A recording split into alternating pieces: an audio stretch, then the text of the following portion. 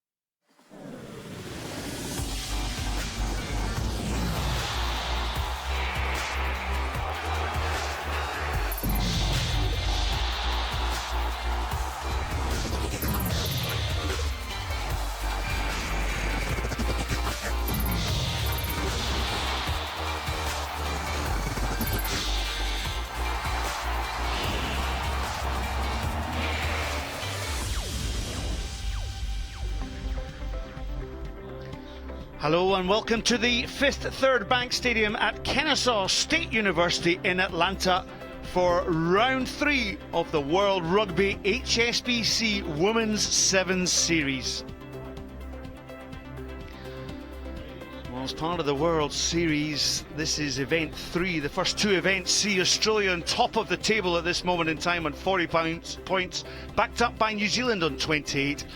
And as you can see, Ireland propping up the table at the bottom with 2 points. Well, the series started off in Dubai back in December. You've got to bring your game to be a champion, and that's exactly what Australia have done in the Cup final. Your women's champions in Dubai, Australia. So Australia won that one over Russia by 31 points to 12, and then the series headed to Sao Paulo in February. Beck trying to get Halia Murphy free. Oh, the old 1-2 punch sees the number 3 jersey go in, and Australia put both hands on the cup here in Sao Paulo. The cup winners, champions, Australia. Well, back-to-back wins for Australia, that time over Canada by 29 points to 0. Round 3 coming up shortly from Atlanta over the next 2 days. And then the series will head to Langford, Victoria on Vancouver Island, British Columbia, and then across to the end of May to the massive Central. Clermont-Ferrand will host the final leg of the series. So the pools here in Atlanta. See a very strong pool A with Australia unbeaten on the series so far this season, up against England, Fiji and Olympic qualifying team Colombia making their debut here on the Sevens World Series. In Pool B, Canada, France, Russia and Ireland will pit it out in Pool B. And in Pool C, New Zealand, Japan and Spain up against the hosts, the United States of America.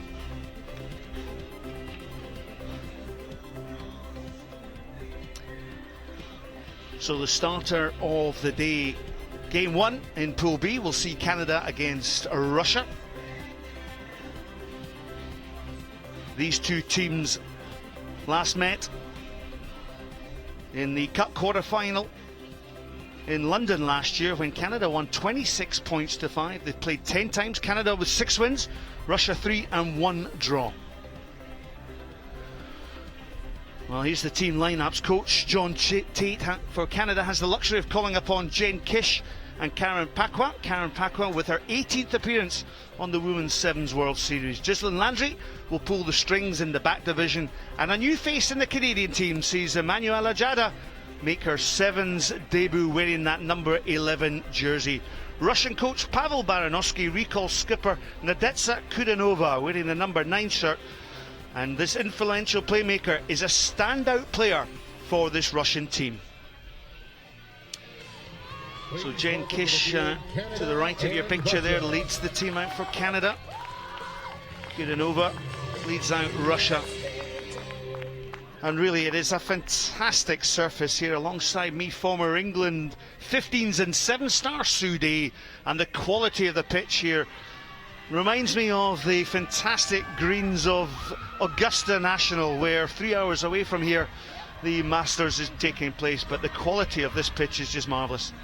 Beautiful playing surface for both teams, that's right. It'll be really interesting to see how this match plays out. The Russia we saw in Dubai, full of power and pace, but then the Russia we saw in Sao Paulo, not at full strength, wouldn't threaten this Canadian team. But let's see what Russia bring to the table today. Let's go, Canada! Yeah.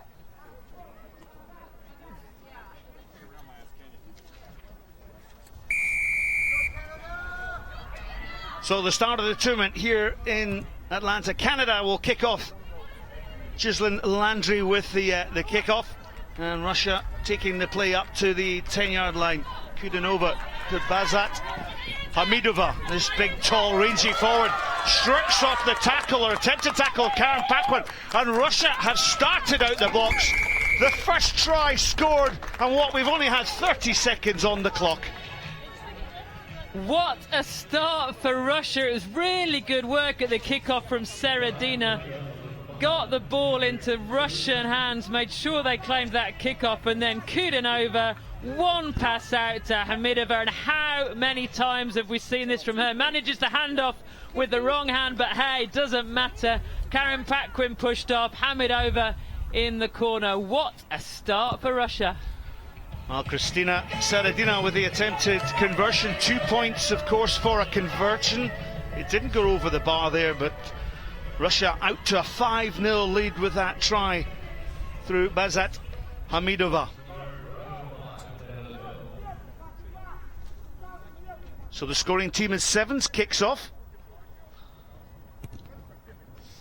So plenty of height on the ball, and it bumbles up to the 22-metre line. This is Jen Kish for Canada, up to the 10-yard line, but the ball was ripped out of her grasp by Mini Slasmova in the tackle. Good start though for Russia, Sudé.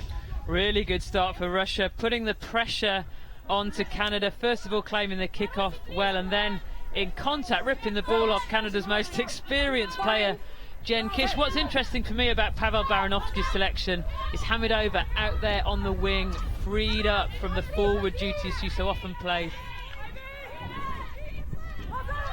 First start comes down this blind side.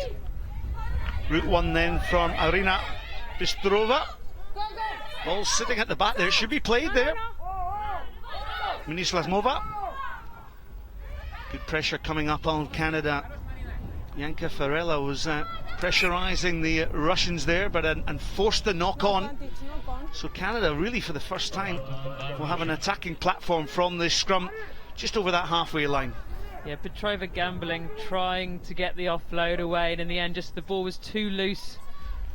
Bobble free, and first bit of possession really for Canada. They'll want to make this count after that start, won't they, Scott? So the scrum half will pop the ball into this scrum. Kila Maleshki. Ghislaine Landry then pulls the Russian defence. Farella had the outside, cuts back in. Tackles made by Russia. Release first, please. But not letting the player go on the ground, so Landry will just tap and go. And look how quick the ball's moved along the back there. Kelly Russell gathers up, brings it back down that blind side. Farella, thumping tackle comes in there from Russia. Good defence there from this Russian team. And you can see Canada working so hard in the contact area. Now there's numbers over here if Jen Kish can get this ball wide.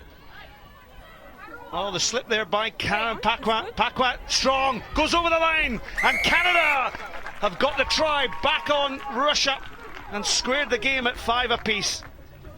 Yeah, Canada making a bit of a meal of it, but finally getting the ball into the open space. At the moment, they need to let the ball do the work a bit more, Canada. They're running sideways, finally making the passes. Jen Kish again pulls the defence over into Karen Paquin. Fortunately, there's enough space for her, and she's strong. Karen Paquin gets over the line. Finally, all square.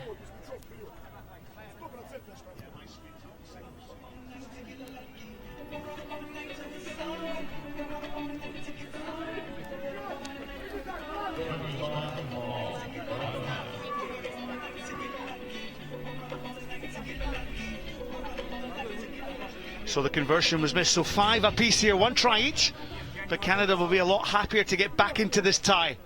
Ghislaine Landry then with the restart here. Look at the height placed on the ball. That allows the Canadians to get under the ball. Farella spills though on that far side.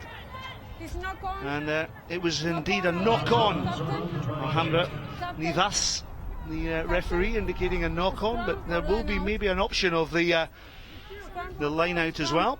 There's a look at Emanuela Jada. A lot expected from this youngster. First tournament, great pride there, wearing that Canadian jersey for the first time. Yeah, huge amount expected. We've heard a lot about her power and her pace. Frustrating, we've not seen her yet with the ball in hand. So it was a knock-on, so on that far side, Russia have the scrum. Farella with the tackle, but good yardage made there from the Russians. Kudanova comes down the short side, runs into a brick wall in the shape of Jen Kish. Smashing tackle there from Kish. Jada with the tackle on her opposite number, Minislavmova. Hamidova, well, there's space out wide.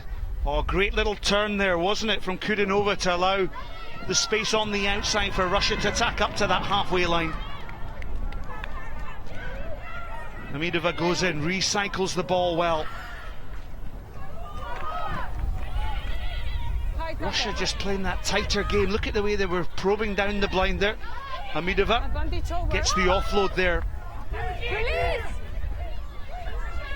Well, the ball was played on the ground illegally there by Russia.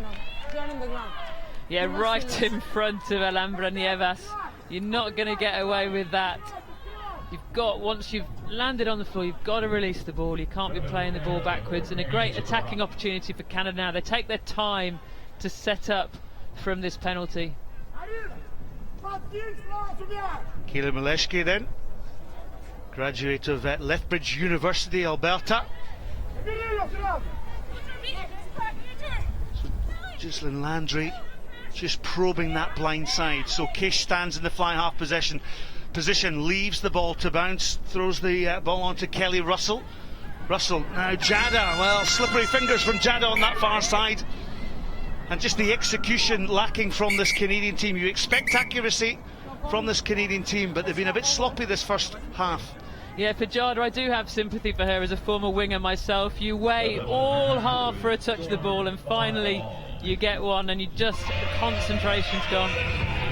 So half-time here in the first game of the sevens here in Atlanta. Canada 5, Russia 5.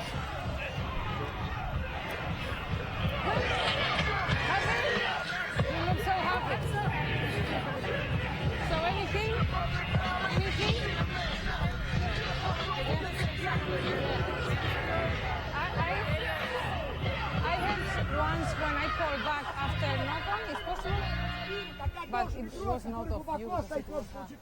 Вы все стоите в линию, просто стоите на месте. Ну что, не начали вас рядом держать? Ну играйте в край. Что, играйте спину, играйте в край. Чего вы бьетесь на стену? Что, они сузились? Играйте в край. Кристина, вы себе собрала людей, когда схватку будешь, от схватки играть. Ну дальше завершите в край. Дальше повалилось. Ну не надо падать. Стой на ногах, подбрось и играй. Потому что играли в тот край, где была одна я. А все остались там стоять.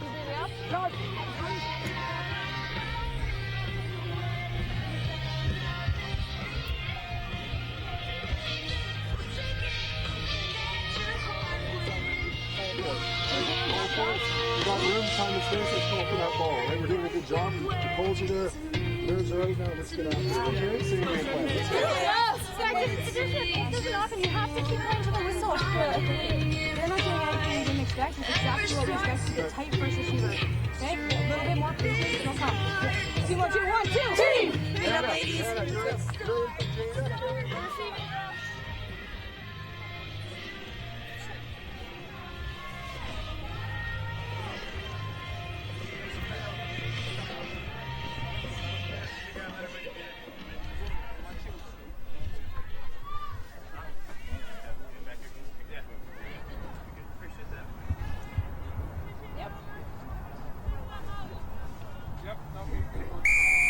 So the second half of the match between Canada and Russia. This is game one, day one of the Atlanta Sevens here at Kennesaw State University, the Fifth Third Bank Stadium, and what a stadium it is. Jen Kish then on the attack for this Canadian side. Ball in two hands there by Kayla Moleshki up to towards the 22-meter line. That's to the left of your picture, but Russia with good defence forced the error from this Canadian team. Canada's showing what they want to do, moving the ball into the open spaces. They've taken off Emanuela Jada. I think Hannah Darling has come on for her. Really feel for Jada. One touch of the ball in that first half. Fine. So Kudanova, the Russian scrum half and captain, will feed the scrum for Styak while she spills the ball. Jen Kish gobbles it up for Canada. Now if Canada move the ball here quickly, they've got a 2-on-1 here. Into the hands there of Karen Packworth. Packworth in for the corner. Good execution that came from a Russian error, and Jen Kish was open to the opportunity. Yeah, we talked about Canadian errors in the first half. This time the Russian errors. Perestiak standing at 10. It's a simple pass, but she's thinking about what she's going to do next rather than concentrating on catching the ball. Then Russia don't get enough numbers out, and Karen Pack, when you give her that much space, nobody is catching her. So Kelly Russell with the conversion opportunity from wide out here. Interesting technique. Look at this. That's an absolute perler. Oh! Well, that was like a shot at the Masters, wasn't it, from the 13th par 3. Look at this, straight on, keeps the head down. Beautiful kick. Yeah, and you can't see it from the replay, but it really swerved, didn't it? Like a bowling ball, went all the way out and back in, and then straight through the middle of the post. Look at that, out and in, right through the middle. 12 points to 5 in the Canadian favour there. And an excellent kickoff executed by Ghislaine Landry. We don't often talk about the quality of kicking, but how important will those 2 points be, that converted try for Canada in the second half? And as you can see, the windy conditions here, Canada playing into sort of a blustery gale. Kish, the wraparound movement was good. Oh, the show and goal was absolutely perfect. And Kayla Moleshki in for the try under the post. Canada in control of this tie. Really good score from Kayla Moleshki. In the absence of Ashley Stacey, a lot rests on her shoulders. Just simple heads up rugby there. She played.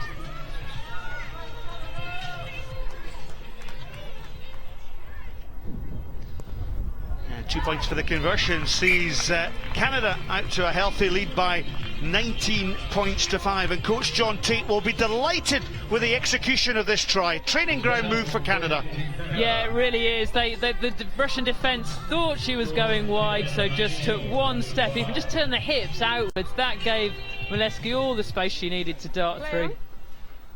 Well, Russia started so strongly with Bazat Hamidova scoring from the off, but it's been all Canada who've scored the next 19 points. Again, look at the pressure from Canada. They've got the possession as well. Well, if you're playing rugby sevens, you're putting your opposition under pressure. That's good play by Canada. Jen Kish then in the midfield. Kish opts to go for the angle, but butterfingers once again from the Canadians. This time Charity Williams spilling the ball. Perhaps Kish could have given that ball just a little bit earlier. Exactly, we talked in the first half about Canada running across the pitch. If you're going to run across the pitch, then the supporting player needs to run an angle back in. As it is, she's just running Charity Williams out of space there. But the pressure on Russia, because of Russia work at the kickoff, they're not claiming the ball cleanly, just tapping it back.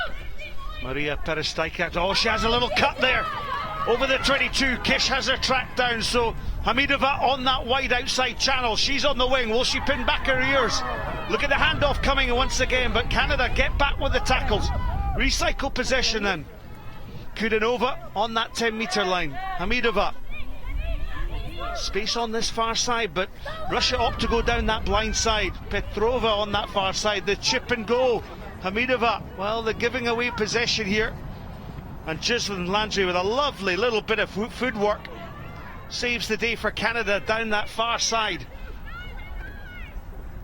Canada then break out from deep. Kayla Molesky, she scored the last try for Canada.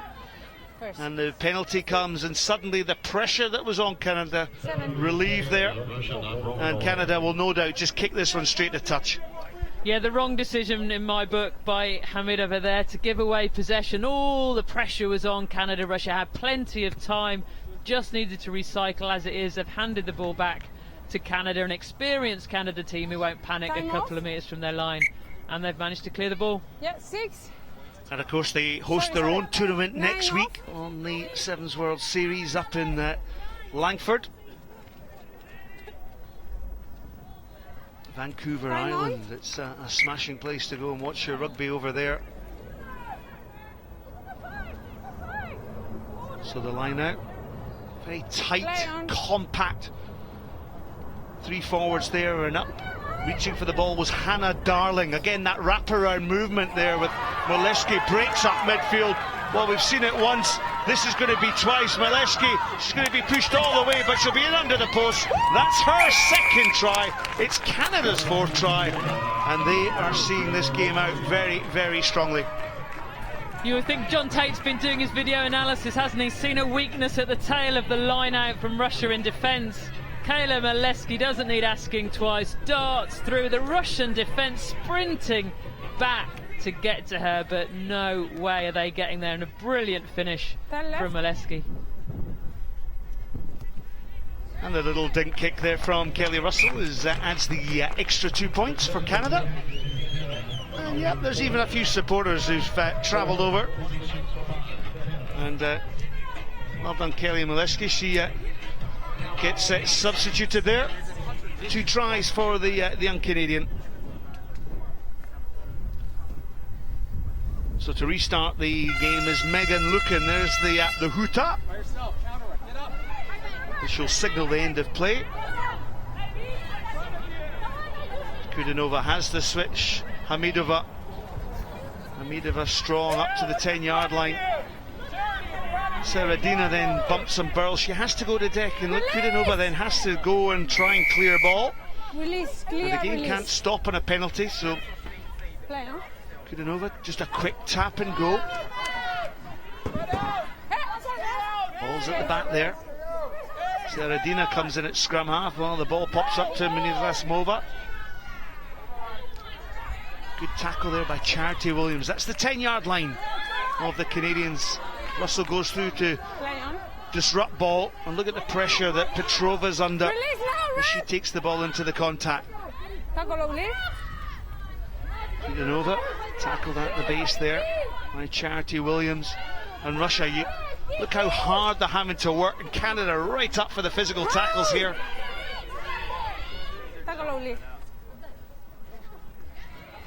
Space on the wide outside. Well, was that pass forward? Yes, it was. Picked up by referee Alhambra Nivas. And that'll be the last action here in the opening game of the HSBC World Rugby Women's Sevens Series here in Atlanta. Pool B will see then Canada out to a good win over this Russian team. It was a competitive game, but ultimately the second half saw Canada running out to the full time and winning by 26 points to 5.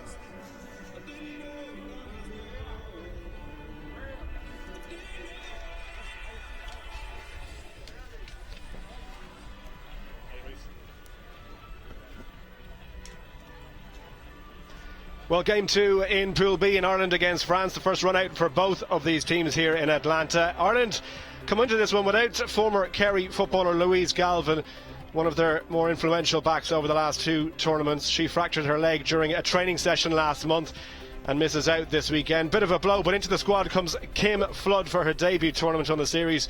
And good to see Sene Naupu as well, back after her exploits with the Ireland 15s in the Six Nations. That is the starting teams.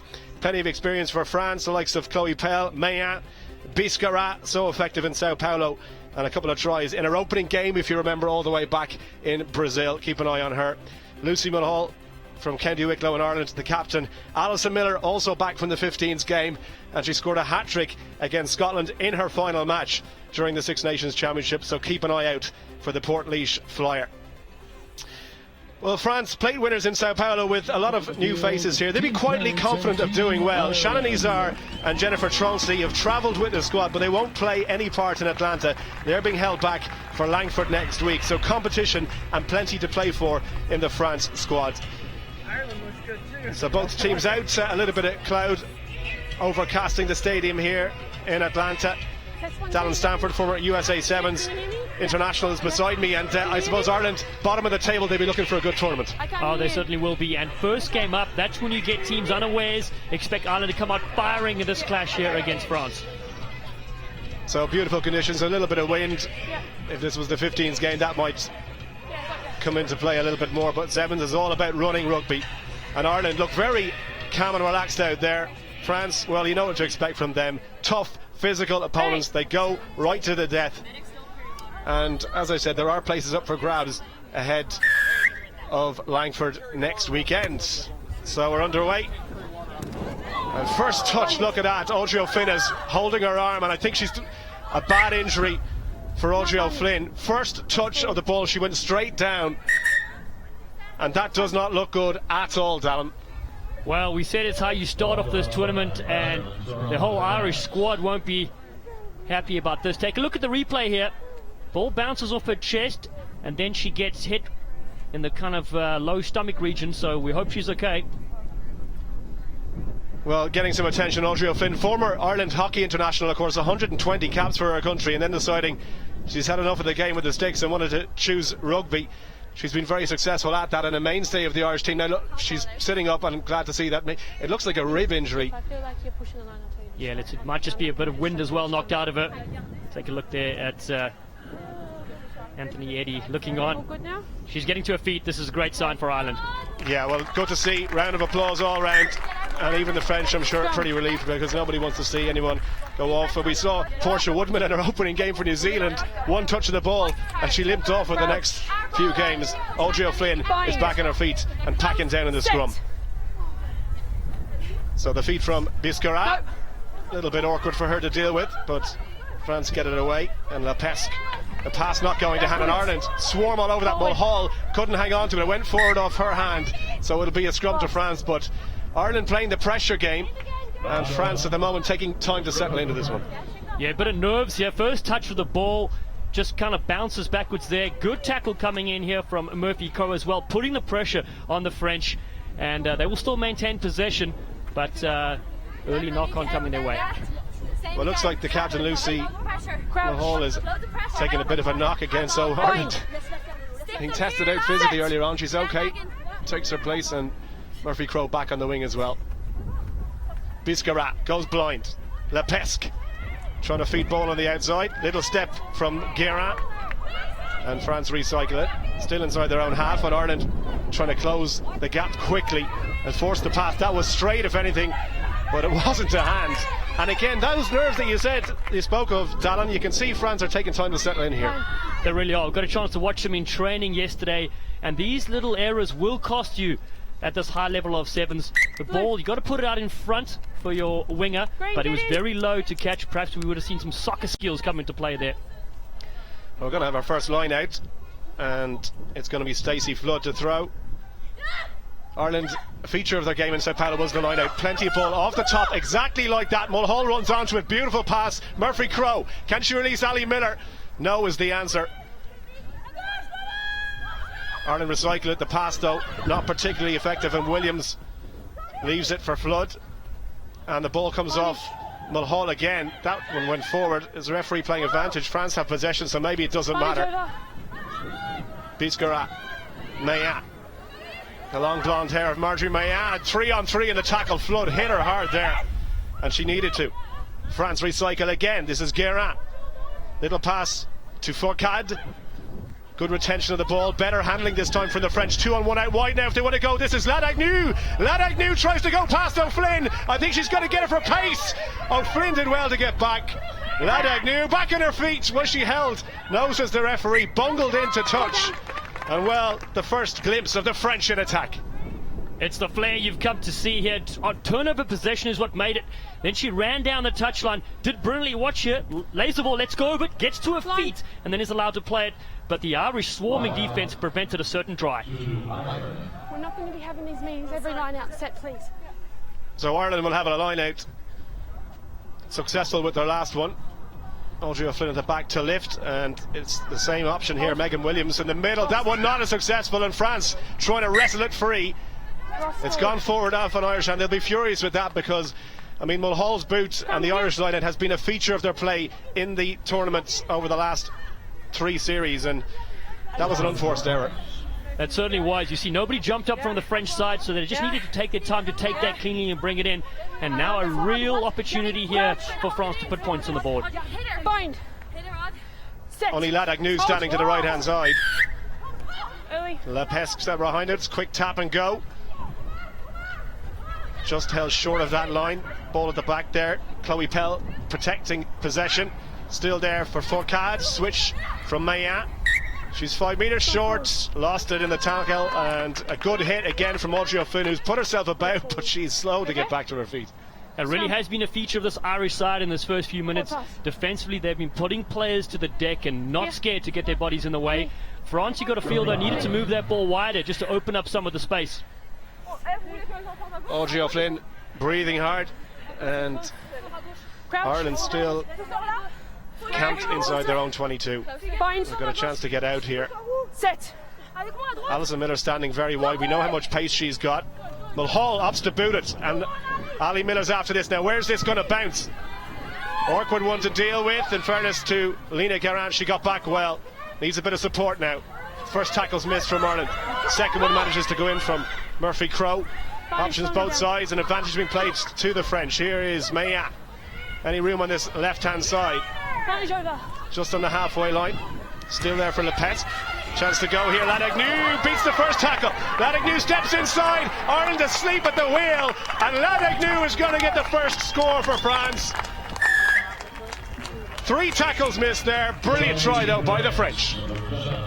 She's returned from shoulder surgery for Sao Paulo, and now she gets into the stride. The ball was perfect. She received on the run, and just defend, but don't argue.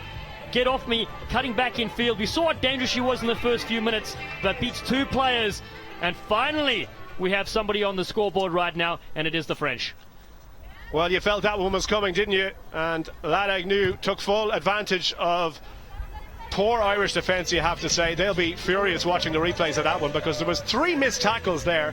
And while you have to give credit to the French number 7, equally you have to say Ireland won't want to see that one again.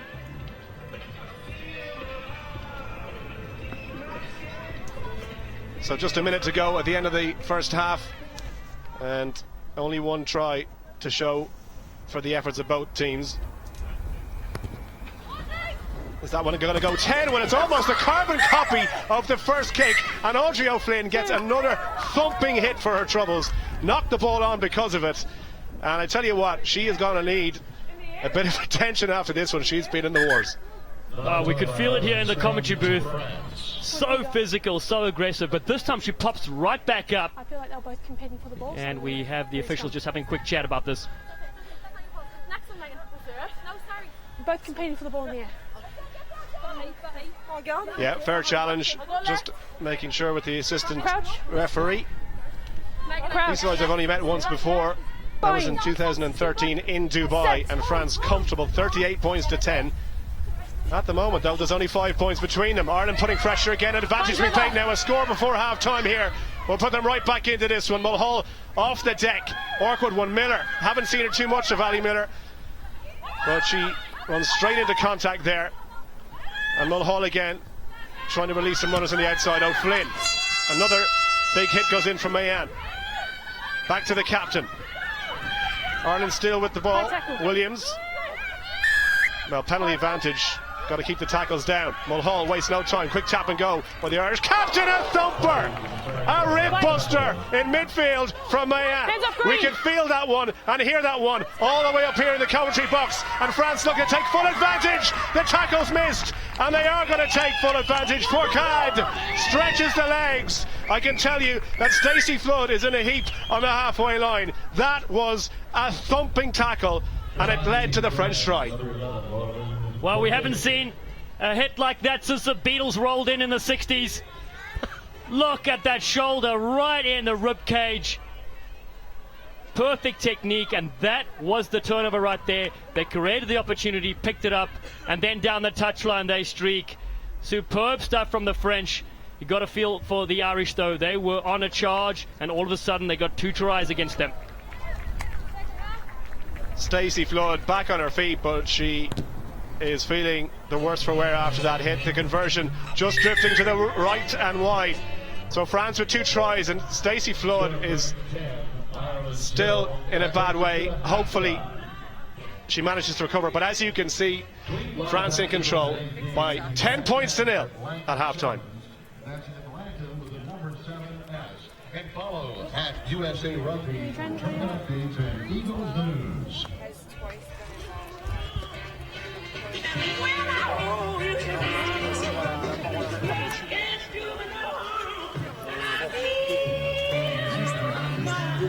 Offensivement, reprenez la profondeur, et vous informez, amenez les ballons au fond, jouons les couloirs à fond. Marche simple, juste envoyez dans l'espace quand c'est fait. Ne vous emmerdons pas à croiser, envoyons dans l'espace quand c'est fait. Et ensuite, soyons très propres sur notre enquête, juste on annonce, on garde, on sort sur 2 ballons de 45, simplement envoyons les ballons, sortons-les, ne tombons pas dans leur jeu, là dans la guérilla. Et défensivement, c'est très bien, ne créez aucune poche. Par contre, quand action isolée, on met les mains au ballon.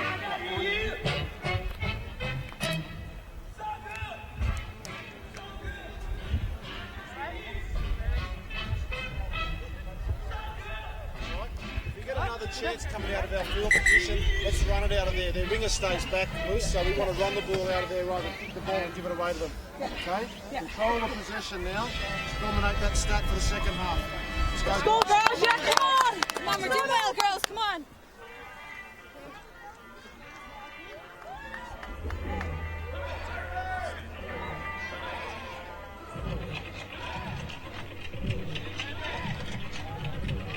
So second half about to get underway, and I can tell you that Stacey Flood is still on the pitch. She is made of tough stuff.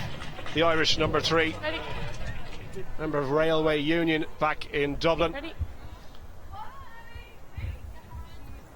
And Ireland, you have to say, conceding that second try against the run of play just when it looked like they might manage to launch an attack. Mayan, well, she has been a rib buster for France. Massive hits going in from the French number 3. Biscarat opts to keep it wide. Guérin swallowed up by a sea of green for Ireland. Still there for the French. Ball from Pell out to Mayan.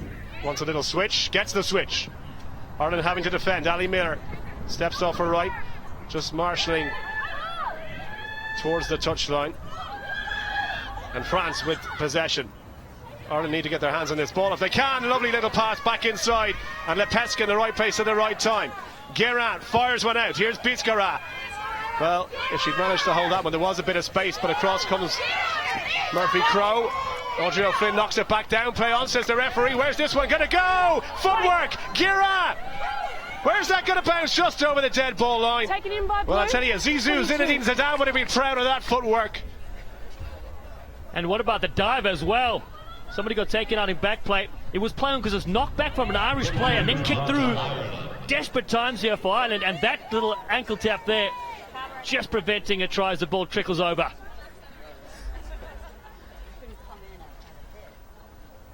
So Ireland get a chance to clear here. It's going to be a 22-metre drop out. Mulhall plenty to aim for. O'Flynn is going to be the lead chaser here.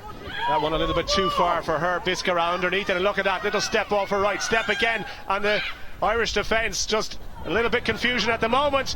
Numbers on the left here if they can get this one. Ladagnew tackled 6 metres short. Mayan to act as scrum half, finds Lepesque.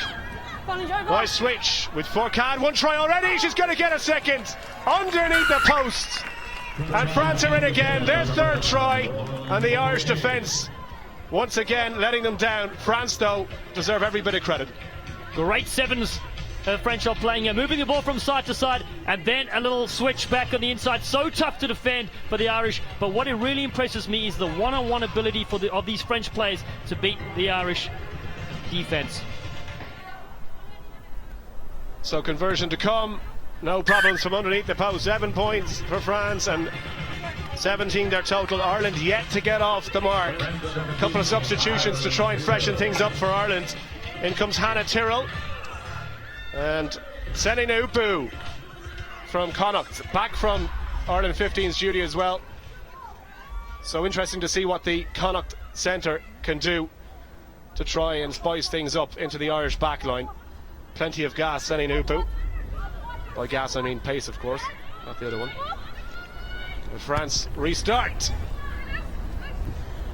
Deep inside the 22, Mulhall in the right place. Here is the first touch for Senina Upu. Now see what she can do. It'll show and go. Off she goes for Conifer. What a tackle from Mayan. Incredible. I mean, the work rate of the France number 3.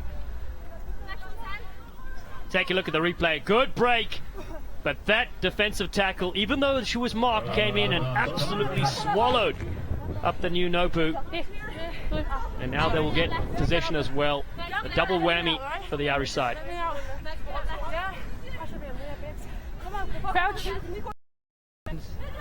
So Natasha Hunt for England playing scrum half. She'll feed this scrum. Ball comes back. You touching the player before she touch the ball. So Natasha Hunt just has a little tap and go. Advantage. Australia weren't 10 metres back. Advantage over. Now on that outside channel again, Watmore once again. Joanne Watmore, tall, leggy, strong. Rock from. Alice Richardson taps and goes. England are looking sharp against Australia. Katie Richardson finds Scarrick. Natasha Hunt. Heather Fisher on the outside. Well, there's only one place for Fisher. She's going to have to cut back in against the grain. Super tackle that came in from Australia's Avina Pelite. Tackle only. Richardson. Look at the way England spreading the ball out wide. Claire Allen quite happy just to accept the tackle, but the knock on there in the contact from Claire Allen. As Simon Middleton, the England coach, looks on. Just those tiny little errors, aren't they, that make such a big difference. England had stretched Australia from side to side, and in defence in those situations you get exhausted. It may not seem much, but sprinting non-stop for 4 minutes in defence takes it out of you. As it is, the ball's handed back over to Australia. So subs on for England. Here's Emily Scott wearing the number 8 jersey. Amy Wilson-Hardy wearing the number 12 jersey. So Wilson Hardy, like Amy Turner, will go into the hooking position. So 3 minutes left on this half. Australia will have to attack from deep. Charlotte Caslick playing in the scrum half role. She'll feed the scrum. Quirk is right behind that scrum, so she'll set up the attack play. Emily Cherry got the try in the first half. Clear release, you've got a clear release. England guilty of not releasing the Australian player on the deck. Australia taking their time setting up this penalty move. You know it'll be a good one with Caslick and Quirk in the middle of it. Yeah, it's interesting, you may have heard over the referee's mic actually, the Tim Walsh, the Australian coach, just saying take your time. And here's the break by Australia up to the halfway line. Oh, wonderful pace of footwork. Watmore gets back though to save the and make the tackle. Ball's at the back there, so England with turnover ball here. So important. Now can they capitalise? Watmore, a bit of a loose pass, but picked up by Katie McLean. Now Amy Wilson-Hardy, she's got gas, she has the support of Emily Scarrick. And Scarrett, she got one try in the first half. She's going to have one in the second half, and is that the try that takes England to victory? Forcing Australia just to come back, puts the ball down, so an excellent breakout try from good turnover ball. Yeah, it's the turnover, as you say, that made it. This is going from very, very early on. The hit eventually comes in from Joanne Watmore. Then England get the turnover, and unfortunately Ivana Polite stays down. England attacking against 6 and eventually get the ball out to Emily Scarrett in a lot of space.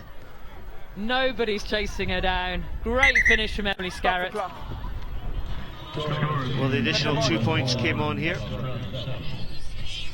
So 2 extra points sees England out to a healthy lead by 21 points to 7. And with 1 minute and 9 seconds on the clock, you rather think that England have actually got this. Now here's the injury to the Australian player from the earlier player, where Australia were turned over. Yeah, it came from the hit from Joanne Watmore. Joanne Watmore covering tackles. Polite has made such a good break. Just thinking the landing there, she hurts herself.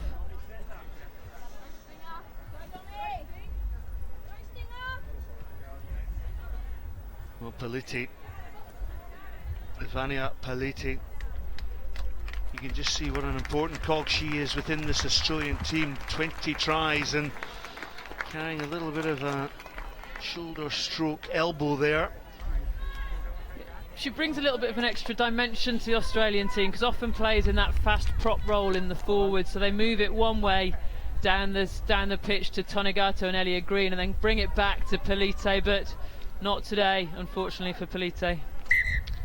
Natasha Hunt then for England will have the kick-off on that far side. Watmore chases. Amy Turner got hands to it, but that's bumped out. In fact, it was Mahila Murphy for Australia who got hands to it. Here's Murphy. She's recovered the ball well there. Kaslik to Quirk. Goes on the wraparound. Lovely little wraparound here from Charlotte Kaslik. Good tackle though. Comes in from England's Abby Brown. And Australia having to work so hard from deep. A lot of their attack players have had to start from that 22-metre line. And Charlotte Kaslik tries to open out. Stepping back in is Dominique Dutoy. She's making her debut, an exciting runner, the youngster Dutoy. Here's Kaslik. Dutoy once again. She's got plenty of speed, I should say, but well tackled there by Amy Wilson-Hardy, who's no slouch herself, the England replacement hooker. No, indeed, in previous tournaments we've seen Amy Wilson-Hardy really stretching away from defenders. Haven't seen so much of it this season, but a really important tackle there from her that makes the game safe for England. Well, it's going to be a famous victory for England, and the ball just returned and booted out of play by Natasha Hunt. It's 3 converted tries and success. Only the second time on 10 occasions that England have beaten their old rivals Australia. And in Pool A, Match 3, it's England come away victorious by 21 points to 7.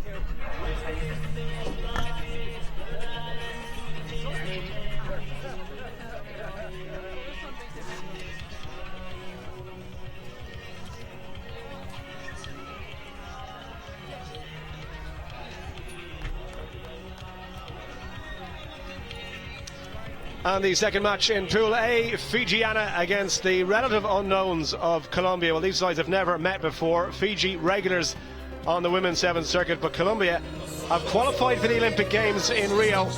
They're there on merits, so it's going to be interesting to see what kind of opposition they put up against the flying Fijians. So decent reception for Fiji, and you just wonder what team will turn up. They can be brilliant on their day, but equally, well, it doesn't go to plan.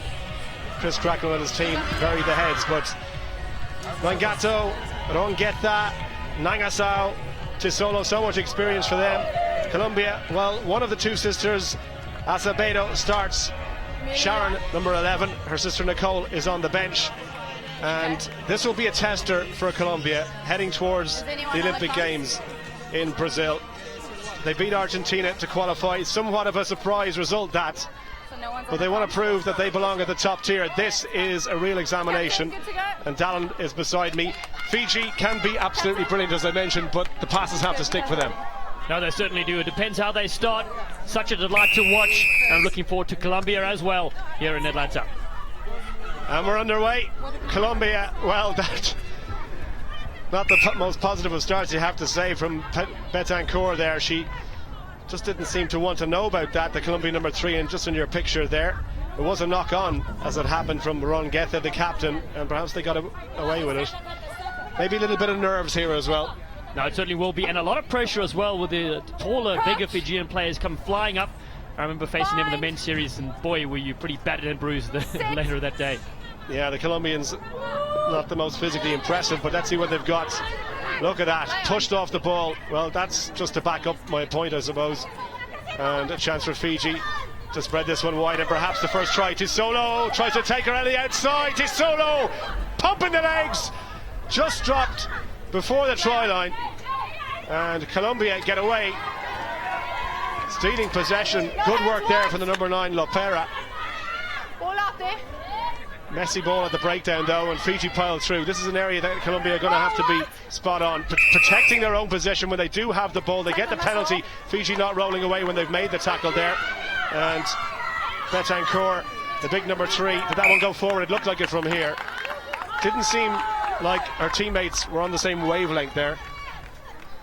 Yeah, Betancourt, you see the replay here, and she just takes it straight up there. Needed support to arrive sooner and not look for the offload. Go to ground, set up a contact, and of course they're going to have a rare possession. You need to keep it. Crouch.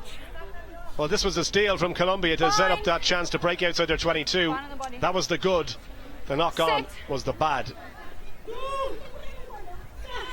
There's the feed again.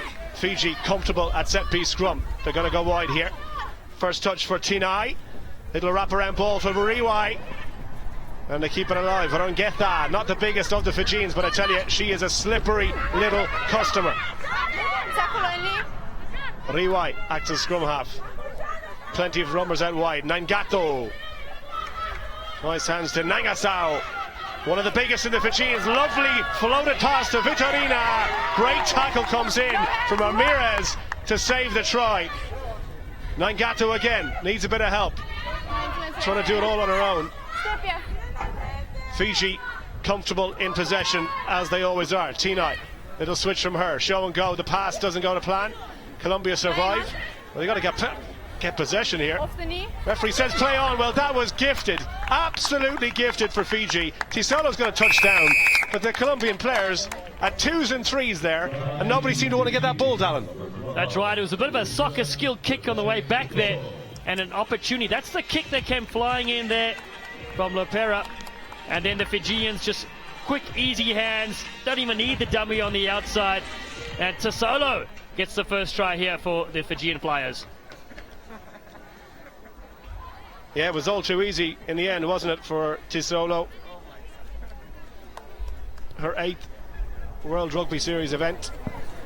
Conversion to the left and wide, so we stay at 5 points. But Colombia there, well, victims of their own misfortune, really. Chris Cracknell looking on. Got to be happy enough with the start that the Fiji Flyers have made. Handsome man. No, he certainly is. Got a chance to play against him on the World Series. Catch up with him yesterday over coffee. Was excited to see his Chargers go today. Nangasao takes the restart for Fiji, and Colombia once again on the back foot. Tinai, nice hands to Nangato, kept alive from Riwai. Tinai again, drifted across and goes through the pass. Oh, beautiful hands. Vitorina on the end of it, as every good support player should be, but it was all about the beautiful pass inside, and Fiji have their second try in the space of 30 seconds. Well, you said it. It's the inside pass, but what is so great about the men's and women's Fijian sides are the support runners are always there, drifting across field here is tonight, and they're just throwing it back in field. There are two players that could have received that pass, both of them shouting for the try line, and they make it look so easy. Not a bad way to get your first try on the 7 circuit. The conversion attempt again unsuccessful, but she's going to remember this one for a long time. All about the pass, and easy as you like, one-handed, grabs it in the paw, touches down. 10 points to nil, Fijiana.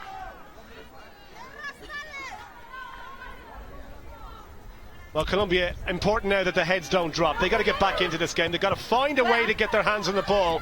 But at the moment, this is one-way traffic. Inside the last 2 in the first half. Fiji get the penalty. In from the wrong side against one of the Colombians. I think it was Acevedo.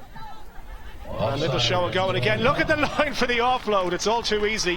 Nangasao bursts through. And I tell you what, you don't want to write anybody off, but this one is as good as over. It all started with a kickoff, though. Beautiful high kickoff. They managed to retain possession, and then just a little short dummy, and what a good angled line from Nangasao, and over she goes. As you said, it's one-way traffic right now here at beautiful Kennesaw State. 13th try for Nangasao.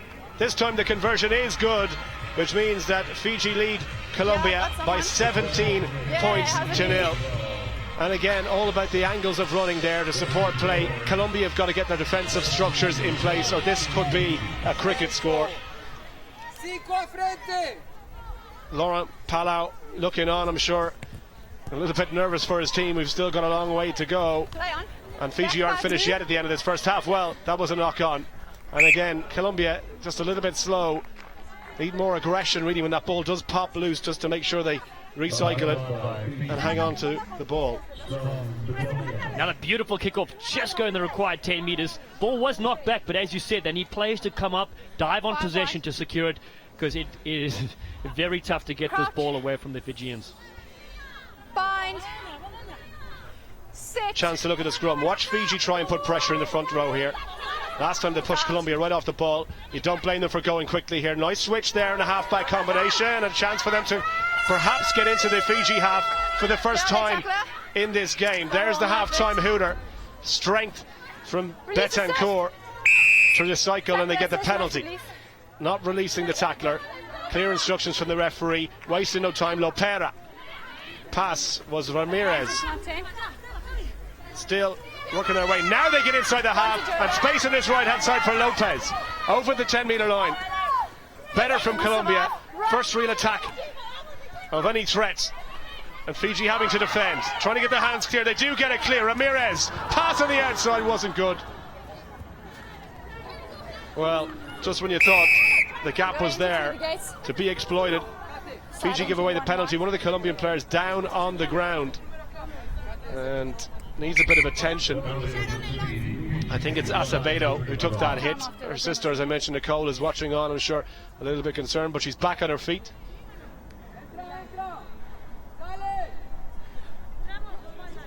Yeah, some big hits coming in either side of the ball there. Got to feel like the Colombians would love to score here at the half. Well, I'll try. We'll put them right back in within 10 points of the Fijians, and they do have a penalty here to use. You see, when the hands do work, they can be dangerous. Well, look at that for a tackle. Betancourt struggling to get that one back. Fiji get the penalty, and they tap and go. And that brings an end to Colombia's attack. And again, another player in a heap on the ground as Fiji waste no time getting on with it. Hit goes in from Acevedo. It's available. Stay there. And look at that break on the outside. Pumping the legs is Tisolo. Already has one. This will be our second. Colombia were down to 6 players because there's an injury still inside the Fijian half, but Tisolo finishes the half with another try for Fiji. There's no sweeper back defending, so she could just pick up. If you watch the replay here, she looks up, very intelligent play, spots there's no one out there, and she knows she could win the race. Could have moved the ball to the left-hand side, but there was no defense coming in back play, and Fiji finished with another strong score. Betancourt gets gingerly back to her feet. Conversion attempt. Another one drifts away to the right and wide. It doesn't matter though. Conversions aren't going to matter in this match because Fiji are in control. And they lead by 22 points to 0. Sports Chiropractic Institute of Atlanta, specializing in corrective training, massage therapy, and chiropractic care by using proper assessments and providing effective treatment. It's a little bit of something on there as I go up there. Your ability to take on Don't step in there, alright? Stay tight, push them to the outside, alright? Then attack girls. Once we've got our movement going, yeah, look like a different team. It's a little bit nervous in those first couple of minutes, alright? Park it, you're 21 and up. Keep going, we've got to turn the screw now. Got to keep putting the pressure on. ¿Qué es la solución sobre la salida del centro? Ir a pegarlas. Hay que pegarlas. Chicas, ¿cuánto están en la salida del centro? ¿Cuántas? 3 y 3. ¿A cualquier lado? No, 2. Acá había 3 atrás.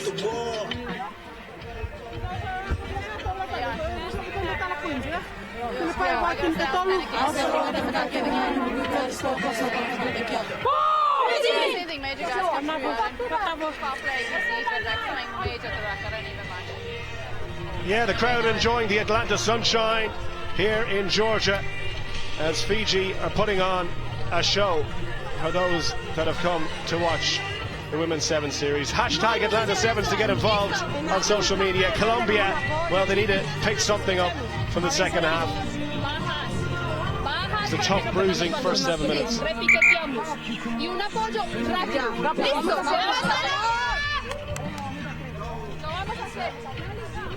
Taking every ounce of the half-time break to compose themselves. And they trail by 22 points, 2-0. Tough group, it's not going to get any easier for them. England to come, it's all very convincing against Australia. 2-time champions already this season, the Aussies. So Colombia, you feel this was, if any of the games are easy, none of them are, this one perhaps the one that they might have fancied of causing an upset. As it stands though, Fiji are very much in control. And with possession once again, I tell you, it's tiring having to do all that defensive work. Another tackle goes in, this time from Lopez, and Fiji going to spread this ball wide. Chance to move it here. Tavo, Rebecca Tavo gets the pass away to Tisolo. She's on a hat-trick. Tisolo stretches the legs, and look at that for pace, and a brilliant tackle back inside to Tavo. Pick off the ground like you wouldn't believe, and this is Fiji rugby, and it's absolute beautiful magic best. What a try from Fijiana, and all they can do is applaud, really. Dallin, what about that? It's called champagne rugby for a reason. And look at the support. Beautiful tackle in the end. That pickup off the bootstraps was phenomenal. And then another pass. Support runners arriving in numbers. And Fiji just storming to the ball. I love the way the attackers track to the ball. They hold it up with one hand and can offload. And you really can't stop that, even if you had 15 players on the field. Well, at half-time, Chris Cracknell wanted his team to turn the screw. That is the screw hammered in for Colombia. And that is an example of how you play this game. Another look. This deserves as many as you can. Tavo with the skill, and look at that. The good sense to get the pass away. Wasn't finished. And now it is. It's an annihilation here, and Colombia, welcome to the big time. Time back on.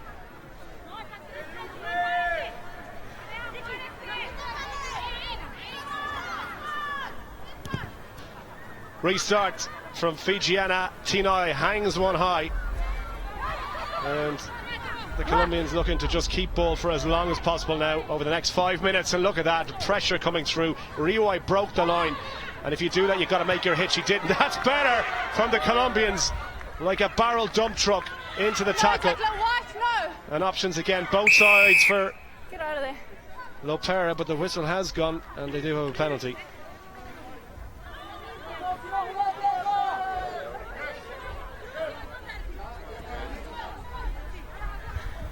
Bit of confusion there. Opting not to take a quickly pass on the outside was a good one, putting him into space. Now, chance here for Colombia to have a go. This is Garcia, the substitution. Came on at the start of the second half. still alive. Lopera hits the ground. 9 on 9. Ronguetta trying to get her hands on it. She might have the penalty here.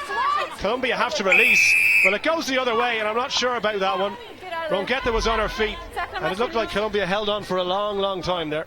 Yeah, they did. Might have been a ruck, might have been formed there, so hands in. But still, credit to the Colombians. They keep going, they keep playing. Right there. 8. Yeah, it looks like she was supporting a body weight, so good call there, Hugh, from yourself, actually. Always good calls from me, Darren. We good to go? Colombia with a chance to attack here.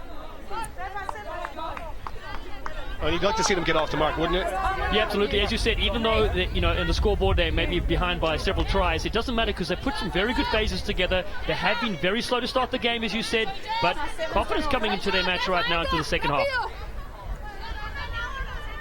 Nothing like your first game to kind of settle you in, and even though they're not going to win this game, they might realise there's certain positives they can take when they've had a couple of phases, as Dallin has said. They have looked good when ball in hand. It's just Fiji have been explosive with possession. Substitute for them, and in comes Noya Basali.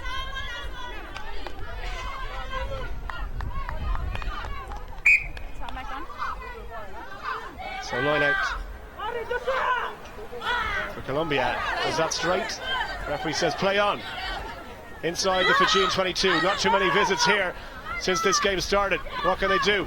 It'll step off the right hand side. There's a right option for Ramirez there because she wasn't going to make that pass. But look at the turnover from Fiji inside their own half. What can they do from here? You wouldn't bet against them. Rebecca Tavo tried the offload, but her teammate was coming in to try and help her on the ground and wasn't expecting the pass. Advantage Colombia for the knock on. It's a wrap. Use it, Blue. Pick and go. Here's Betancourt at the 22. She's been held up at the moment, but penalty against Fiji. Went too high on the big number 3 for Colombia. Now they're queuing up on the left here. Surely for Colombia, it must be. It is going to be. Lopera gets the first try in the series, and look what it means to her, and look what it means to her teammates. We said they needed to take things from this match, and they will take this wonderful try. They worked it up the middle initially, and then you said there were numbers on the outside. Great catch, stretching on the outside, and a lot of speed from Lopera. She is absolutely delighted with that, as you said, and so are we here in the commentary booth. It's so great to see Colombia on the scoreboard. Well and truly deserved, and something for Laurent Palau to smile about. He might look at there, but he's got to be happy with that try. As he said, a beautiful reach and a take from Lopera. She's going to try and attempt to convert her own try. We've got just less than 3 minutes to go. Taking a time over this one. Not a bad strike. Off the crossbar and over. 7 points for Colombia, 7 points for Camilla Lopera. Showing the soccer skills that her country is so proud of. Great camera angle as well, off the crossbar. Genius. So Fiji on a yellow, and they're down to 6 players. Rebecca Tavo looks for the little loop around. I'm going to work this blind side now. Oh, here they come again. I'm sure Vondo wants to get something going here. Tavo has been at the heart of it. Look at that for a lovely looping pass on the outside. And they're going to back themselves here. Noya Basali that's not going to catch her. Inside the 22, over the try line. And that was all about the pass for Rebecca Tavo. A lot of work left to do for the Fijian number 11, but she backed herself and she got the try. More switches than an electrician, confusing the defense, and then outside, look at the stop-start step. Oh, that was fantastic. Ramirez had a seat, and it was takeoff. And Fijians in for another brilliant score. So Fiji strike back through their number 11. Noya Basali, there's the conversion, and it is good. 34 points to 7. A commanding, comfortable lead for Fiji now as we go inside the last and final minutes.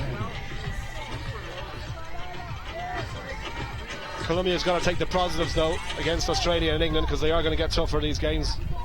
Is she off already? Yeah, I think both coaches will take a lot from this game. Colombia has showed some excellent parts, and then of course some things to improve on. But that's what Sevens is about. You've got 5-6 games in a weekend just to get better. Restart's not going to go 10. Playing advantage to Colombia, and why not? Can they finish this game with a try? Already have one, looking for the second. Handoff attempt there from Acevedo. Nicole's sister of Sharon, who's come off and took a couple of knocks in that first half. Put herself about though. Colombia trying to shift this one to the wing, almost the intercept there. Medina did well just to hang on, but they give away the penalty. Quick tap and go. Fiji waste no time. Tinai looks for support back inside. No tackle. Niall Basali in to try and help. Colombia this time get the penalty, not releasing on the ground. There is the final hooter. So with a chance from one last play for the Colombians. If they've got a Hail Mary, they might as well use it. Plus they're up a player. It's 7 against 6 still right now.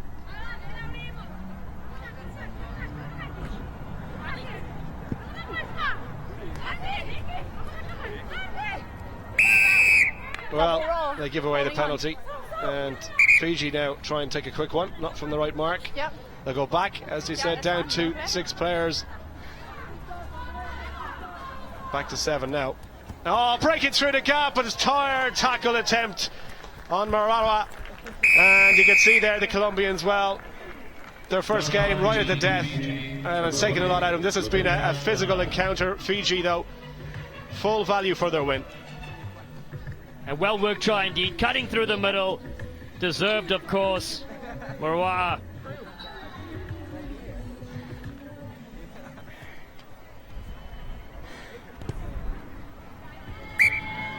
Conversion attempt is good from underneath the posts, and Fiji are off the mark with a win here in Atlanta.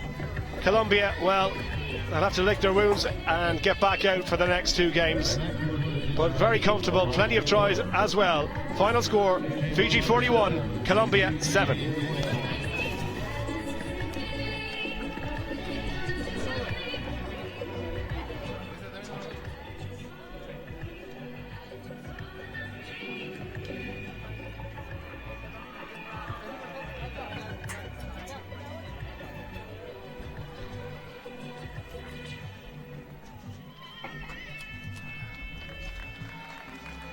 So Pool C, this is the 5th game of the Atlanta Sevens between New Zealand and Japan.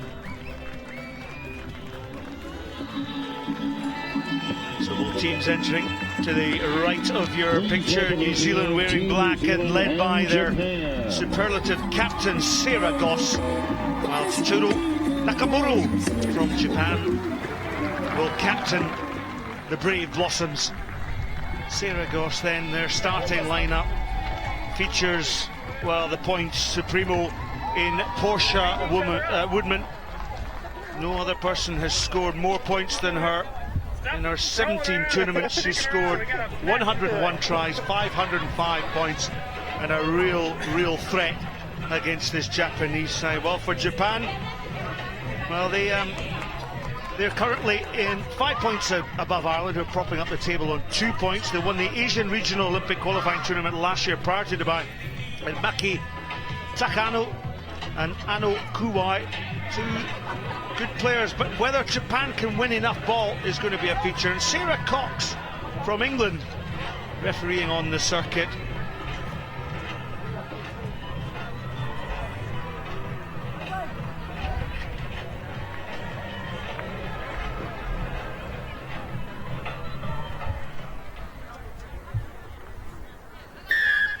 So the Japanese captain, Chicharu Nakamura, will kick off to the New Zealanders now. New Zealand, what sort of form are they in? As now Williams takes the ball into the contact. Goss tries to clear, but that's a good steal by Japan there. Japan turning over ball, so New Zealand will have to be wary of that. But New Zealand counter-ruck and force the error on Japan. Well, alongside me, Scott Hastings, the former England 15s and 7 star Sue Day, and Well, Sue, it's going to be a tough day at the office, I think, for this Japanese side, but they showed there that they're prepared to compete at the breakdown. Yeah, and you have to compete at the breakdown against New Zealand because you don't want to give them free ball. Interesting to see as they line up at the scrummage here. Portia Woodman in the scrum for New Zealand. We don't see that very often. Well, look at the space that New Zealand have just run into, and breaking through is Teresa Fitzpatrick. She's getting chased down there, but Fitzpatrick cut a lovely line from that attacking scrum, and New Zealand with the first score on the board. Not a bad way to start, is it? Teresa Fitzpatrick, probably a little bit nervous in her World Series debut, takes the ball, one pass off the scrum, sees a gap, and bang, she's through. We wondered how much they'd miss players like Tyler Nathan Wong, players like Juliana Manuel, but not much based on that evidence. Lovely, lovely finishing from Teresa Fitzpatrick. The conversion is not good, but a super try there from Teresa Fitzpatrick, making her debut in a New Zealand 7 shirt. And Sean Horan, the New Zealand coach, will be pleased to see the youngster from Auckland score on her debut.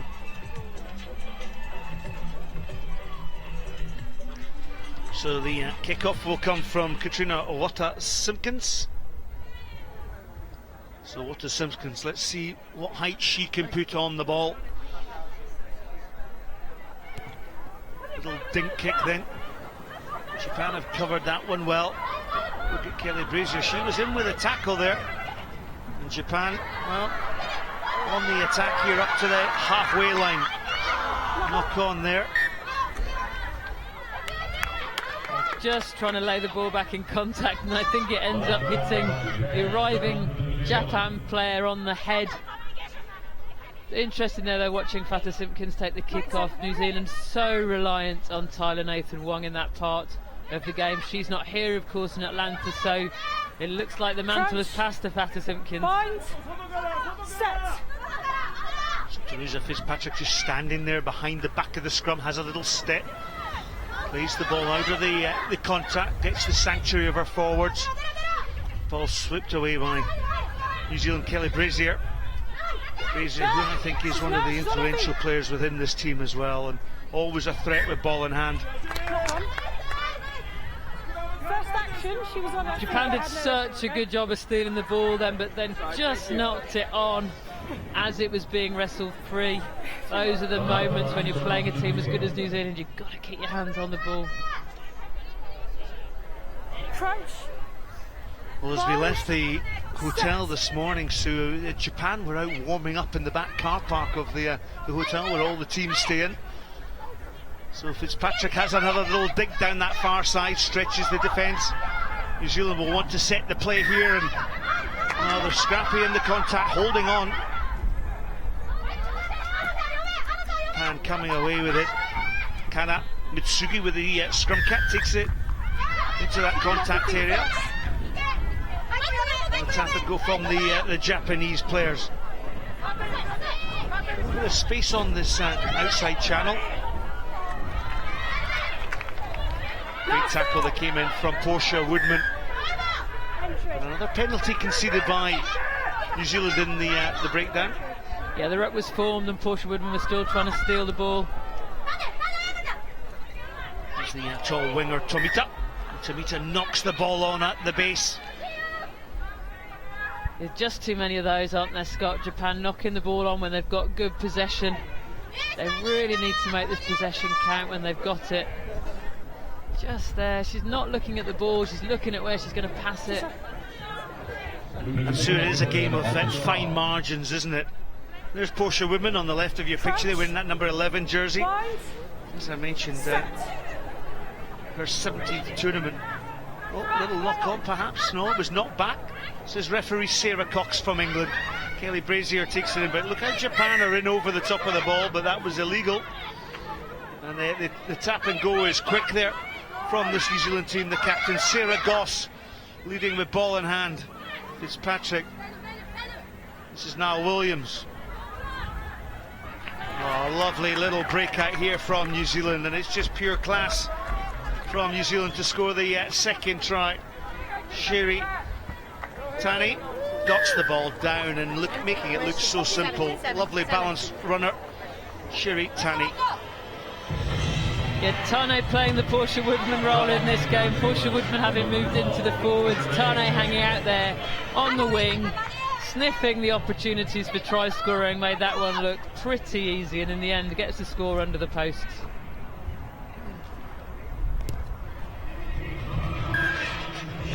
The conversion's good from Katerina Wata-Simpkins, and there's Sherry Tani. And it was just a nice switch play. She picked the ball up there, split defence. There was no sweeper back there for Japan. It was an easy run in for the New Zealand flyer. It was. Noel Williams trying for the offload, didn't quite go to hand, but it didn't matter because the Japanese defence wasn't up hard enough.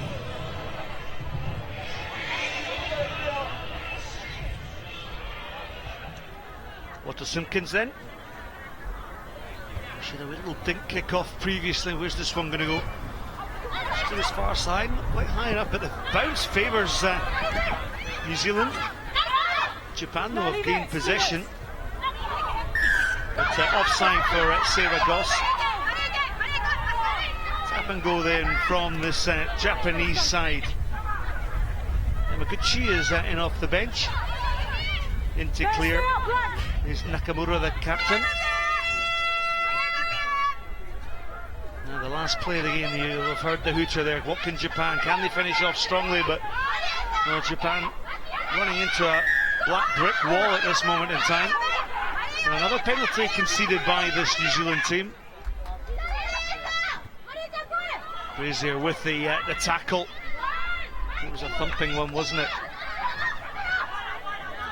So a little bit of space out here for Japan, but New Zealand comfortable in the defensive chores. Portia Woodman with a little slip pass. And it's all a little bit scrappy, but the half can't end on a penalty, so Brazier sets the counter-attack. Gets slightly isolated, but you can see how Goss just got in there, cleared the ball over, which allowed New Zealand to retain the possession. Now Williams, Goss, this is Brazier. Bruising. Potentially a high tackle had come in there from Kuwai. And out on the far side, Sherry Tani, she'll just have her second run in here.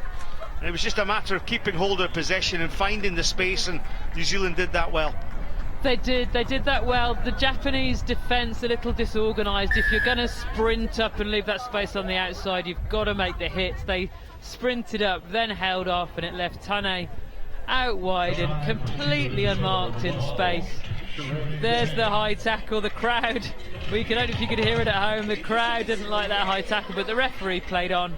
And in the end, the ball ends up on the other side of the pitch in the hands of Tane, who makes no mistake.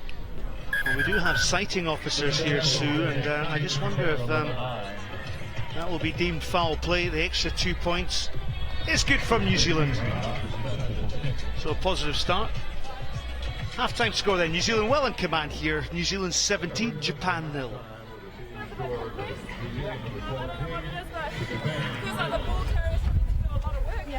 We're not giving the ball carrier a good clean ball. Okay, so the ball carrier's not getting a good clean ball, but what we need to do, if the ball carrier's up, then support players back. Just latch on to the ball carrier and get there, go forward. Yeah. So we do need to go forward. Perfect example there, just call it Michael, because they're coming up really, really hard and we're having to go back to the traffic all the time and we are compressed. So if one of us just goes and we work in threes and we do that Michael, okay? The other thing is when they are coming forward, when they're on attack, they're dropping off and they're going to attack through the middle, they're dropping off and then they're going to go back on us. Okay, so we connect, we keep on coming forward. Awesome tackle accuracy. Okay, really, really good. Ray, you got them out there on the space. Want a little bit more GPE on you, even kick through. Kells, okay? So they're going to just jam on Fitzy at first 5, and if it's a scrum midfield, give it to space Fitzy, then work in those threes, or fucking kick and chase. Okay? I think it's quite cool. Because of the compress, it means that everyone's trying to hunt for the ball. Yeah. So we've got good attitude. Just chill out a little bit. Let's work as a team, not as individuals. Okay. Oh, wow. Good. Hey, simple thing as well. So the simple thing as well, be patient, express yourself. Didn't even know.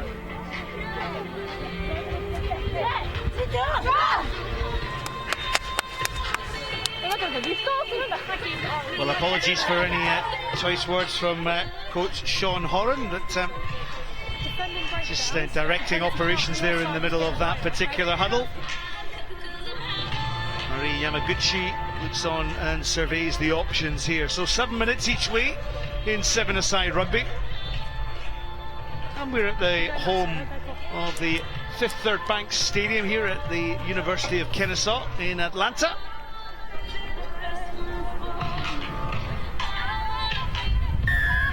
Second half underway between New Zealand and Japan. This is match 5, a Pool C game between New Zealand and Japan. 17-0 up.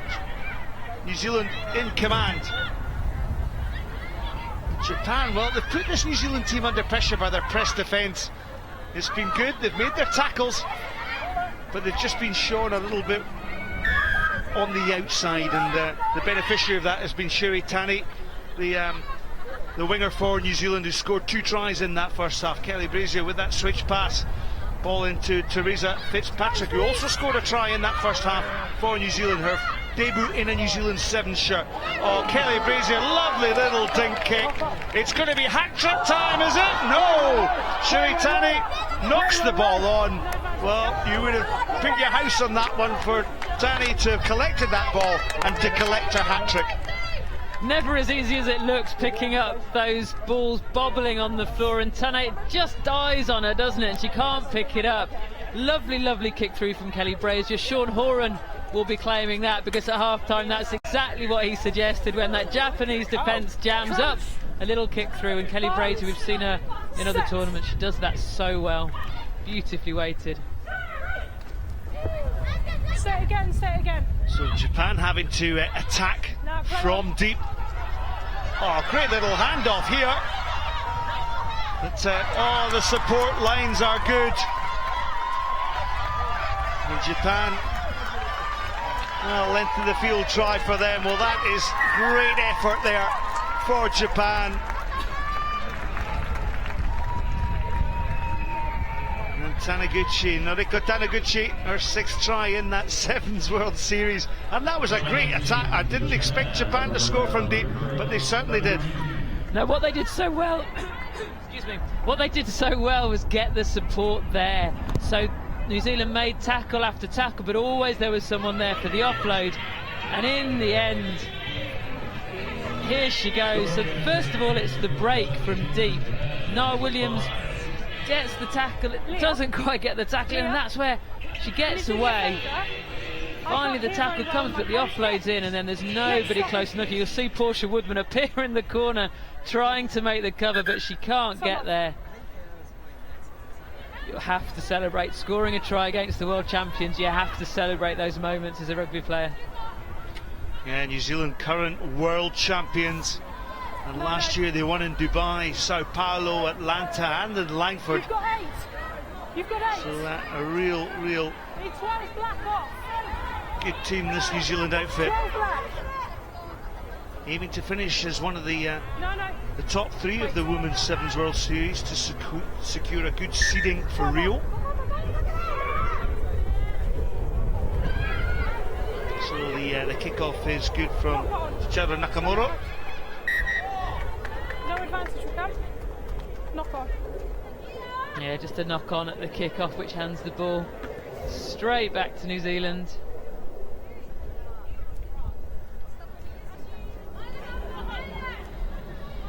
So New Zealand will have the put in Wata Simpkins playing at fly half. And just to the right of your picture, Kaylee Brazier will stand in the fly half position. So when the ball shoots out, look, Brazier's there to pick the ball up. Loose pass, but Brazier's there to pick the ball up, and then New Zealand can set that attack. But a loose pass there into Ruby Tui. Tui in off the bench. Brazier. Oh, a nice little show there, first of all, by Michaela Blyde. And Michaela Blyde off the bench, and that's what you want your impact players to do. And Michaela Blyde, what a lovely little show and go, splits the defence, runs the length, and New Zealand with their 4th try of the afternoon.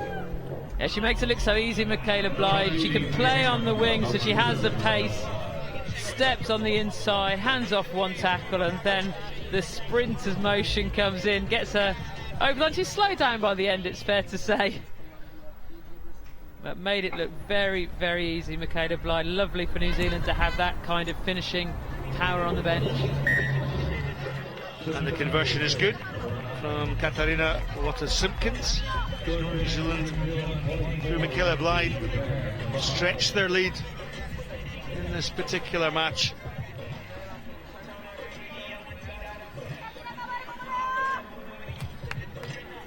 .4 to 5. Glad that my calculator is still working. So the kick-off by New Zealand, of course, the team that scores kicks off towards the opposition. Well, they found some space down that far side. Japan will eventually have it covered. Well, Katarina Waters-Simpkins doing her best Tyler Nathan Wong impression there. We've seen that so many times from Nathan Wong, feinting to kick one way and then turning to kick the other. Not quite as effective on this occasion. So jumping high in the line will be Misaki Suzuki. Suzuki wearing the scrum cap, wearing that number 4 jersey. Use the ball. Oh, there's a delay on the put in. There's a dummy switch. So Sarah Goss, the New Zealand captain. This is her 18th tournament playing on the Sevens World Series. Stacey Waka is in off the action. So here's Goss, just along with Karen Paquin, playing her 18th tournament. Some record for the New Zealand skipper. Blythe, well, she thought she would throw the ball out wide there to Tine, but she held on to the ball well. Quite a dummy, wasn't it, that one? Goss finds all the space in the world, and Sarah Goss, New Zealand's captain, in for the 5th try on New Zealand. Yeah, good, patient sevens from New Zealand. Sarah Goss, 29 tries now. Normally she's the one setting them up for other people, but she looks up, and what happens? The Japanese defence just jams up too hard. It's been effective a lot of the time, that jamming defence, but that time it created a dog leg. A big gap for Sarah Goss to run straight through. Captain, fantastic for New Zealand, gets over the line. Well, it's certainly emphatic for Sean Horan's New Zealand team, 31 points to 5, and well, the other 2 teams in this particular pool are Spain and the US of A. USA, of course, playing on home soil here. Salika Muniata with the kick-off. Japan get the good offload and set up the counter-attack. Better play by Japan. Yamanaka taking the ball in there, nice little inside pass. Nakamura. Japan just having to work so hard because New Zealand are flying up in defence. Here's Nakamura, their skipper. But a turnover ball, and New Zealand come away with the ball. Oh, it's just one-way traffic. Tarini to Tamaki, and Tamaki with her debut joins Teresa Fitzpatrick and scores a try on her debut. Such a special feeling for Tetamaki. First try ever. It came from the turnover, her own turnover, I think. Yeah, wrestles the ball from the breakdown, shrugs off the tackle, steps inside and finishes it off. What a moment for her. Well, Sean Horan said that she's a great forward, great leg speed for a forward and hooker, and the Hamilton Girls High School brings down a great performance on this New Zealand team. A couple of new stars in Tarini Tamaki and Teresa Fitzpatrick, but it's New Zealand with a comprehensive win by 38 points to 5 over Japan.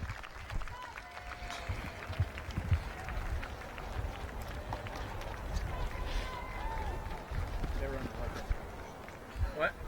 I thought of him.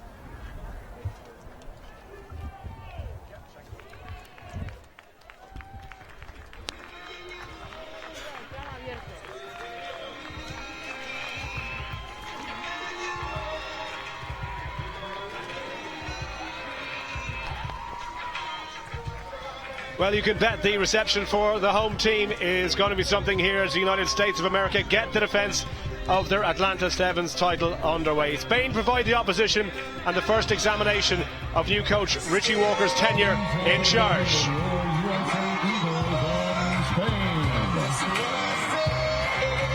So the shouts and roars of appreciation for the home team and the captain Jill Potter. Great to see her back in full flow. And she gets the nod to take over the captain's armband for this particular series. Walker, of course, replacing Jules McCoy, despite USA showing a significant improvement in Sao Paulo from Dubai last time out. It'll be interesting to see how the United States of America deal with being the home team and deal with defending their title. Talon Stanford, former US Sevens international, is beside me. I mean, there is a certain amount of pressure that comes with playing in front of your home crowd. There is, but of course, what you tend to find is you lift your game, you have the home support, you feel comfortable in your own environment here, and it tends to deliver, as we've seen the United States have had some of their best performances here on their home soil. Well, that is the crowd, and the United States hoping to get past Spain here. Easier said than done, though, as many teams have found to their cost over the last year or so. Spain, of course, with that famous victory against New Zealand last season. Jessica Baird, her 57th match in charge, plenty of experience, and she's going to need it. Spain, the feisty Terriers against the United States, the defending champions. Kelter gets us underway.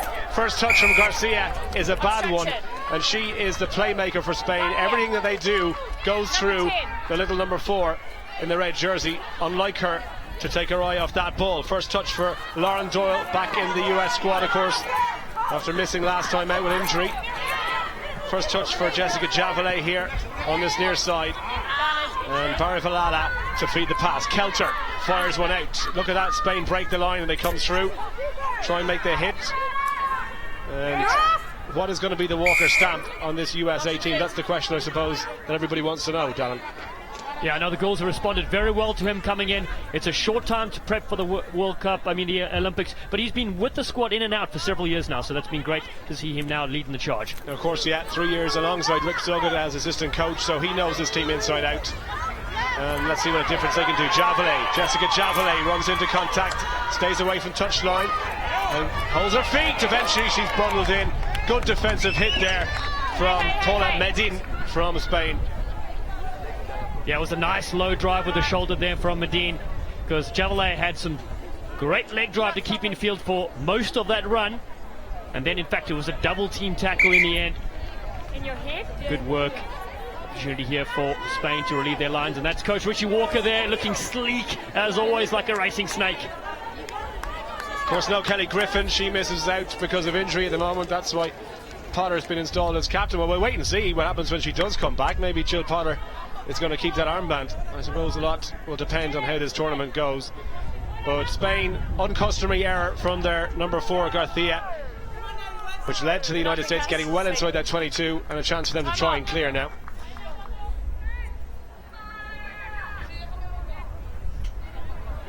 So Patricia Garcia to try and secure line-out possession.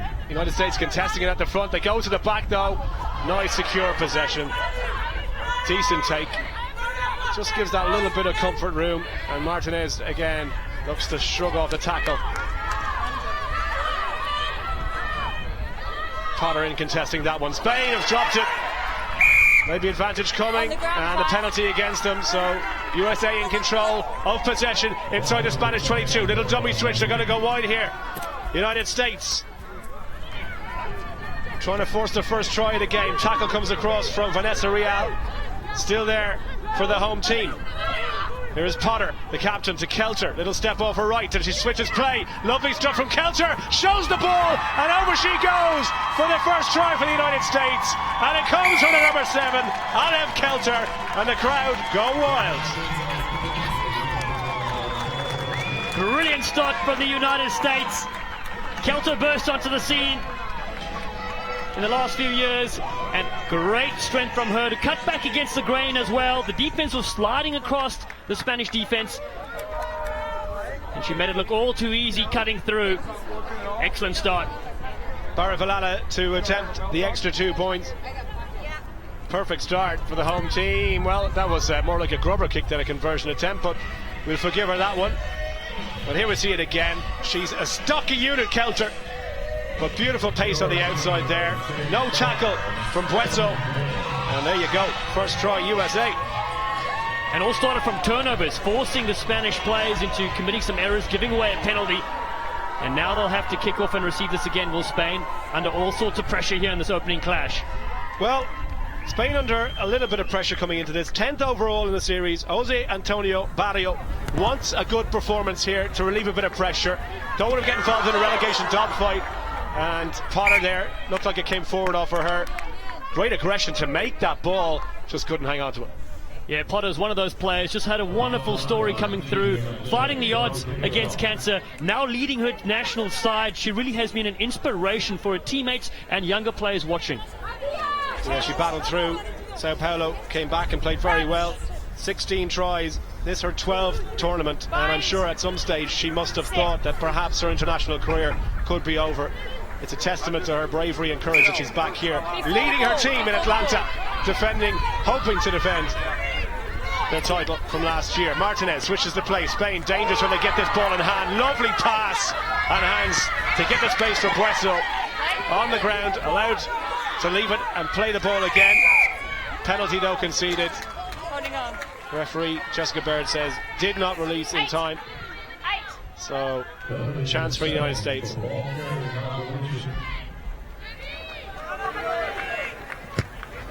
Barry Villada opts to go for a touch here. Interesting decision. Yeah, it wasn't the biggest kick, but they get possession. You would take a look at the replay here. Do a really good job of defense to the United States, not overcommitting numbers. See Kelter there with a solid shoulder as well. The roll.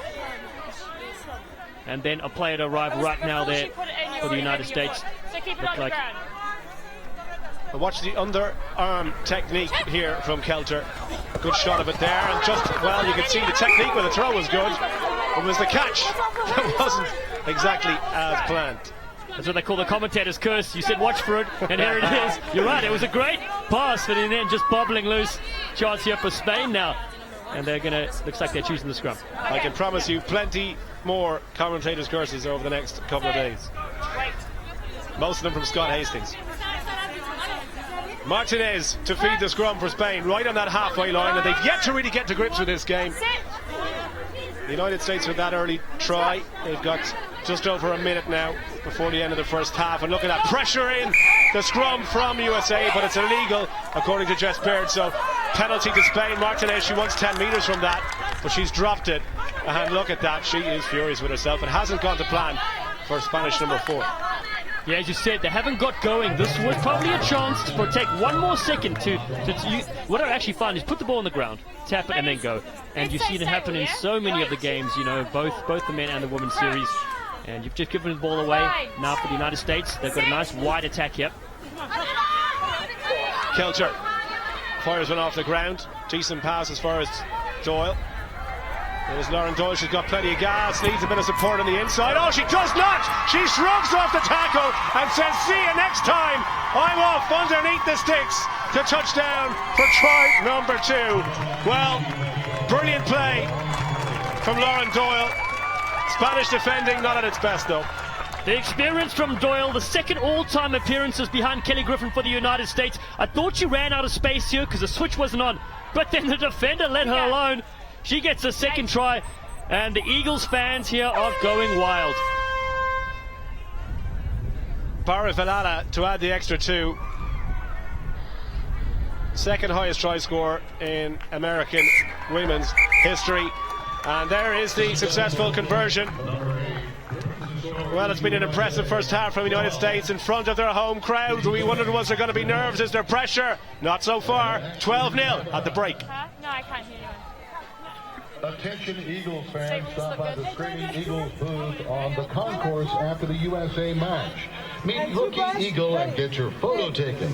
Go Eagles! To come couple of things. We need to stay focused, all right? We lost our focus here right off the bat. We had that penalty, okay, and that was our chance to raise the intensity. Does that make sense? If you're talking to each other, still face that way. I don't mind you guys having a conversation, but just make sure that you're paying attention to the game as well. Does that make sense? Low tackles, everything's slow. They got a few yards on us because we're going high in the tackles. Does that make sense? Run at them, just like that last try.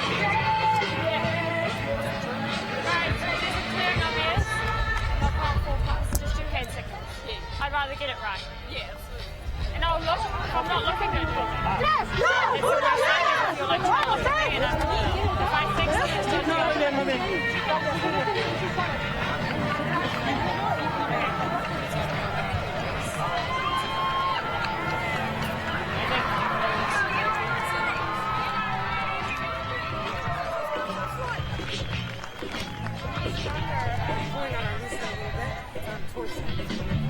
So you saw the stats there at half-time, and they've played 7 times. The United States have won every single meeting between these sides, and Spain at the moment have 12 points to find in the second half against the home team.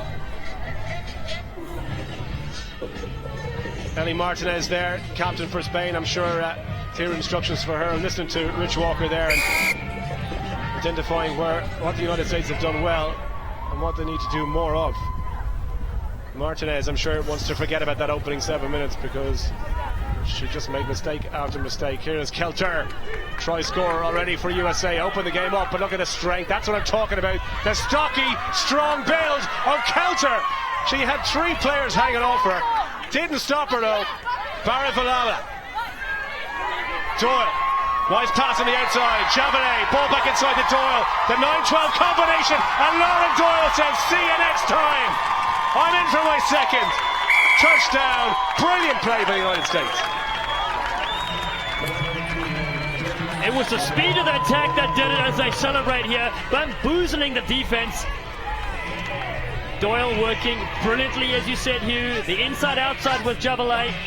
And it started, of course, by the stocky midfield monster just barring it upfield over the halfway line. And that was front football for the United States to attack with.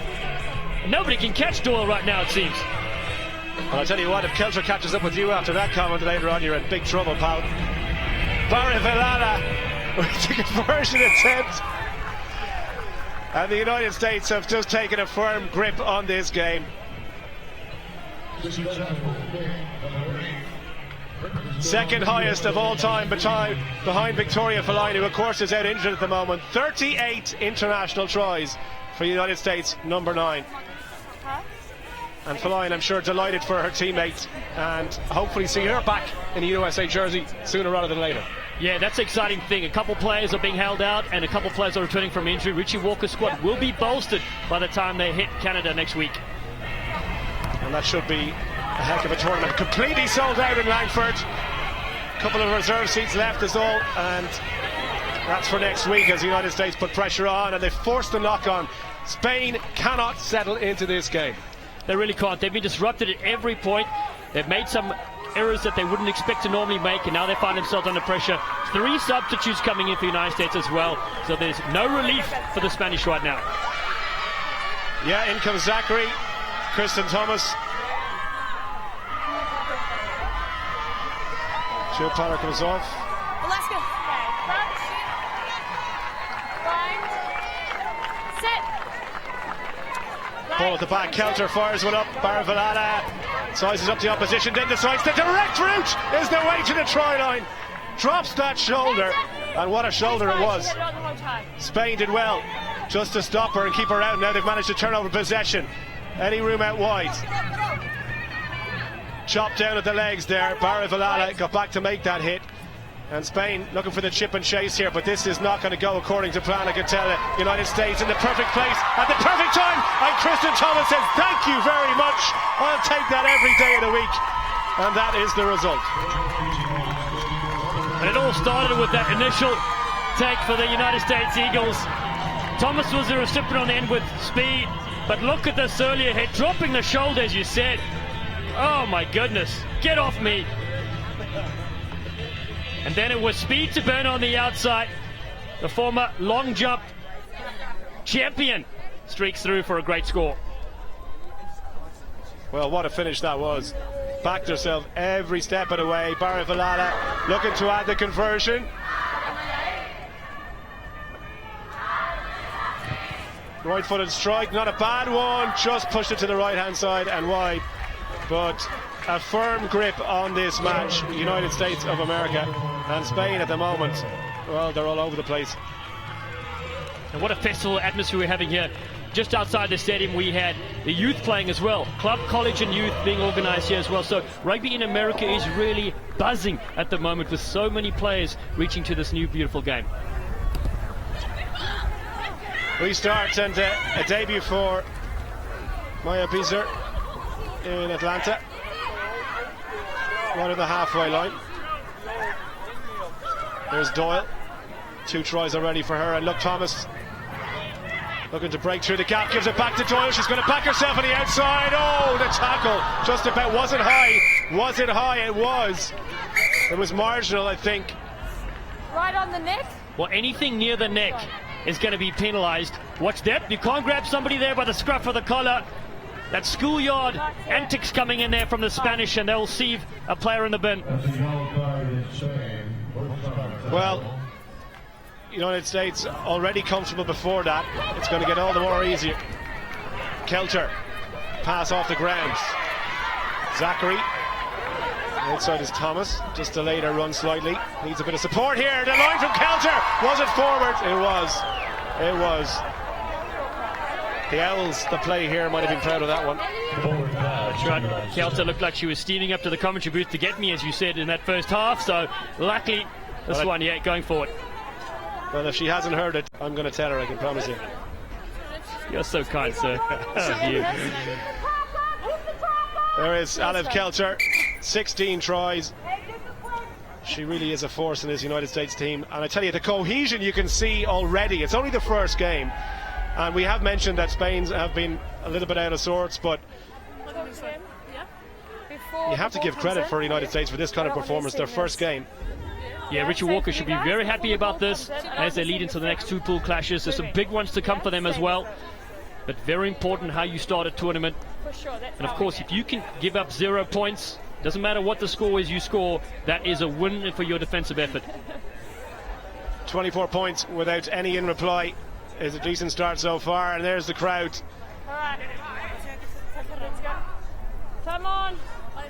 Great to see so many here supporting the home team and indeed supporting the tournament in Atlanta. So Martinez, Spain, with the scrum right on their own 22. Martinez takes a thumping tackle. Really good hit there from Beezer.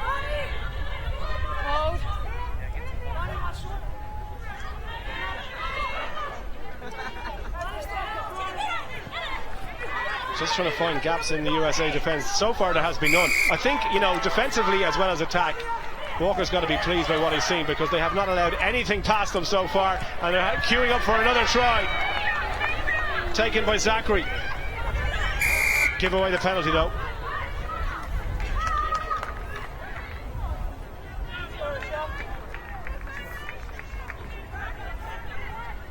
Inside the last 40 seconds now. Martinez goes up the touchline, just about finds it, and Spain will have one more chance perhaps to get a try for them in their opening game. Yeah, it hasn't gone their way in this clash so far. A chance for them to move it wide perhaps, ready to put it up space. Need to take something out of this game.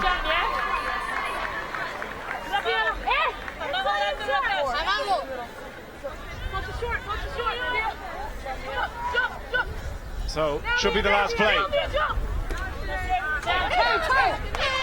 Decent take up the middle. No real challenge. Delpan there for Martinez. Nice hands from the Spanish. Casado still ducks under the tackle. Gets it alive. Martinez now, she does have pace, but USA cover was there. They don't want to concede. Kelter meets her head on. It's gone forward, surely. It has. Referee has spotted it. That should be that. There is the final whistle. United States get their tournament off to a winning start here in Atlanta. The crowd appreciate the efforts. Rich Walker, I'm sure, does as well. and a very comfortable victory. They take it 8 straight wins against the Spanish. Final score, United States of America 24, Spain 0.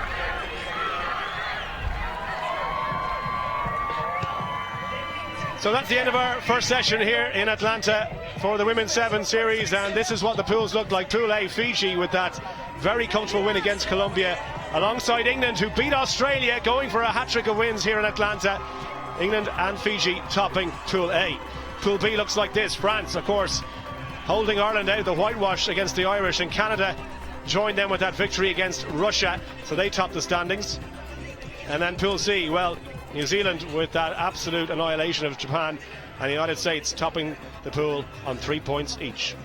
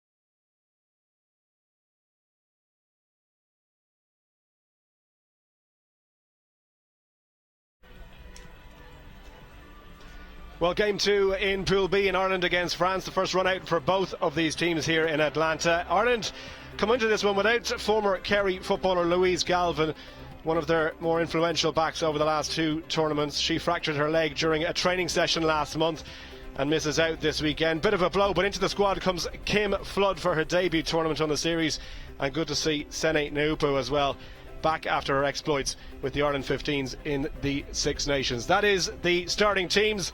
Plenty of experience for France, the likes of Chloe Pell, Meillan, Biscara, so effective in Sao Paulo, and a couple of tries in her opening game, if you remember, all the way back in Brazil. Keep an eye on her. Lucy Mulhall from County Wicklow in Ireland, the captain. Alison Miller also back from the 15s game, and she scored a hat-trick against Scotland in her final match during the Six Nations Championship, so keep an eye out for the Portlaoise Flyer. Well, France plate winners in Sao Paulo with a lot of new faces here. They'll be quietly confident of doing well. Shannon Izar and Jennifer Tronsley have travelled with the squad, but they won't play any part in Atlanta. They're being held back for Langford next week, so competition and plenty to play for in the France squad. Ireland was good too. So both teams out, a little bit of cloud overcasting the stadium here in Atlanta. Dallin Stanford, former USA Sevens international, is beside me, and I suppose Ireland, bottom of the table, they'll be looking for a good tournament. Oh, they certainly will be. And first game up, that's when you get teams unawares. Expect Ireland to come out firing in this clash here against France. So beautiful conditions, a little bit of wind. If this was the 15s game, that might come into play a little bit more, but Sevens is all about running rugby, and Ireland look very calm and relaxed out there. France, well, you know what to expect from them. Tough, physical opponents. They go right to the death, and as I said, there are places up for grabs ahead of Langford next weekend. So we're underway, and first touch, look at that. Audrey O'Flynn is holding her arm, and I think she's a bad injury for Audrey O'Flynn. First touch of the ball, she went straight down, and that does not look good at all, Dallin. Well, we said it's how you start off this tournament, and the whole Irish squad won't be happy about this. Take a look at the replay here. Ball bounces off her chest, and then she gets hit in the kind of low stomach region, so we hope she's okay. Well, getting some attention, Audrey O'Flynn, former Ireland hockey international, of course, 120 caps for her country, and then deciding she's had enough of the game with the sticks and wanted to choose rugby. She's been very successful at that and a mainstay of the Irish team. Now, look, she's sitting up, and I'm glad to see that. It looks like a rib injury. I feel like you're pushing the line. Yeah, and it might just be a bit of wind as well knocked out of her. Take a look there at Anthony Eddy looking on. All good now? She's getting to her feet. This is a great sign for Ireland.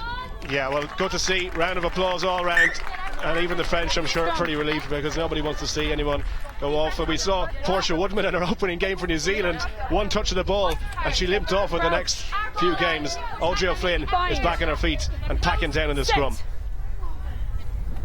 So the feed from Biscarat, a little bit awkward for her to deal with, but France get it away. And Lepesque, the pass not going to hand, and Ireland swarm all over that Mulhall, couldn't hang on to it, it went forward off her hand, so it'll be a scrum to France. But Ireland playing the pressure game, and France at the moment taking time to settle into this one. Yeah, a bit of nerves here. First touch of the ball, just kind of bounces backwards there. Good tackle coming in here from Murphy Crowe as well, putting the pressure on the French, and they will still maintain possession, but early knock-on coming their way. Well, it looks like the captain, Lucy Mulhall, is taking a bit of a knock again, so Ireland being tested out physically earlier on. She's okay, takes her place, and Murphy Crowe back on the wing as well. Biscarat goes blind. Lepesque trying to feed ball on the outside. Little step from Guérin, and France recycle it. Still inside their own half, and Ireland trying to close the gap quickly and force the pass. That was straight, if anything, but it wasn't a hand. And again, those nerves that you spoke of, Dallin, you can see France are taking time to settle in here. They really are. I've got a chance to watch them in training yesterday, and these little errors will cost you at this high level of sevens. The ball, you got to put it out in front for your winger, but it was very low to catch. Perhaps we would have seen some soccer skills come into play there. We're going to have our first line out, and it's going to be Stacey Flood to throw. Ireland, a feature of their game in Sao Paulo was the line out. Plenty of ball off the top, exactly like that. Mulhall runs onto it, beautiful pass. Murphy Crowe, can she release Ali Miller? No is the answer. Ireland recycle it, the pass though not particularly effective, and Williams leaves it for Flood, and the ball comes off Mulhall again. That one went forward. Is the referee playing advantage? France have possession, so maybe it doesn't matter. Biscarat, Maillat, the long blonde hair of Marjorie Maillat, 3-on-3 in the tackle. Flood hit her hard there, and she needed to. France recycle again. This is Guérin. Little pass to Fourcade. Good retention of the ball, better handling this time from the French. 2-on-1 out wide now if they want to go. This is Ladagnew. Ladagnew tries to go past O'Flynn. I think she's going to get it for pace. O'Flynn did well to get back. Ladagnew back on her feet. Was she held? No, says the referee. Bungled into touch. And well, the first glimpse of the French in attack. It's the flair you've come to see here. Turnover possession is what made it. Then she ran down the touchline, did brilliantly. Watch her, lays the ball, lets go of it, gets to her feet, and then is allowed to play it. But the Irish swarming defence prevented a certain try. We're not going to be having these meetings every line out set, please. So Ireland will have a line out. Successful with their last one. Audrey O'Flynn at the back to lift, and it's the same option here. Megan Williams in the middle. That one not as successful, and France trying to wrestle it free. It's gone forward off on Irish, and they'll be furious with that, because I mean, Mulhall's boot and the Irish line-out has been a feature of their play in the tournaments over the last 3 series, and that was an unforced error. That certainly was. You see, nobody jumped up from the French side, so they just needed to take their time to take that cleanly and bring it in. And now a real opportunity here for France to put points on the board. Bind. Only Ladagnew standing to the right-hand side. Lepesque step behind it. Quick tap and go. Just held short of that line. Ball at the back there. Chloe Pell protecting possession. Still there for Fourcade. Switch from Maillat. She's 5 metres short. Lost it in the tackle, and a good hit again from Audrey O'Flynn, who's put herself about, but she's slow to get back to her feet. It really has been a feature of this Irish side in this first few minutes. Defensively, they've been putting players to the deck and not scared to get their bodies in the way. France, you got to feel they needed to move that ball wider just to open up some of the space. Audrey O'Flynn breathing hard, and Ireland still camped inside their own 22. They've got a chance to get out here. Set. Alison Miller standing very wide. We know how much pace she's got. Mulhall opts to boot it, and Ali Miller's after this. Now, where's this going to bounce? Awkward one to deal with. In fairness to Lena Garant, she got back well. Needs a bit of support now. First tackle's missed from Ireland. Second one manages to go in from Murphy Crowe. Options both sides, and advantage being played to the French. Here is Mayan. Any room on this left-hand side? Just on the halfway line. Still there for Lepet. Chance to go here. Ladagnew beats the first tackle. Ladagnew steps inside. Ireland asleep at the wheel, and Ladagnew is going to get the first score for France. 3 tackles missed there. Brilliant try though by the French. She's returned from shoulder surgery for Sao Paulo, and now she gets into the stride. The ball was perfect. She received on the run, and just defend that. Don't argue. Get off me. Cutting back in field. We saw how dangerous she was in the first few minutes, but beats 2 players. And finally, we have somebody on the scoreboard right now, and it is the French. Well, you felt that one was coming, didn't you? And Ladagnew took full advantage of poor Irish defence, you have to say. They'll be furious watching the replays of that one, because there was 3 missed tackles there. And while you have to give credit to the French number 7, equally you have to say Ireland won't want to see that one again.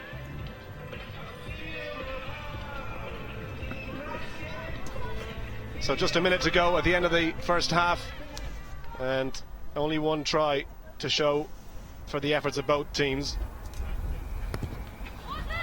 Is that one going to go 10? Well, it's almost a carbon copy of the first kick, and Audrey O'Flynn gets another thumping hit for her troubles. Knocked the ball on because of it, and I tell you what, she is going to need a bit of attention after this one. She's been in the wars. We could feel it here in the commentary booth. So physical, so aggressive, but this time she pops right back up. I feel like they're both competing for the ball. And we have the officials just having a quick chat about this. Both competing for the ball in the air. Yeah, fair challenge. Just making sure with the assistant referee. These guys have only met once before. That was in 2013 in Dubai, and France comfortable 38 points to 10. At the moment, though, there's only 5 points between them. Ireland putting pressure again. Advantage being played now. A score before half-time here. We'll put them right back into this one. Mulhall off the deck. Awkward one. Miller. Haven't seen her too much of Ali Miller, but she runs straight into contact there. And Mulhall again trying to release some runners on the outside. O'Flynn. Another big hit goes in from Mayan. Back to the captain. Ireland still with the ball. Williams. Well, penalty advantage. Got to keep the tackles down. Mulhall wastes no time. Quick tap and go by the Irish captain. A thumper! A rib buster in midfield from Mayan. We can feel that one and hear that one all the way up here in the commentary box. And France look to take full advantage. The tackle's missed, and they are going to take full advantage. Fourcade stretches the legs. I can tell you that Stacey Flood is in a heap on the halfway line. That was a thumping tackle, and it led to the French try. Well, we haven't seen a hit like that since the Beatles rolled in the 60s. Look at that shoulder right in the rib cage. Perfect technique, and that was the turnover right there. They created the opportunity, picked it up, and then down the touchline they streak. Superb stuff from the French. You got to feel for the Irish, though. They were on a charge, and all of a sudden they got 2 tries against them. Stacey Flood back on her feet, but she is feeling the worse for wear after that hit. The conversion just drifting to the right and wide. So France with 2 tries, and Stacey Flood is still in a bad way. Hopefully she manages to recover, but as you can see, France in control by 10 points to 0 at half-time. And follow at USA Rugby for updates and Eagles news.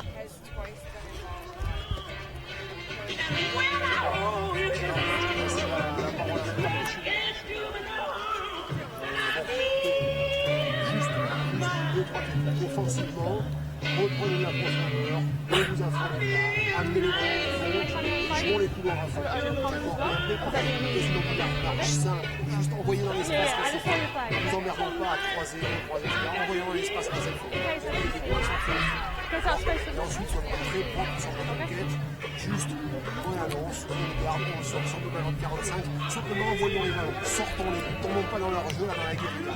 Défensivement, c'est très bien, ne créez aucune poche. Par contre, quand elles sont isolées, on met les mains au ballon.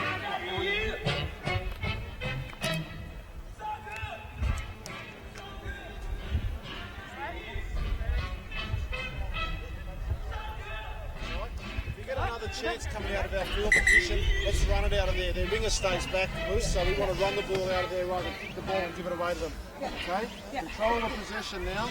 Dominate that stat for the second half. Let's go, girls! Yeah, come on! Come on, we're doing well, girls. Come on.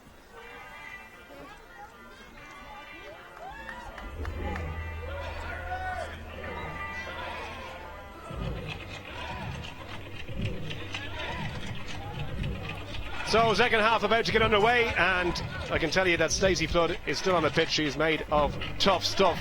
The Irish number 3, member of Railway Union back in Dublin. And Ireland, you have to say, conceding that second try against the run of play, just when it looked like they might manage to launch an attack. Mayanne, well, she has been a rib buster for France. Massive hits going in from the French number 3. Biscarat opts to keep it wide. Guérin swallowed up by a sea of green for Ireland. Still there for the French. Ball from Pell out to Mayanne. Wants a little switch, gets the switch. Ireland having to defend. Ali Miller steps off her right, just marshalling towards the touchline. And France with possession. Ireland need to get their hands on this ball if they can. Lovely little pass back inside, and Lepesque in the right place at the right time. Guérin fires one out. Here's Biscarat. Well, if she'd managed to hold that one, there was a bit of space, but across comes Murphy Crowe. Audrey O'Flynn knocks it back down. Play on, says the referee. Where's this one going to go? Footwork! Guérin! Where's that going to bounce? Just over the dead ball line. Well, I tell you, Zizou Zinedine Zidane would have been proud of that footwork. And what about the dive as well? Somebody got taken out in back play. It was playing because it's knocked back from an Irish player and then kicked through. Desperate times here for Ireland, and that little ankle tap there just preventing a try as the ball trickles over.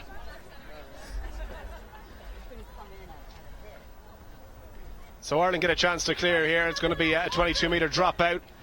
Mulhall, plenty to aim for. O'Flynn is going to be the lead chaser here.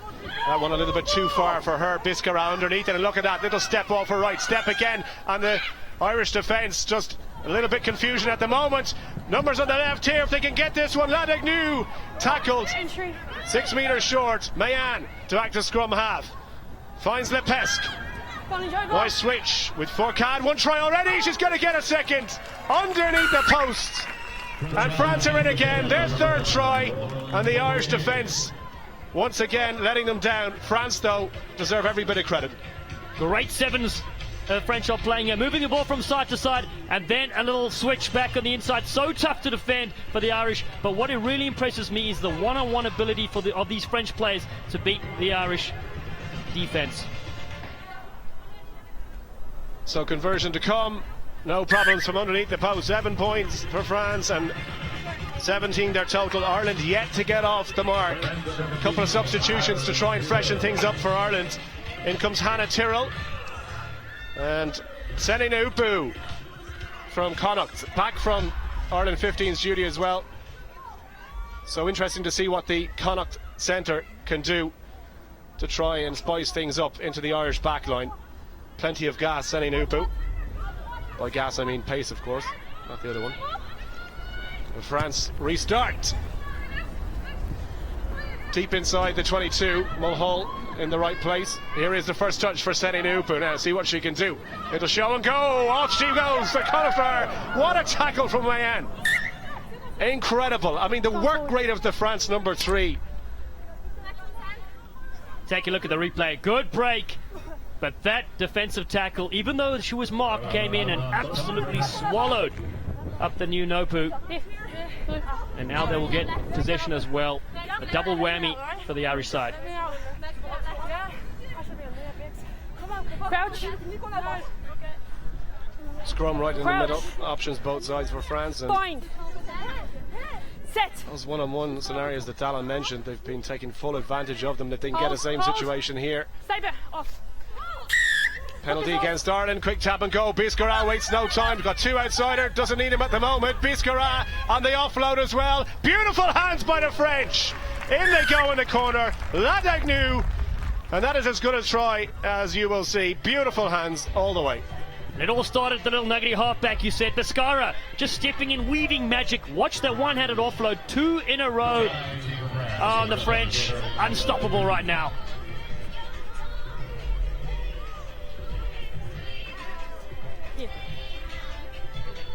One coming off the green.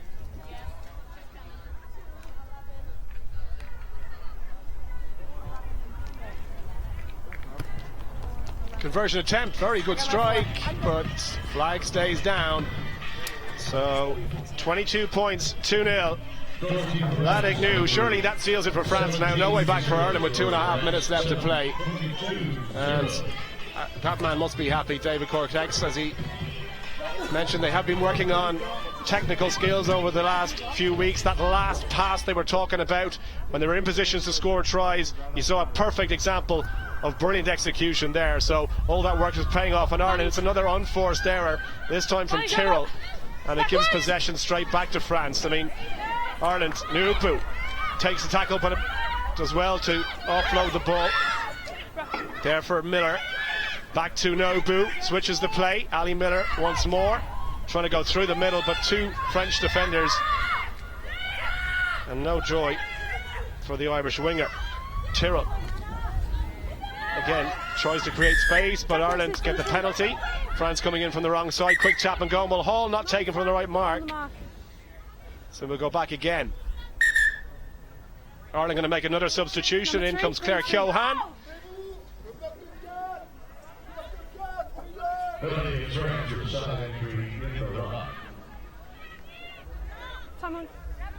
And Kim Flood in her debut tournament for Ireland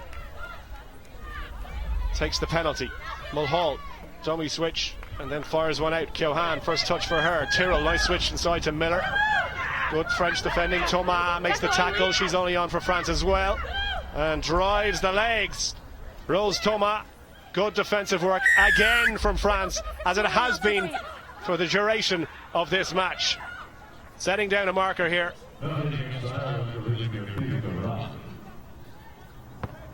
France go up the line inside the last 35 seconds. They've been impressive though, Don. No, they certainly have. And it all started with the defensive pressure, just flying in with their bodies, putting shoulders to bodies, taking people down to the ground, and then ball in hand. They can work the phases. They use the width of the field very well, and that is so tough to defend on the 7th pitch. Well, you saw Canada and Russia in the opening game. That's the next 2 opponents for both of these teams, and Canada comfortable. I'm sure Russia, though, looking to strike back, and Ireland, well, it's been the story of the season so far for them. Still very much a young side, still very much developing in terms of rugby, and a lot of players from Gaelic games backgrounds, both camogie and football. So I'm sure a work in progress for Anthony Eddy and his coaching team. A bit of attention still for Goulion. This is where she took the injury. Ali Miller going straight in, and she just dropped her head in the wrong place at the wrong time. Stretch her off, so we'll start when she's off the field. Yeah, getting medical attention right now, and France will want to keep all their players, especially as you said, first game up. Want the bodies just to get some important match time, and then two full pool matches awaiting these sides later today. We'll wait.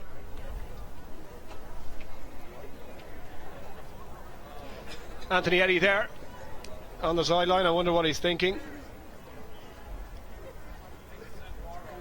Good start by Ireland in the opening 7 minutes or so, and a little bit unlucky to go in 2 tries down, and they managed to contain France for the majority of the first 7 minutes. And you can see there Goulion unable to continue, been helped off to the sideline, just took a knock to the head. And look, where concussion injuries are concerned, there is no risk taken if there's any doubt, off the field straight away, and that's good to see. She'll be looked after in the best of hands.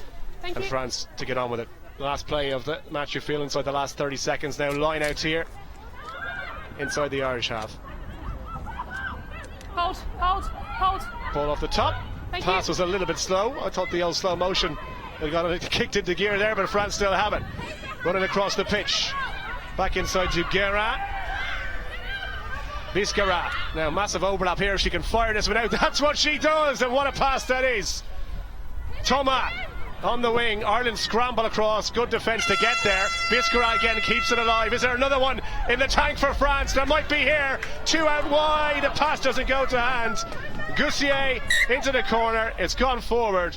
The hooter has sounded. So that will be the last act of this game. France very, very comfortable. 4 tries in total. 2 in the first half, 2 in the second. Ireland unable to respond, and I'm sure disappointing for them in what is the first meeting of the sides for 3 years or so now. They wanted to hit the ground running here, the Irish, but it just hasn't happened for them, and France will be a danger for any side. Final score, France 22, Ireland 0.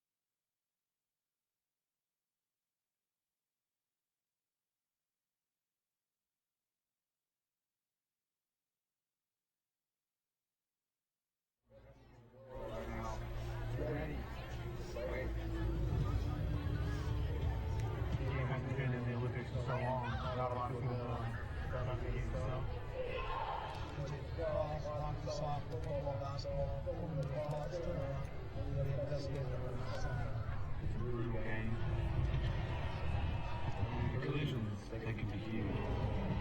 You get hit, this is gonna hurt. You get the short ball,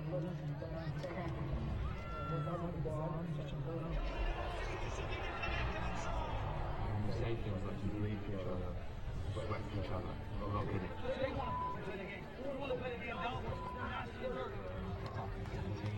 Another team below it, no team can stop us. You can do it time and time again. There's no hiding inside. Your weaknesses will be exposed. If we don't get every step right, there is no podium, there is no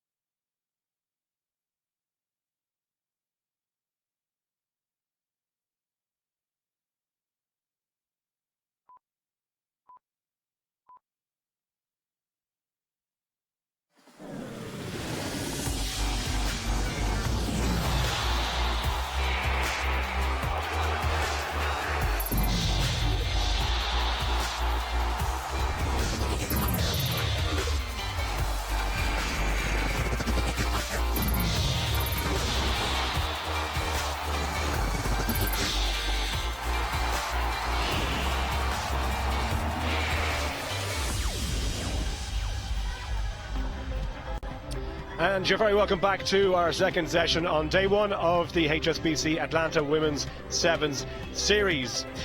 Well, some fireworks in the opening games, plenty of tries as well. No doubt the second round of matches will provide plenty more entertainment for the crowd here and for the viewers back at home. This is how the pools look, I should say. Pool A, Fiji and England top the way. England with that surprise win against Australia.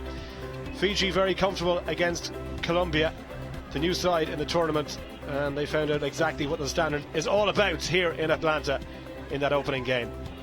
Pool B looks something like this. France with that comfortable win against Ireland, keeping them out in terms of tries against, and Canada getting the better of Russia despite conceding an early try. And Pool C, New Zealand, no surprise to see them top. United States as well in their home tournament, very comfortable against the Spanish, 24-0, and plenty more to come, you feel, from Rich Walker's team. So this is how the overall series table looks at the moment. Australia with a perfect record, 2 from 2, 40 points, and they are 12 clear of New Zealand and Canada in second place.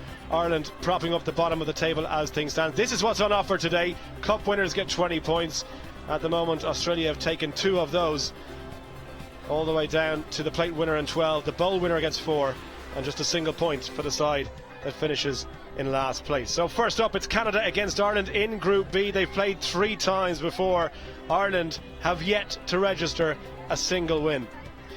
Canada very comfortable in their opening match despite conceding that early try, as I mentioned, to Russia. Ireland failed to register a single score against the French, and you have to feel that there is improvement from the Emerald Isle. That is the starting team, and Canada, Paquin, Kish, loads of familiar faces, Mileski, and Ireland, well, despite the battering they took at times from France, they seem to be all okay, present and correct and ready for action. Soudet is beside me. Ireland need to improve. Canada really, well, it's more of the same, isn't it?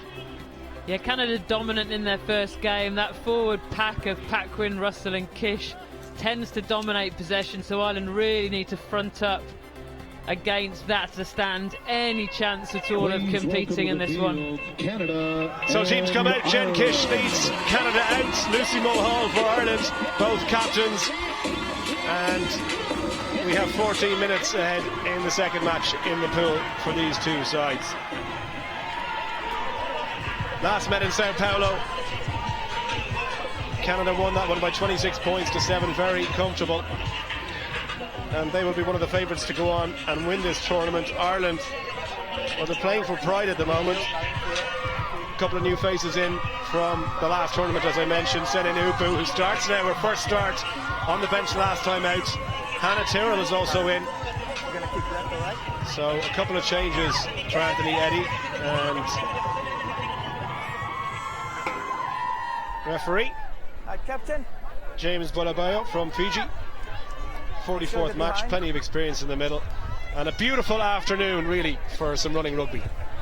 It certainly is a lovely afternoon, a lovely surface to play on. Let's see what these two teams have got to offer us.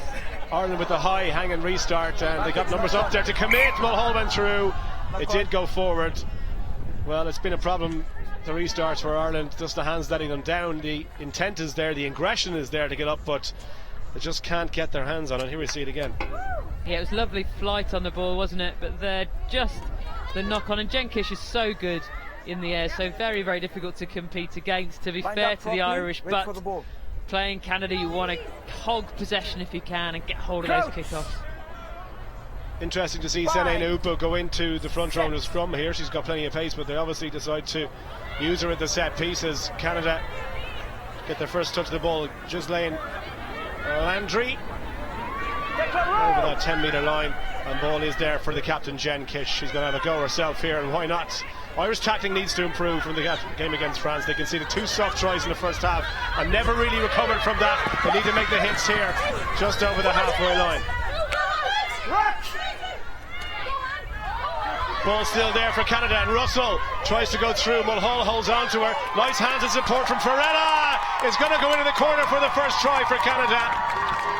Well, it was too much for Ireland to handle. Support lines there, and Bianca Ferrella touches down for the first try. so prolific, Bianca Farella. Canada flooded the breakdown area. Ireland weren't looking at the breakdown, they were scanning, looking across, worried about the Canadians out wide. Canada took advantage of that, flooded the breakdown. The final offload from Russell to Farella, who has pace to burn. So an easy finish for her in the end, but it came because Canada flooded that breakdown and overpowered the Irish defence. Conversion attempt is to the right and wide, and Ireland concede. It's not the start they wanted within the first 2 minutes. It was the first attack of any note in this game, and Canada ruthless, second highest in the all-time Canadian try list. Bianca Farella behind, of course, her teammate Ghislaine Landry, who had a bit of a hand in that one. And they have a lot of pace on the pitch, Canada, with Landry, Farella and Jada, all players who can play on the wing. And look at that for athleticism from Jen Kish, rising high like a basketball player, and Paquin to go on the outside, can't hold on to it. But the restarts in this game, we can't overemphasize how important they are. Ireland to try and come away. Selena Ubu with a nice little spin out of the first tackle, and Ireland just trying to hold possession. They can't do that. Kish, surely Farella. It is going to be try number 2 underneath the post, and again Ireland handing possession back to Canada. You cannot do that to this team. No, inexperience from Canada there. There was nobody at home deep for Canada. So for inexperience from Ireland, there was nobody at home deep for Canada. So having turned the ball over, they could have kicked it long. But here, turn the ball over, easy hands, good hands from Jen Kish to get the ball into Bianca Farella's hands. Ireland need to play the game in the right parts of the pitch, so use the kick when it's on. It could be a long match for Ireland on the basis of how the first 2.5 minutes have gone, 3 minutes even, but 12 points to nil, Canada comfortable. Look at the restart here, watch the chase from Kish, and watch how Ireland deal with it, because they sat off the last one. You can't do that and invite Canada onto it. They've gone for the blind side. Look at this one, it's going to hang just over the 10 metre line. Look at that precision from Canada. Ireland 2s and 3s at the moment. Here is Kish, 2 players outside. Farella is already on a hat-trick, and she's going on her own here. Has 3 defenders to beat and can't get through the tackle of Ali Miller. Kish, Molesky, pass on the outside is Russell. Paquin. Ireland trying to contest at the breakdown.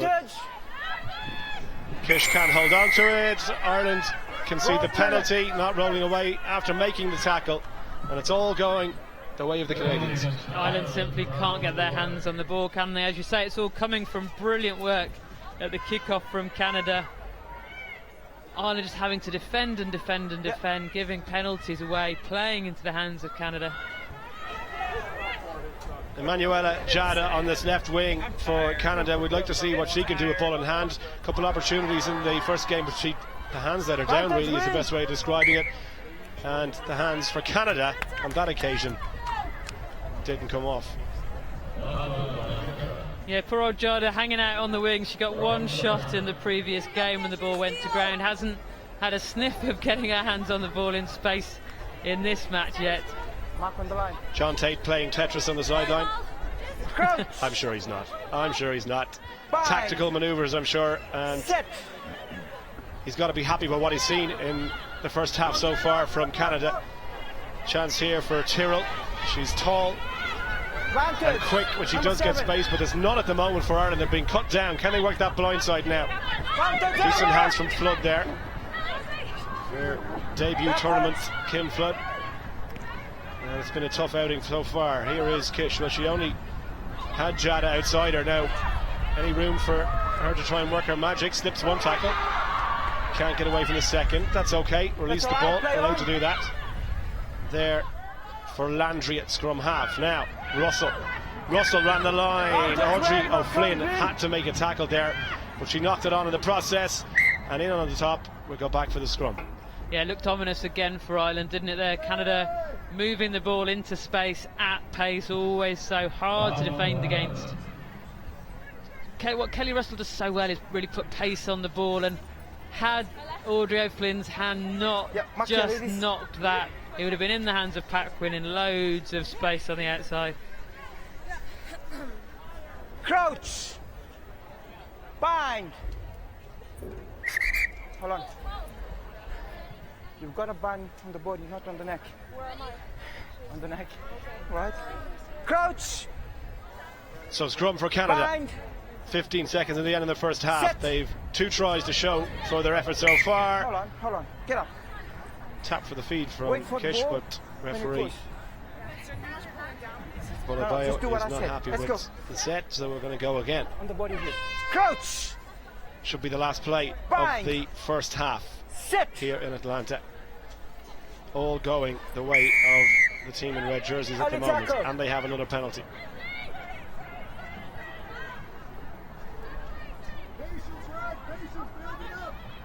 You can hear John Tate on the sideline shouting patience to his players. Take your time. Set the penalty move up. Will this get out wide into the hands of Emmanuel Ejada? And that's what we'd like to see, isn't it? I mean, we know the rumours and reports of her talent, and look at that, look at talent from Landry, burst through the gap. You want talent? Well, there it is, in the form of the Canadian number 9. Brilliant individual try. You said earlier in the half, Ireland have suffered from their inability to make good first up tackles, and there it was again. Landry shrugs off one tackle, outpaces the next tackle. Alison Miller finally comes in and makes the tackle, but it's too little too late. Ghislaine Landry, we know what a good finisher she is, but goodness me, Ireland should have stopped her much sooner than that. Great finish, Ghislaine Landry.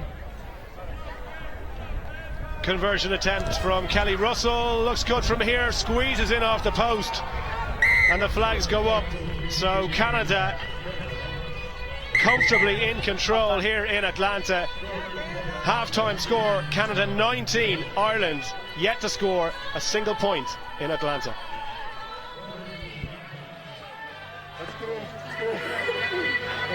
Here we go, 1, 2, 3. Great job in the kickoff swings. Really good awareness on the shifts, right? It was there for the action. But just patience though. We really get a couple of scores and start putting it so about points. Just possession. It's a little 50-50. They're coming in at 5 just for Hannah's going to be preparing the forwards, okay? Maybe they don't know, but they need to know. Got some opportunity to attack, right? The other thing, defensively, we're about 50% on our tackles. Okay, I want to see more work from the inside coming across to support our tackling. Right? We want to hunt them to the sideline, try and get them to the sideline, then we can have a shot at the ball. We just split the run so we can generate some line speed out. Okay, we're making it too easy for them again. Just give them possession. Give them the possession. They can go the length of the field and do whatever they want. Right? The other thing is, you've got too much just lying on the ground. If they're not contesting the ball, you can't lie on the ground. If you're not contesting the ball, you've got to be in that defensive line. All right? Non-negotiable. Okay? Let's go. Better second half. We don't accept those sort of performances anymore. Turn it over now. Work hard. Let's go. 1, 2, 3. Well, defence has been the problem today, and the instructions from Anthony Eddy, he wants an improvement there. Yeah, no surprise to hear him focusing on that in the half-time team talk. A couple of things stood out about what he said. If you're not going to win the ball in the breakdown, get out. You've got to be out of that breakdown, head up waiting to make the tackle. And the second one was working hard across to cover the tackling player's inside shoulder. It's easy to get steps in sevens. It's going to happen because there's so much space. So what you need is the player on your inside defending coming across to make that tackle for you. You can never stop working in defence. Well, let's see if the work rate improves in the second half for Ireland. For Canada, more of the same. They lead by 3 tries to 0 and 19 points to 0. And that is the first time that the restart hasn't gone according to plan. Ireland with a chance for possession here. Looked to set that line out, trying to take one quickly. Didn't quite happen. Yeah, a little bit of respite for Ireland. The first time that the Canadian kickoff has malfunctioned, really. It's so effective in the first half. Are you 2 meters? 2 meters. Looking to try and get something going off this ball. Again, decent take from Megan Williams, but Canada can see the penalty, and Ireland wastes no time. They've got to take it from the right mark, though. Megan Williams leaves it, and Claire Keohane also into the fray for Ireland. Audrey O'Flynn is going to set us underway. Mulhall making the instructions out wide to her teammates. Get the ball into the hands of Alison Miller. We know how dangerous she can be, but the passing and the handling from Ireland not going to plan. Rescued somewhat by Mulhall. Good play. Now here is Miller against Jada. Interesting battle between the two wingers. And this near side again, concentration levels all over the place for Ireland. Just hasn't clicked for them today. No, it really hasn't, and you can't afford to be giving away those simple knock-ons when you're 19-0 down. You've been defending all game, you get tired. The last thing you want to do is say, here you are, Canada, have the ball back, have another run at us. Crouch, bind, set. What do you think? Is Jada going to get the ball in a bit of space? Well, we haven't seen it yet, incredibly. Well, here's Lucan. Lucan with the hands. Maybe it might be room on the outside for Jada. Well, she's got to finish this one.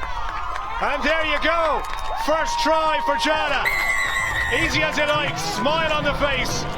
And the Canadian supporters in the stand appreciate that one.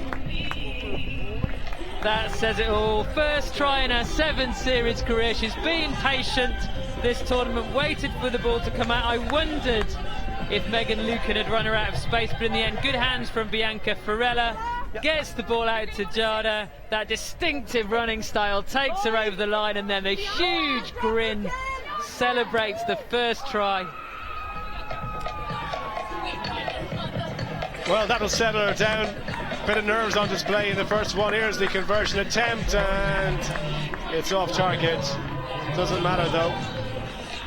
There is the Canadian number 11. Got to keep bringing players through, and the likes of Jen Kish can't go on forever. And that will settle her down. Another high hanging restart. Look at the precision on that. I mean, they're just dropping over the 10-metre line. Gives your teammates every chance to get up there. Contest for possession. And Ali Miller couldn't hit the ground. It went forward off a red hand, so Ireland will get the scrum. Yeah, Lucan's kickoff's not quite the same hang on them as Ghislaine Landry's, so not quite so easy for her teammates to get underneath them.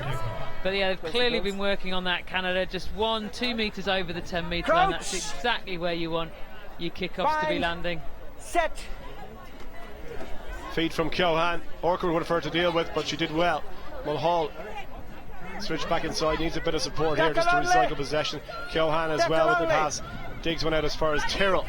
No room up the middle. Tackle still going in from Canada. Contesting at the breakdown and getting the penalty. Brilliant work again.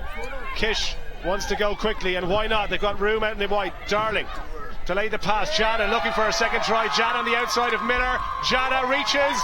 She is down. Is she at the try line? No. Penalty against. Yeah, she had to release the ball on the floor there. It was what they used to call a double movement. You can place it once you've landed, but she tried to move, get the ball over the line. Alison Miller, brilliant tackle. Ireland are down a player at the moment because I think it's Tyrrell who took a knock. No, it's not. Can't quite see who it is at the moment, but here was the try-saving tackle from Alison Miller. Got to release it there. She didn't do that, and that's why the try wasn't given. Great work from Alison Miller. Must be so frustrated hanging out on the wing for Ireland, having no possession at all. There's Megan Williams.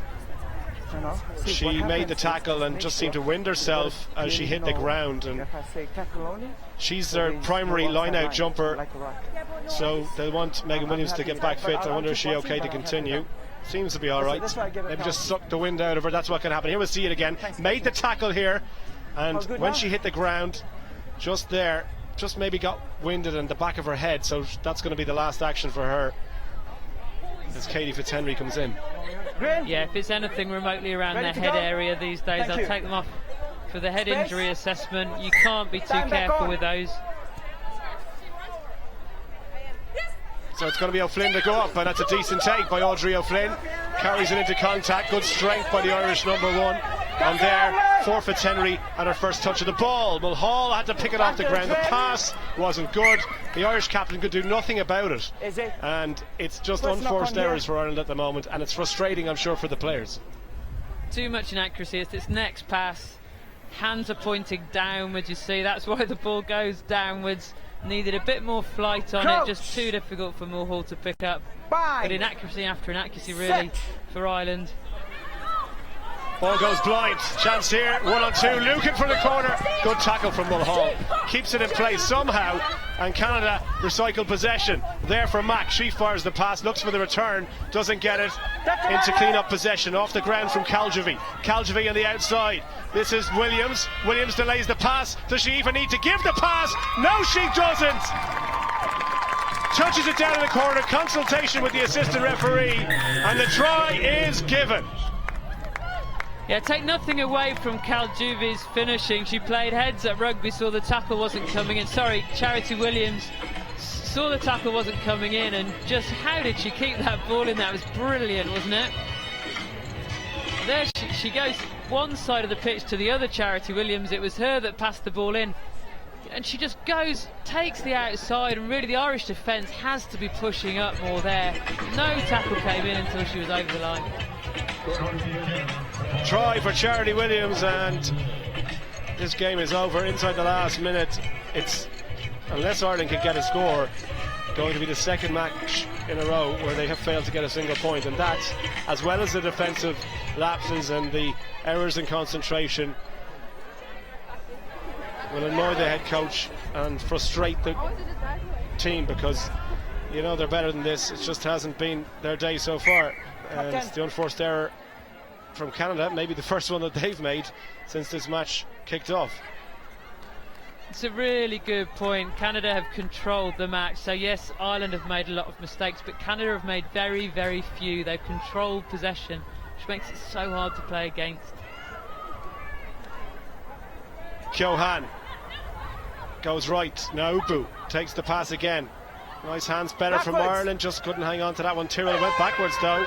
Referee says play on as the final hooter goes. This will be the last play. Can Ireland get a try to show for their efforts here and finish it off? O'Flynn can't hold it. They get penalty advantage though, so we go back. In fact, it was Fitzhenry, excuse me, who couldn't hold it. Keohane. Naupu, little dummy from her, upended in the tackle. Perfect technique, but they weren't back 10. Chance to tap and go. Keohane again, looking to try and get something here, not from the mark, and maybe that's just pedantic stuff from the referee. That's certainly what the Irish team will be feeling right now. They had all the momentum. I mean, what was there, half a foot outside the mark there? Fitzhenry. Ireland lying quite deep. Audrey O'Flynn back in. Miller goes out to the wing, but she's sucking in the oxygen pretty hard. Naupu took that one standing still. Again, it's the basic stuff. The pass is not going in front of the player, which means they can't run onto it. That one, another bad pass from Ireland. It's been a day to forget so far for the girls in green. Again, pressure from Canada. Tyrrell can do nothing, and look at that, stealing the ball in on the ground. Brilliant work from Megan Lucan. Ireland get the penalty. Not releasing. Keohane taps and goes again.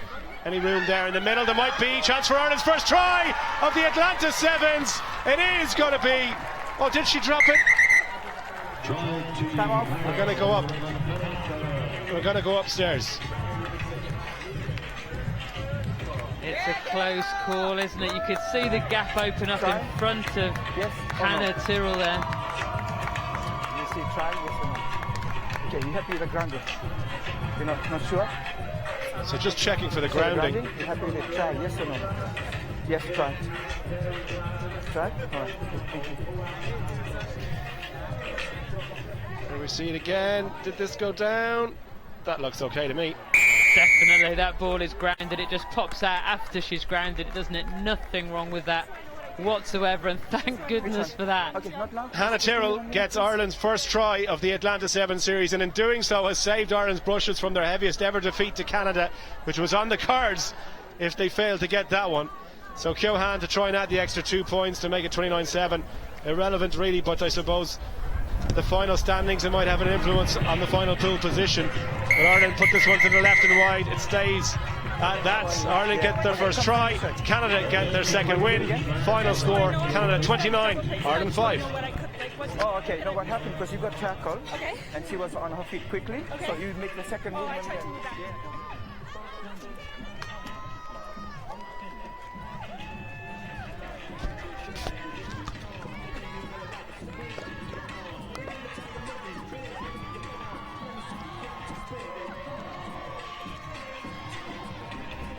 Well, the matches come thick and fast here in Atlanta. Game 8 sees France take on Russia in this Pool B game. These two teams have met 7 times. France with 3 wins, Russia with 4.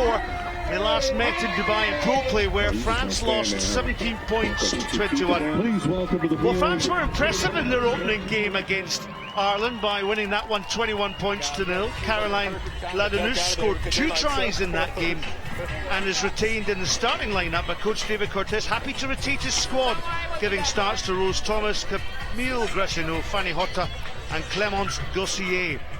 Russia, on the other hand, well, they lost their opening rubber to Canada by 5 points to 26. Their axis is between jerseys 5 and 9. Nadetsa Kudenova and Bazak Hamidova, but also keep an eye out for Maria Prestiak and Mariva Petrova.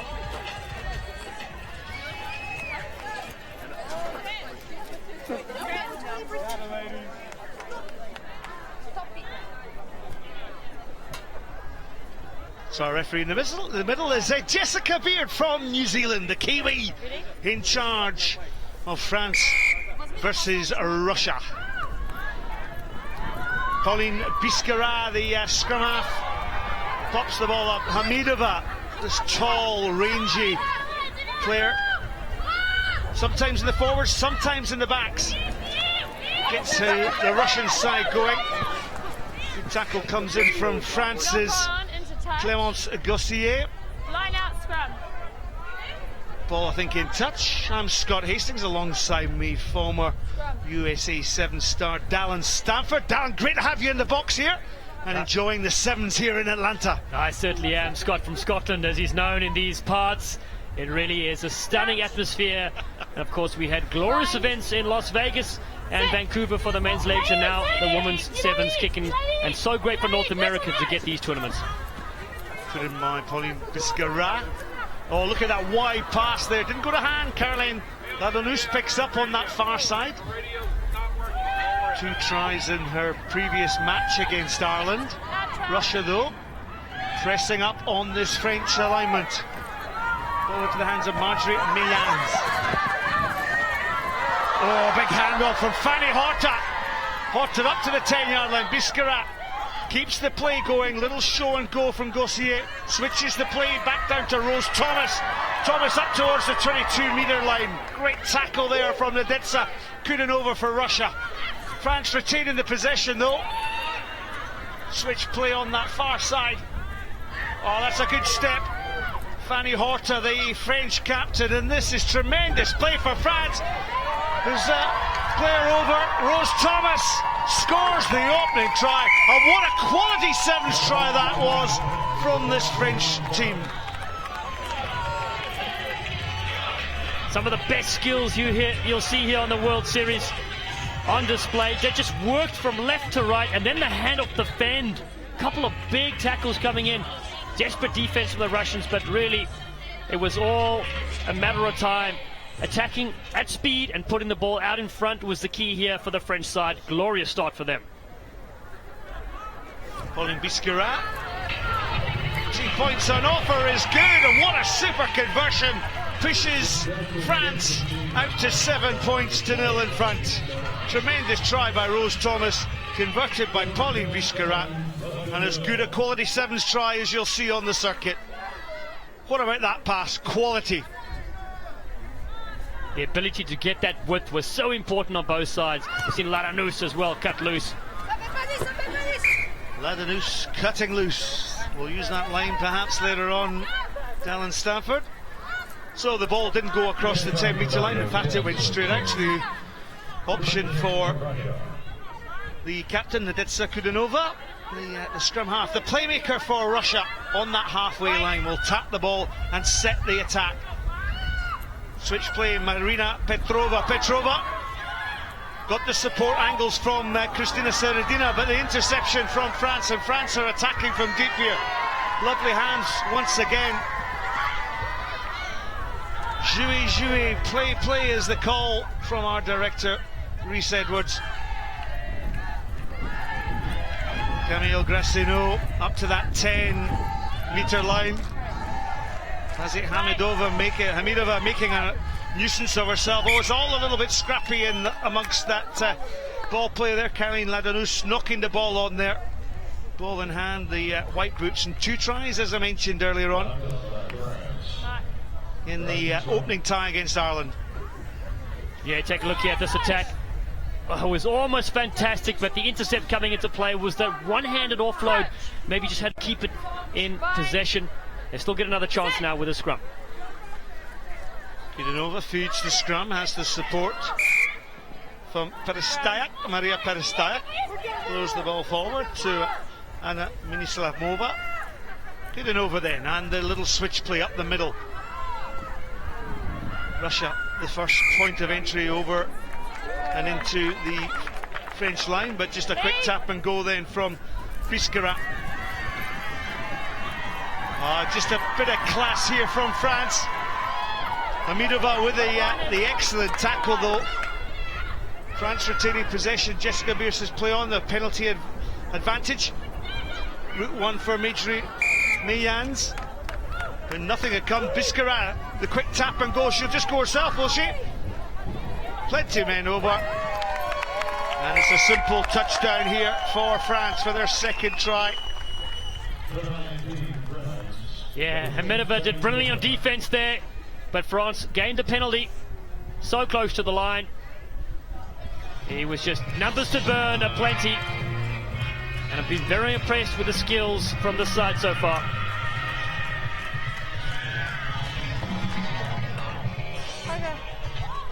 Well, France are currently in 4th position in the World Sevens World Series table, on 26 points, 2 behind Canada and 2 in front of England.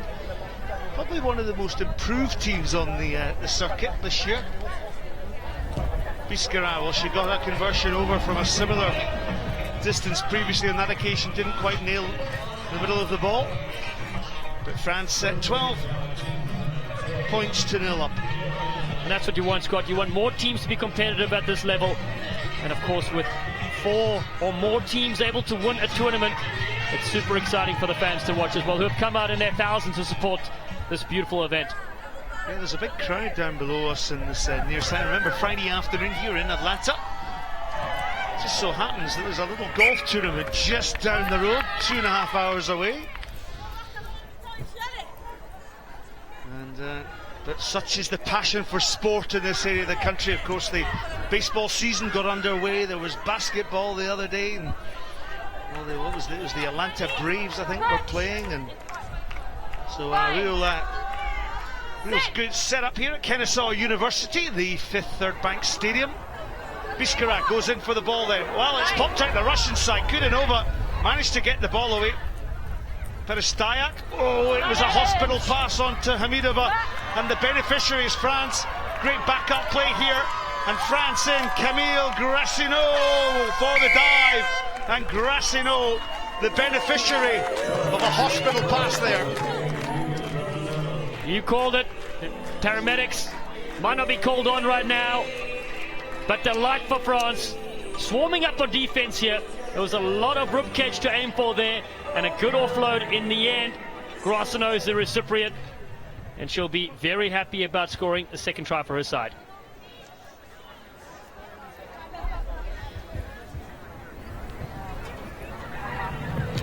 Biskara gets the conversion over.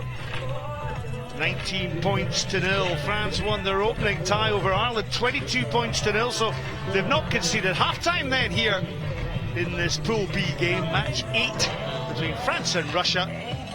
France winning by 17 points to 0. Rugby in America with USA Rugby Trust. Make a tax-deductible donation today at usarugbytrust.org, and your gift will go to a rugby youth programs, coaching, and referee development, and support for your men's and women's national teams. Très serré, donc juste appuyer sur la passe et sur les lancements, on va chercher les ex, on met les mains dans la gueule et t'avances.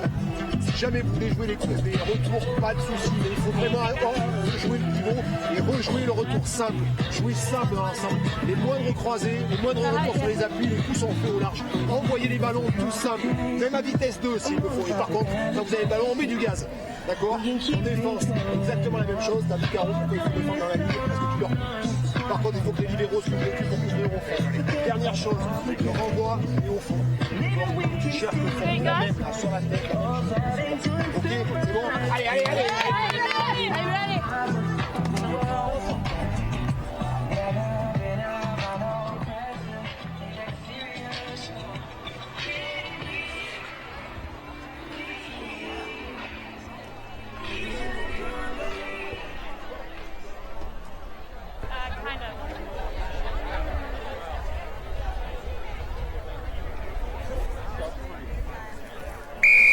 Russians captain Nadetsa Kudanova kicks off in the second half. Russia are down by 17 points to 0, as you can see on that graphic on your screen there, and really with an awful lot to do. France have looked very, very sharp.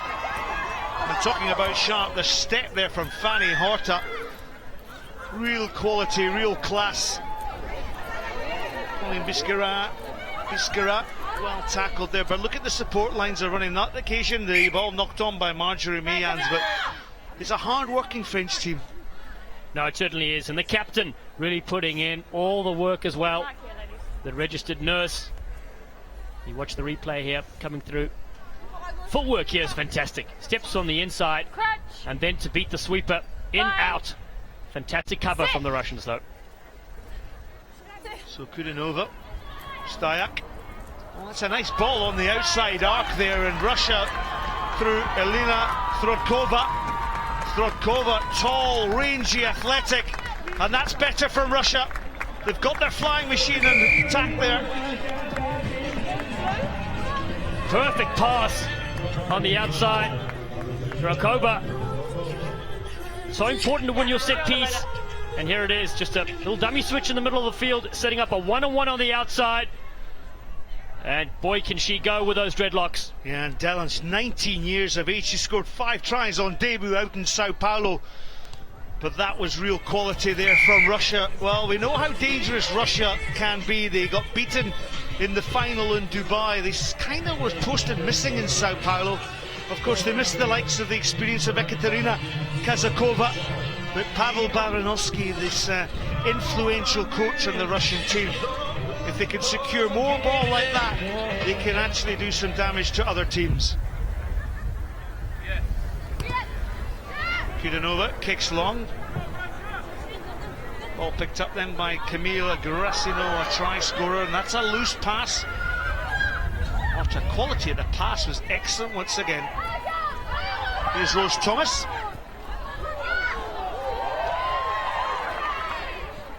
Tackle made by Arina Bisperova. Good play here now by France. Look at the way they spread the ball to the far outside channels. Caroline Ladonus up to the halfway line she goes. An attempted tackle comes in from Elena Throdkova, the try scorer for Russia. So, well, France coughing up possession there. Yeah, looking very dangerous on the outside of the French. And there's going to be a substitute coming in right now. I think 2 Russians coming in. Daria Lushina and Daria Bobkova. They are wearing 2 and 3 jerseys. Come on. 9. And the rotation of the squad. No, 9. Jessica Beer from New Zealand asking Kudanova to get going. So the replacements.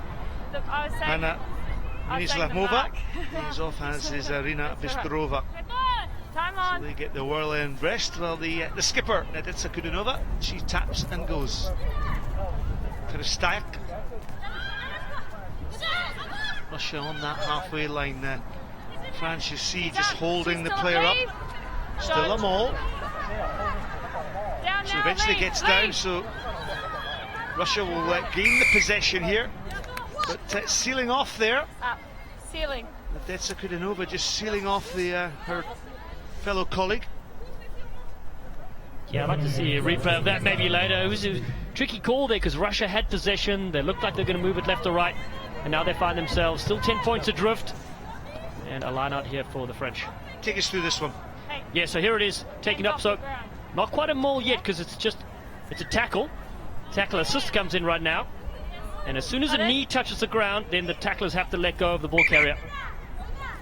Takes a little bit of time though, ganging up on her. 7, 9. And then, yeah, not supporting her weight. Good call there. Her hand is on the ground, not supporting her own weight.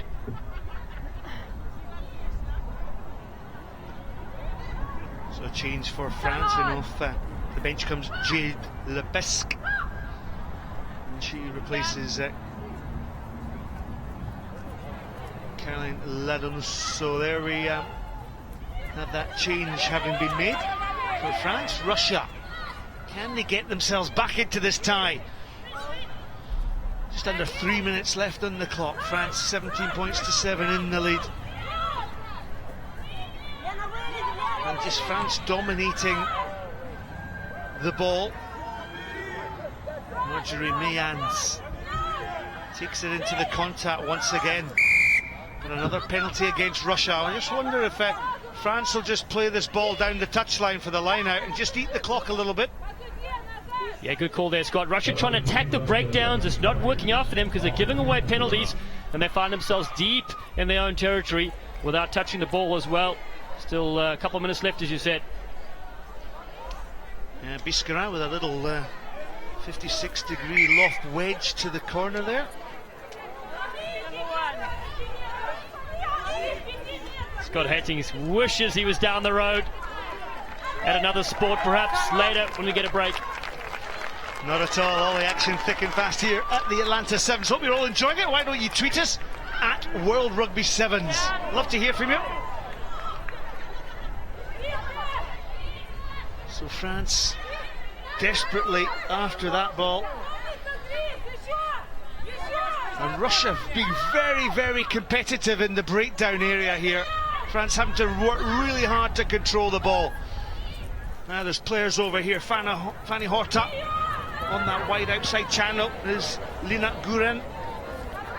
Guren has to come back, but look how hard France are having to retain that possession. Mayans bumps at the tackle of Marina Petrova. Petrova gets back on side.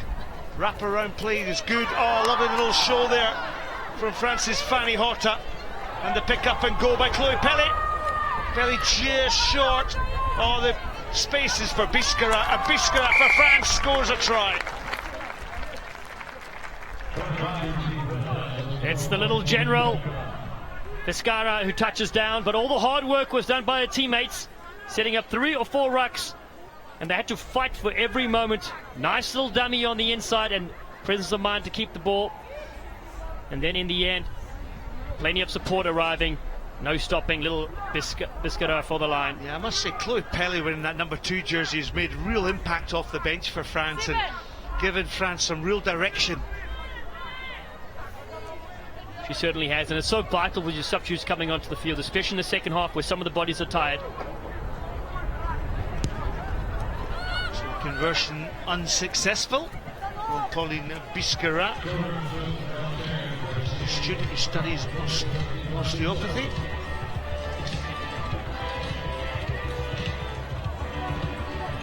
Fanny Horta takes a well-earned rest. The French captain, she's been direct as well. Well, there's the full-time hooter, Clémence Gossier.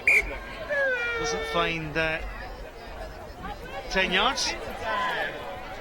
So this will be the last play of the second half. So Russia, who were beaten by 5 points to 26 over Canada, are also on the receiving end of a defeat to France. What signals the game's effort? Ball in 2 hands for Russia, up and over the 10-yard line by Lushina taking the ball. Petrova comes on that short angle. The ball on the wide outside is through Bobkova. Bobkova still gets the support from Perestac. Perestac back into Marina Petrova. So France matching Russia in the defensive chores at this moment in time. Kudanova tries to find some space. She has Lushina on the outside now. Can Lushina get in at the corner? Wonderful tackle came in from Marjorie Mayans there from France.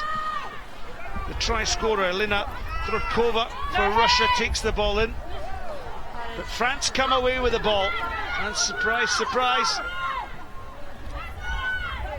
Lena Guerin up on that 22. So France prepared, they're not going to kick the ball out, they're prepared to attack from deep. Lovely little show from Gracineau. Was that a forward pass? It was. So France won't finish with the flurry there, but they've been mightily impressive. Another good win for France, 22-0 against Ireland, and further tries over Russia sees them go in at full time by winning that one 22 points to 7.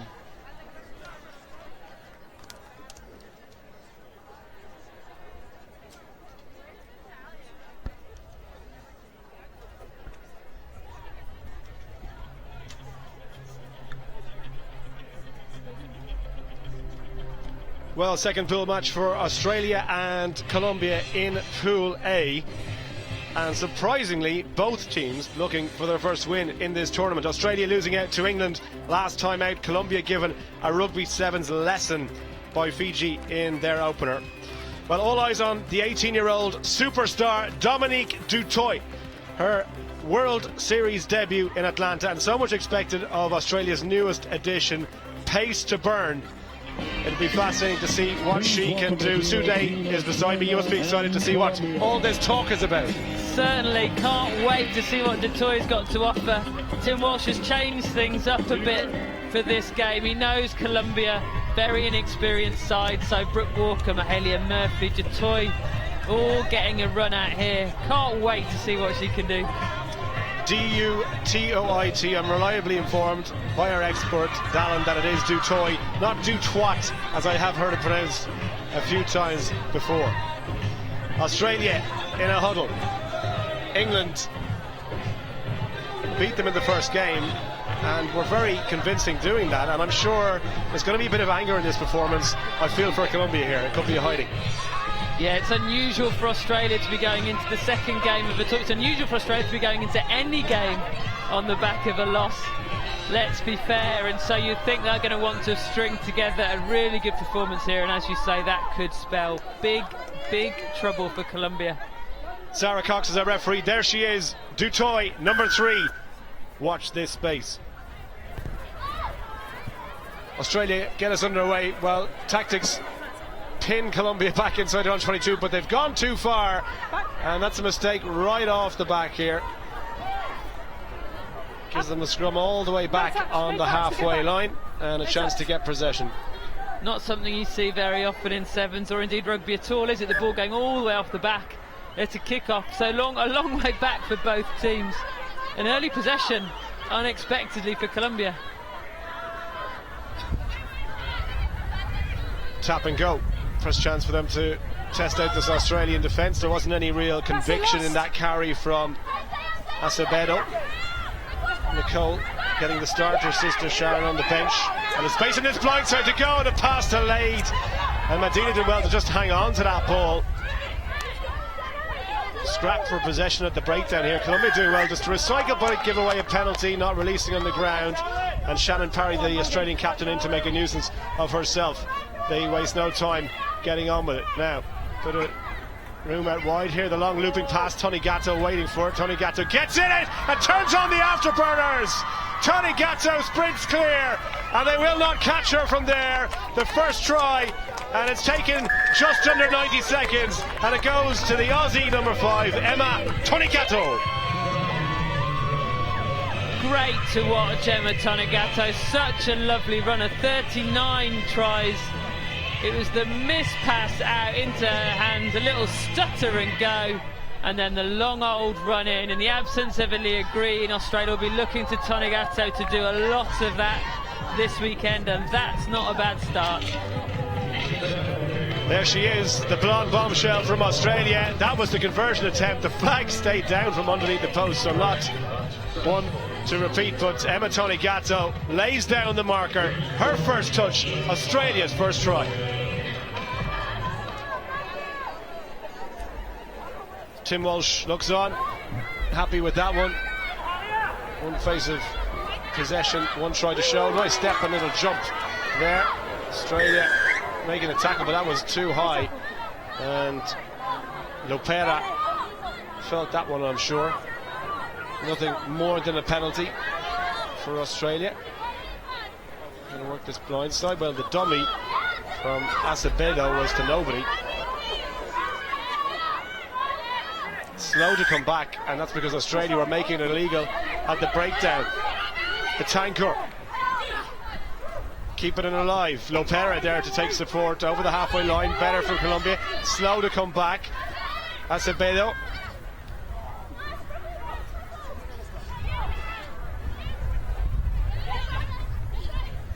No room up the middle for the Colombians. This is Delgado. Takes it into contact. They seem to be playing quite a narrow game here, Colombia.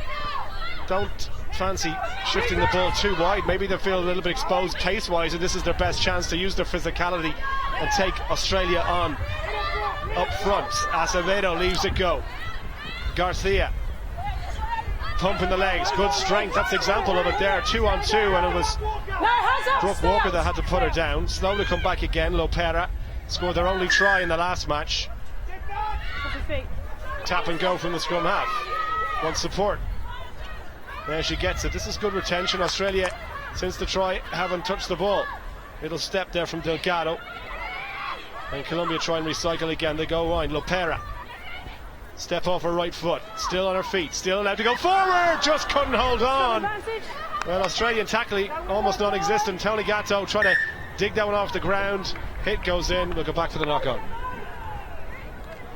Colombia playing lots of contact in this match, as you say, probably worried about being exposed for pace. Also, the accuracy of their passing not good enough to get into the wide open spaces with the speed of the Australian defence. But that was quite a passage of defence for Australia. Well, they're going to have possession here. Binds, set.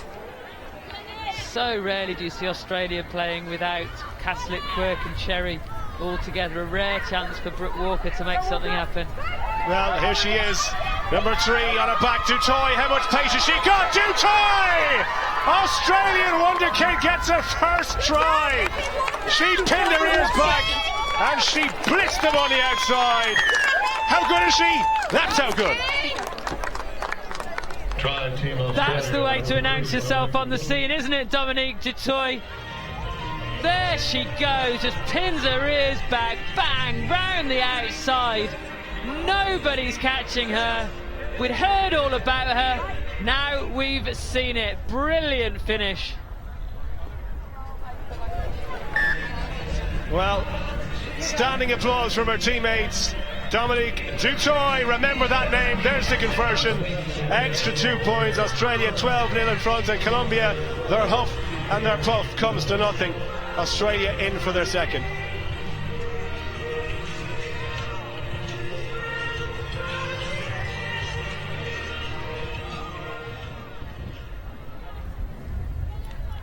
Not a bad soundtrack. The world's going to know my name ringing out around the stadium. I think that might be the case for Dominique Dutoy. Drop ball from the Colombians and a chance for the Aussies to go again. Yeah, given everything we've heard, an appropriate soundtrack for Dominique Dutoy to announce herself onto the scene, and Crouch for Australia to have that extra pace. They've already got Tony Gatto on the outside, and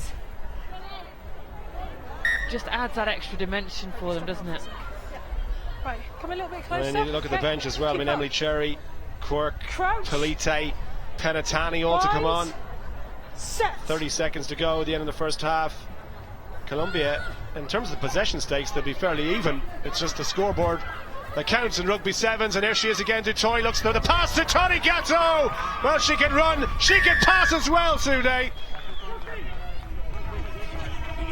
She certainly can. A well-worked try from Australia. Pretty simple. Draw the defence in. Pass the ball at the right moment. It goes Caslick to Walker, to Dutoy, to Tony Gatto. Simple. It's the essence of sevens rugby, isn't it? And Tony Gatto gets her second try. 17 points to 0. Australia comfortable. And the restart goes exactly 10. perfectly judged. Step back inside from Penatani, who's on the pitch. And the substitutions come in. Dutoy, nice pass outside to Walker. Casley gives it away. Tony Gatto, hat-trick is on the cards. And a hat-trick it is for Australia number 5. Emma Tony Gatto seals a very impressive first 7 minutes for Australia. Colombia, well, they've just been comprehensively outplayed in the second half of this first half. And here it is. Yeah, we talked about simple, effective sevens all the way from the restart. The kickoff was on the button. Then Australia passed the ball at pace and with accuracy, and that is just so hard to defend. It's a very wide pitch, the sevens pitch, only 7 people in defence, and if you get your passing right, get the ball out into the open space on the other side of the pitch, more often than not you'll get the try, and Emma Tony Gatto is the one to benefit from that Australian accuracy. 4 tries in total, 3 of them for Tony Gatto, 1 from Dutoy means the half-time score Australia 22, Colombia 0.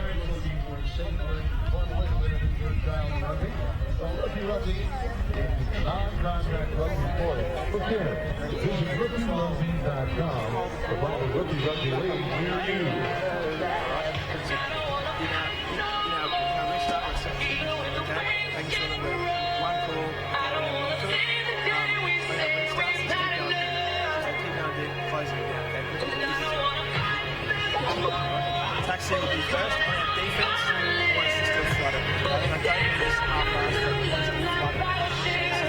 back and tackle. I'll flip back around. Pasó ahorita. Ahorita acabó de pasar otra vez. ¿La tuya cuál era? A ver, ¿qué otra hay? Ya no estaba. No, entonces, perdón. Perdón. Sí, estabas jugando. Éramos -2, luego quedamos -1, pero la última. Listo. Ok, esa hizo el trabajo. Pam, pam, pam, pam. Deslizamos. Paciencia. Vos te quedaste, que era que quedarse. Me la pegaste. Listo. Lo mismo, Cato. Lo mismo. Chicas, es fundamental, no lo vamos a correr en 2 días, pero eso es nuestro tema de trabajo. Ahora, Niki, yo pensaba que eras más guerrera. La verdad que yo pensaba que eras más guerrera. La verdad que esta chica, para recibirlo de ahí, era para mandarla a la tribuna. Y yo pensaba que vos sí me lo vas a hacer. ¿Me lo haces? Lo vas a hacer, Listo. vamos. Vamos, chicas, vamos, chicas. Lean bien la trayectoria del balón, nos van a estar todo el tiempo midiendo, o es atrás o es muy adelante, nos van a ver todo el tiempo, hay que leer esa trayectoria y confíen para no hacer esas indisciplinas en la... Estamos defendiendo bien en las esquinas, pero estamos defendiendo ya la última sin regalar, a máxima velocidad, tienes que retroceder. Retroceder. Vamos.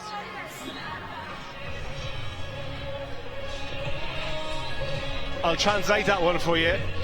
Basic instructions were keep the ball away from number 5, number 3, number 1, number 7, number 9 and number 11. Do that and you'll win this game. Shouldn't be difficult. He was saying, I expected more fight from you. You've got to work harder, got to hit them into the stands if that's what it takes. Well, this is a chance for them to show what they can do. And I mean, this level of competition ahead of Rio, ahead of the Olympic Games, they have qualified and they want to give a good account of themselves. So let's see what Colombia can do in the second half. Well, they've been gifted possession because Penatani couldn't hold on to that, and Colombia might get a chance to go here. All queuing up bar one on the left-hand side. We go back to the scrum. A few mistakes from Australia off kick-off this match. One ball going all the way off the end of the pitch earlier, and this time Penatani dropping what should be a pretty simple take. Just took her eyes off the ball at the last minute. So chance for Colombia if they can get a bit of good ball here. Who knows? Feed's got to be good. And a strike to the back. Decent scrum. Switch to play. Looping ball on the outside, almost intercepted by Dutoy, and a little straighten up run. Chance for Colombia. Medina needs to get to ground though. Look at that, 2 Australian players, they're lying on the wrong side. Surely that's a penalty. He's given it to Australia, carried in. That had to be illegal, Sude.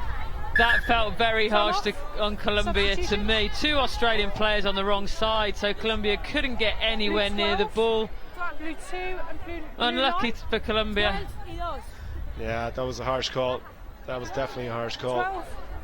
Bodies all over. Have a look at it again, Sue.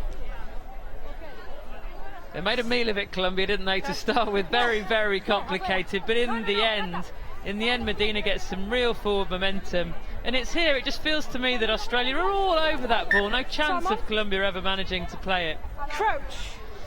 Yeah, referee's decision goes against them, so Australia gets a chance to get out of their own 22. It'll be Kaslik to feed.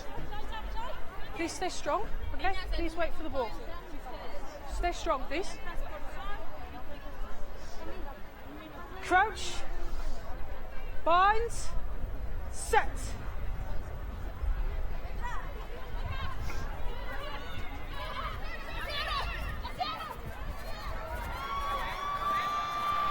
Tony Gatto connects the kick. Oh, that's brilliant. Ball back inside. Can't hold on to it.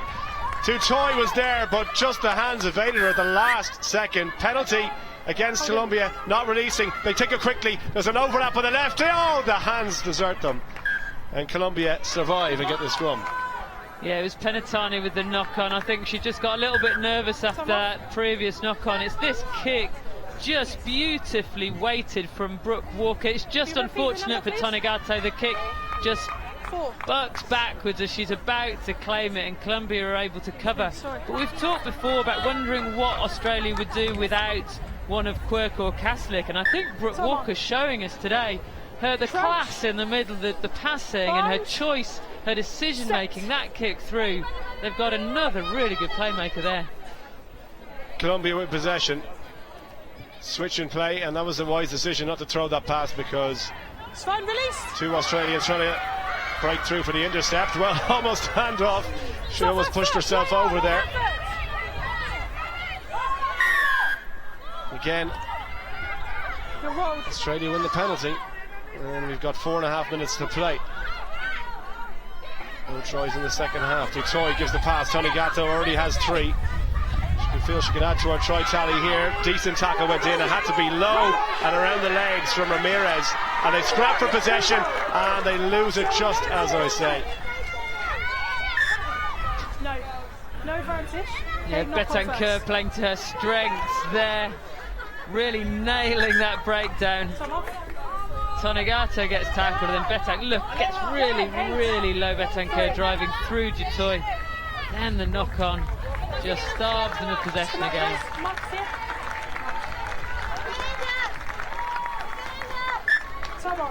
Well, that was her last act. Betancourt, she's gone off. Kaslik to feed the scrum. Plenty of pace out wide. Tonegato still on the pitch. Look at that. Colombia make their presence felt in the front row. Kaslik did well just to drop that one, get back on her feet. Australia, did that come off a foot? Well, it was a knock-on, no doubt about it. Whistle has gone. A lot of errors in the second half, Sue. Yeah, the pass did her no favours there, did it, Chloe Dalton? It bounced at her feet. Very hard to claim. Okay? Yeah, okay. Come on. Sorry. Crouch. So this is how the pool looks at the moment. Fiji and England on 3 points apiece. As things stand, Australia will push ahead with 3 points here for the victory with 3 minutes to go, provided we don't see a comeback of all comebacks from Colombia. That's it,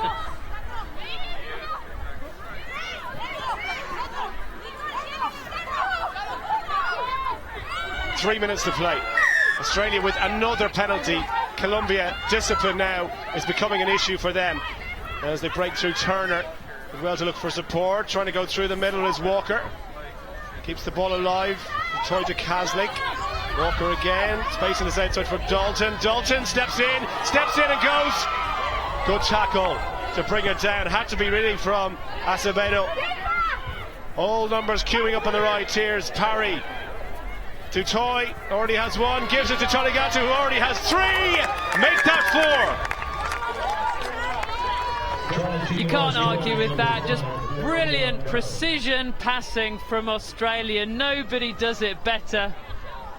First of all, Amy Turner to Chloe Dalton, so they stretch Colombia out all the way on this side of the pitch. They recycle it well, and then it's just really good precision passing. That last one from Tutoy to Tonegato with the perfect dive to finish it. But that is what Australia do so well. Move the ball from side to side at pace, really precisely.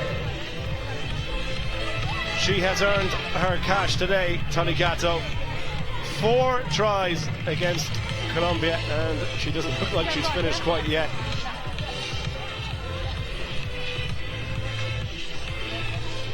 I saw her in the lift this morning. She took the lift 1 floor up to breakfast, and I said, you really need the lift for that time. Preserving energy for later, and just as well she did. Well, I'll tell you what, she has used that energy to full effect today. 4 tries, not a bad haul.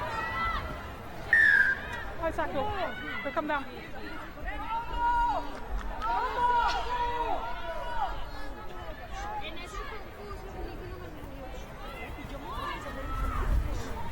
Colombia looking for their first try of the match. They've got just under a minute to try and find something here.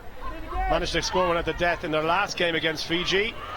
And Medina tries to recycle possession. No, again the whistle, and the advantage has been played to Australia. Tony Gatto, it's not going to be 5, is it? It's 5 for the number 5. Emma Tony Gatto, take a bow. You called it. You said she doesn't look like she's finished yet, and she wasn't. 5 tries in a single sevens game. Pretty impressive from Tony Gatto. Look at that for a step on the outside. She's been doing it all day long. The Colombians are not going to forget the back of her head in a hurry, because that's all they have seen of Emma Tony Gatto. She has burned them and left them for dead, and the pats on the back are well deserved. 5 tries for the Aussie number 5.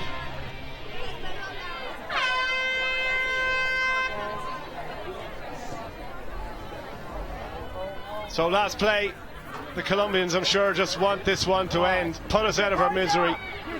Dutoy takes one off the ground. Step there from Walker, gives the pass, nicely done. Kazlik on the outside to Penatani towards the touchline. Foot was in touch, the flag has gone up. That will be the end of the misery for the South Americans.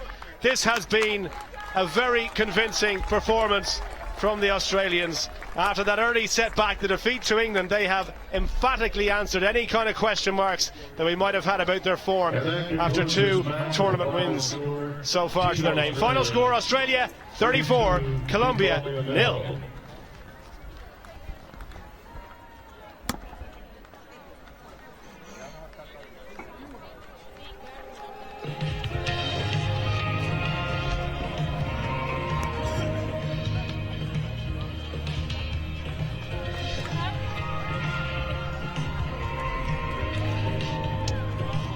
So these two teams have played each other 6 times, Fiji and England. Fiji have won 2, England 3, and a 1 draw in Sao Paulo. Fiji actually won the match 26 points to 12 in the plate semi-final. Both coaches start with the same starting lineups in their opening 2 victories. Fiji have some wonderful ball players, as you would expect from the South Sea Islanders. Rasila Nangusa scored a great try against Colombia, in fact 2 tries, and will be a threat to England, whilst England looked very impressive against Australia. Emily Scarrett and Claire Allen give real attacking options, whilst the pace of Natasha Hunt and Joanne Watmore may cause Fiji concerns down the wide channels. Well, Fiji are coached by an Englishman, the former England Sevens player Chris Cracknell. Simon Middleton from Leeds coaches the England team.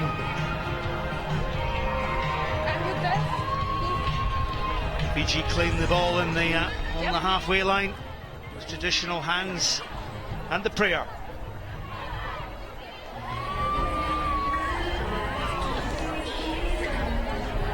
Well, there's Claire Allen, a very, very impressive forward. I don't think I've ever seen her with such great fitness. And then our referee in the middle from Spain, Alhambra Nivas, who will take charge of this particular tie.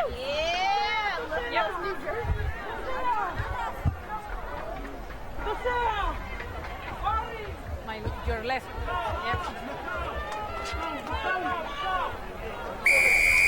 So Fiji will kick off. Anna Maria Rongitha doesn't find the 10 metres.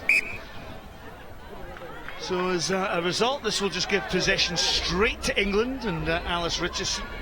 I'm Scott Hastings, alongside me is Sue Day, the former 15s and 7s player from England, and England very impressive in their opening victory over Australia. Sue by 21 points to 7, and straight away Natasha Hunt breaks down that far side. Watmore's on the outside. The pace of Watmore into the corner, but a great tackle, attempted tackle by Fiji.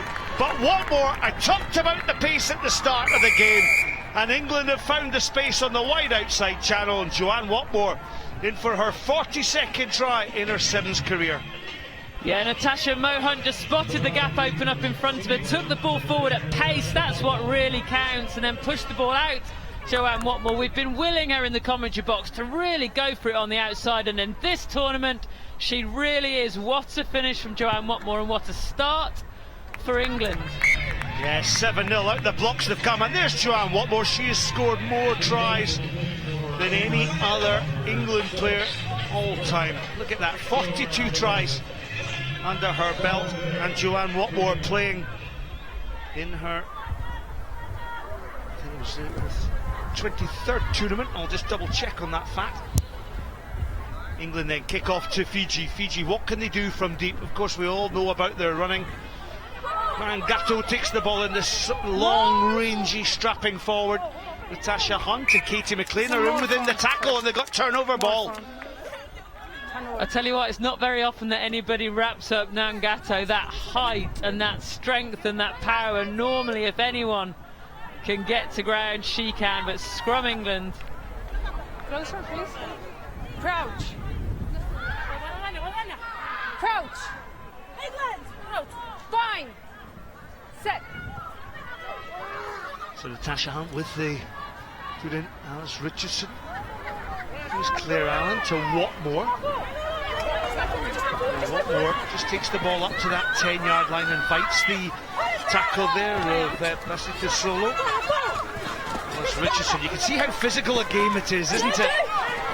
Oh, great counter run there by Fiji, and coming away with a ball is to Solo, but she lost the ball there. Katie McLean to Natasha Hunt. Emily Scarrett on that wide outside channel. Now Scarrett is a dynamic runner, gets the inside support from Hunt. This is Fijian rugby from the English, scoring and running the ball from deep. Katie McLean, she's tackled there by Riwai. Great counter attack from England. Now can they keep the possession? Heather Fisher stretching that Fijian defence. Well, there was an option to go wide, but Claire Allen lost her angle of support, and now it's Natia Nyangato. Oh, this is absolutely breathless. Anna Maria Rongitha. Here's the ball shown by Nangasau, sorry. Fiji still got possession. They're stretching this English defence. Richardson tries to make the tackle, but a forward pass crept in. Breathtaking stuff from great rugby from both sides. Great rugby from both sides, but a couple of poor decisions from each side. Heather Fisher needed to give the ball. This is much earlier in that play, actually. First of all, Emily Scarrett goes for the outside, and a lovely inside pass to Mo Hunt.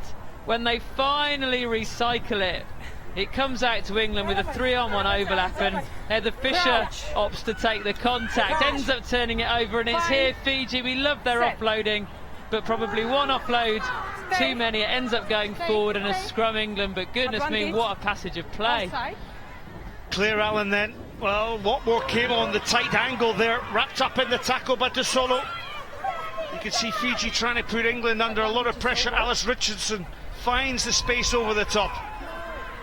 Natasha Brennan, great footwork. Katie McLean, Scarrett was on the outside. Katie McLean's going to go all the way here, and Katie McLean breaks from deep. She's a fantastic ambassador for rugby in England, and this will be her 5th try on the series. Yeah, that try made by Mo Hunt. She looked up, saw a bit of space. First of all, the pass from Alice Richardson, and then this is the pass. Richardson manages to pass it into the space. Then Mo Hunt, that little bit of gas is what made the difference. And then the inside ball. Katie McLean, lovely football. We've seen it playing at fly half in 15s, and then it's a long old run in. They're inviting the defenders to chase them to the try line, England, to make sure they're using up energy. She converts her own try.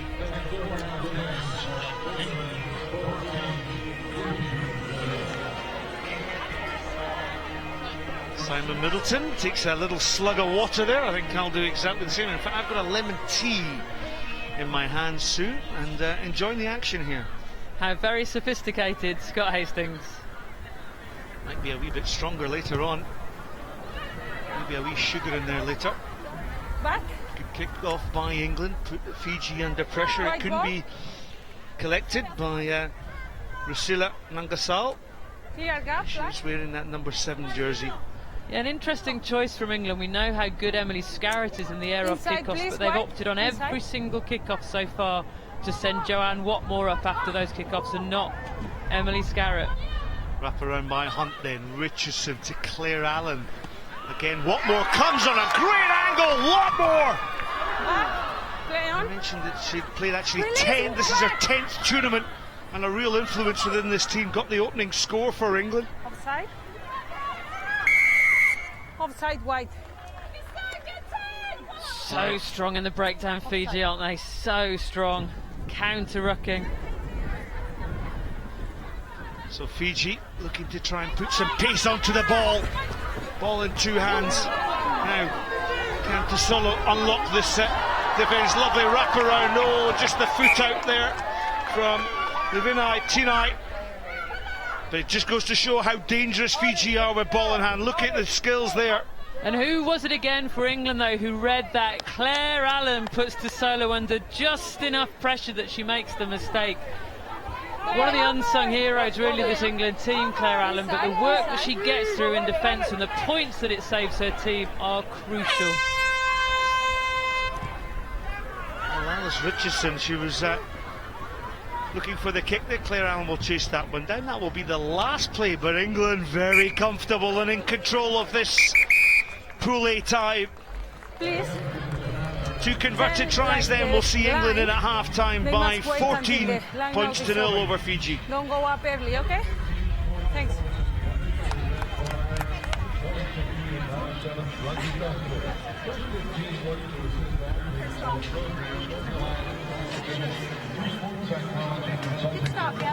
Mental skills training. Who's the first?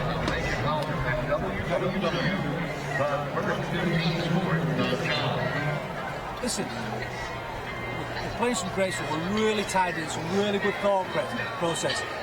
The danger is we're cruising here, right?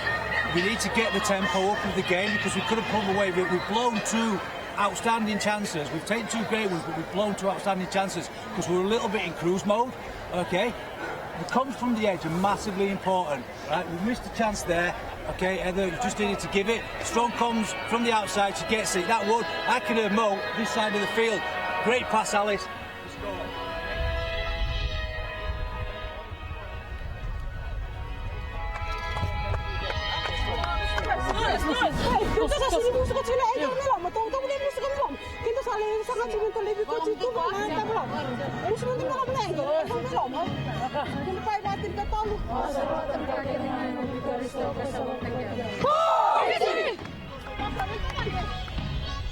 Go Fiji is the call from the Fijiana team.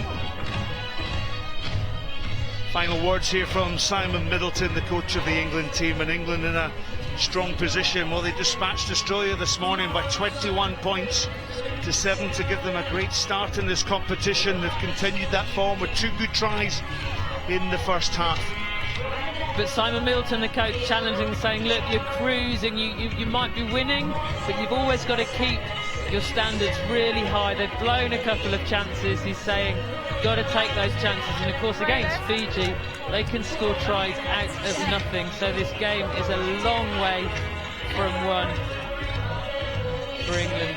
There's Simon Middleton, took over in January 2015 and focusing very much on Rio. Remember, the bulk of this England team will undoubtedly participate in Rio, but a GB select team recently took part in the invitational tournaments in both Las Vegas and Vancouver. So good experience for this team being built on the Women's 7 Series circuit. Now Rebecca Tavo gets that lovely little switch play from Nangasau then on to Riwai. Continue ball. Oh, lovely little overhead pass to Nyangato, but Nyangato spills the ball, but she escapes. Tries to get the offload, and there's space on that wide outside. Natasha Hunt tracked down the space though of Rongitha. Tia Neangato, great steal there by Emily Scarrett, wasn't it? No. But illegally, says Alhambra Nives from Spain. Tight, wasn't it? It looked to me like she was ripping that before it hit the floor, but the referee said the tackle's formed and you've not let the player let go of the ball. Time off. 7. Thank you. So Heather Fisher comes off. Just a little bit of a cut on her head, replaced by Amy Wilson-Hardy. Yeah, there's no hiding it. Is there in the Heather Fisher's haircut? Time on. Time on. Lavinia Tinai. Little step. Oh, lovely little cut angle there from Viniana Riwai. And that's Fiji back in the game. Yeah, and it was always coming. Fiji are always going to score tries. England's scramble defence was really good, but in the end it was the footwork of Fiji that fooled the defence. She goes inside out, in and out, in and out. Emily Scarrett, stride legs too long to contend with that. And the angle from Riwai, try scored. So Fiji pull one back. It's another 2 points there. It's successful. 14 points to 7. England lead. Lavinia Tinai then will have the kick-off for Fiji. It's going high. That's the signal from the try scorer. Viniana Riwai. Hanging kick. Watmore's under it. Back to Alice Richardson. Richardson, Amy Turner, Amy Wilson-Hardy, I should say, spilt the ball on, so advantage being played. Fiji looking to squeeze some space down this blind side. Watmore with a tackle though on Luisa Bassetto-Solo. Brilliant kickoff, wasn't it? The height on that, it puts you under so much pressure as the player Inside, underneath please. it. Clear inside wide. So it's been really interesting. I was speaking to Chris Cracknell, the coach, earlier Time this off, week, and time off. I kind of suggested to him that they're kind of 2 years behind where they would like to be at this moment in time. Undoubtedly, we know there's some great skill. Look at the quality of the kick here. Time on. Yeah, it's brilliant, the height on it. So much time to get under it and to compete. Yeah, Chris Cracknell hasn't had that much time with the squad. Well, England are profiting from that short ball. Claire Allen on that occasion. This is Scarrett. On to the dangerous Amy Wilson-Hardy. Hardy showing good strength there now. The ball to Alice Richardson. Well, the option of the kick. Joanne Watmore's got a bit of space here. Watmore has scored a try in the first half. If she just takes her time, gets the inside pass. Claire Allen always supporting. And the former Metropolitan Police officer dots down under the post. Yeah, Joanne Watmore knew she had loads of time and almost took too much in the end. That must have been about a millimetre inside the pitch when she fielded it. Claire Allen, first try in the series this season, but the vision from Alice Richardson, perfectly weighted kick, and that ball just wouldn't stop. Joanne Watmore in the end, look, at least an inch from the sideline, wasn't it? She just gets the offload away. And Claire Allen, of course, was going to be on her shoulder. She gets through so much work in a game of sevens. Conversion to come. Alice Richardson. Just looking at that last place, did you think it was a forward pass? It looked like it might have been mildly more than flat, didn't it? Time off. Here it is. Let's have another wee look at it. So Watmore with that pass. Yeah, I think probably crept forward, didn't it? There's a football line on the pitch that you could measure it against. And that's the strength in the air I talked about from Emily Scarrett for the first time. Natasha Hunt then to Amy Wilson-Hardy. Hardy has a little step this time. Small, powerful. Oh, the big tackle comes in. Rusila Nangosal. Natasha Hunt. Well, she's such a busy player, Natasha Hunt.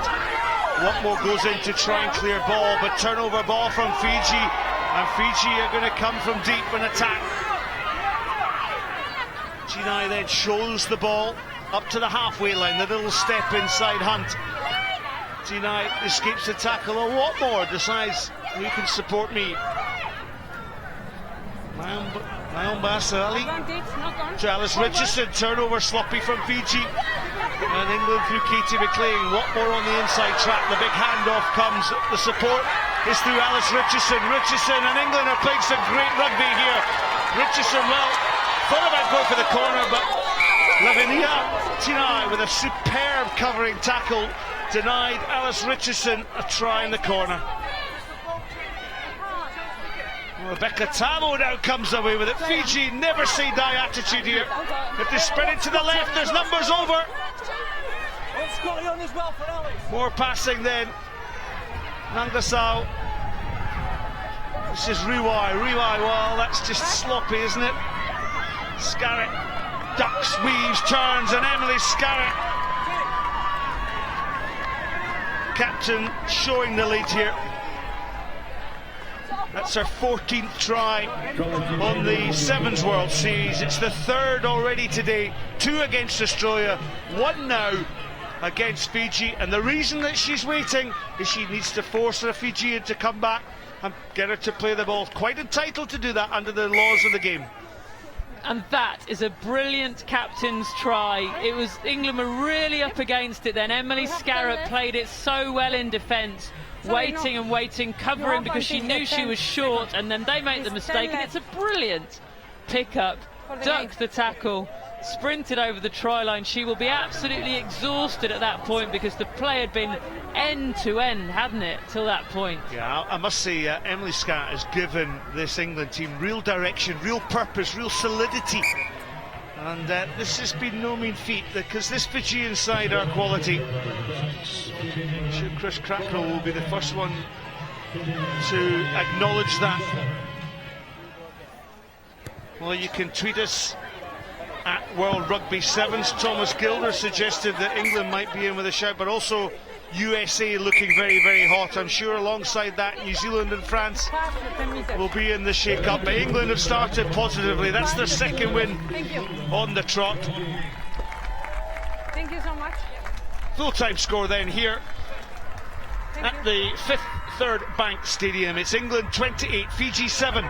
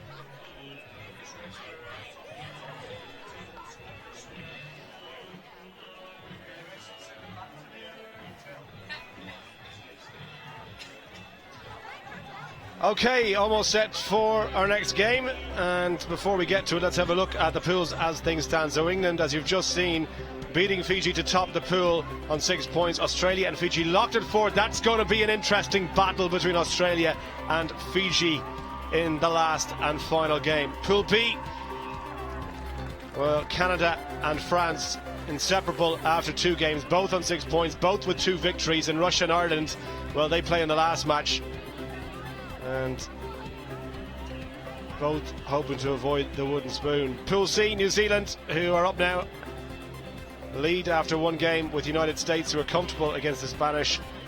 And this one, well, New Zealand firm favourites to make it 2 wins out of 2.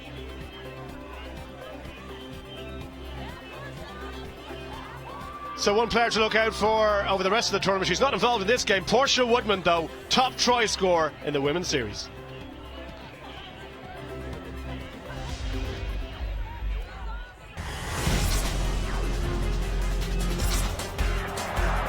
She is such a straight runner for this New Zealand team. Portia Woodman just can't be stopped. Get right out of town. Portia Woodman, that is beautiful. Woodman's got too much gas. Woodman for the corner, Woodman in for the try. Portia Woodman, you are unbelievable. That's why she's the top try scorer in the competition.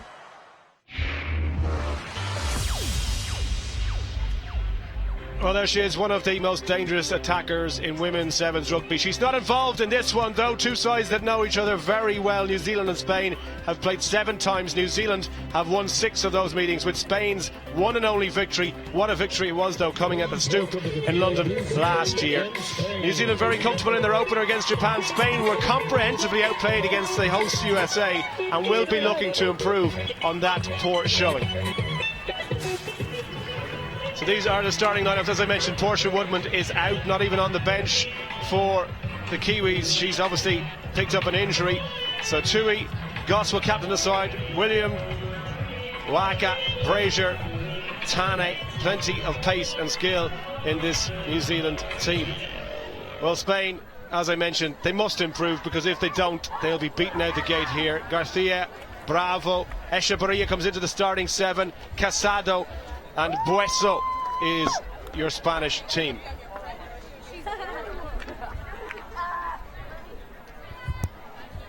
So we're all set to go. Spain looking for the first win, New Zealand hoping to make it 2 from 2.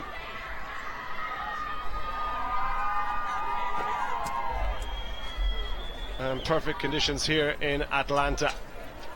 Referee Amy Perrott, 37th match in the World Rugby 7 Series. Hashtag Atlanta Sevens to get involved as Spain get us underway. And the first take and touch for the captain, Sarah Goss.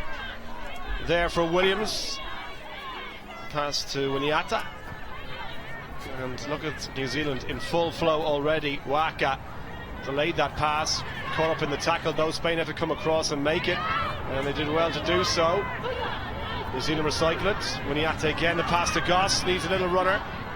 Gets one in behind. It's not the most fluid rugby we've ever seen, but look at the pace and the strength from Williams to break through the tackle, trying to go through. Martinez comes across. Oh, look at that for an offload, and the support from Ruby Tui. Concede the penalty. Well, it was a lovely flowing attack by New Zealand. Spain, though, just about hold off. No, they certainly do. I'd love to be at dinner table with the Williams, though. Brother and sister alike, just offloading left and right.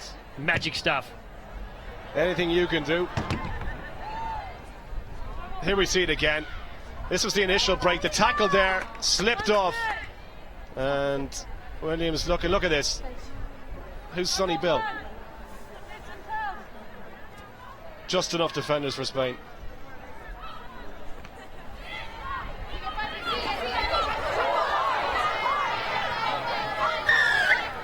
Scrap for the ball on the ground there. Spain can see the penalty, and New Zealand waste no time getting on with a Brazier.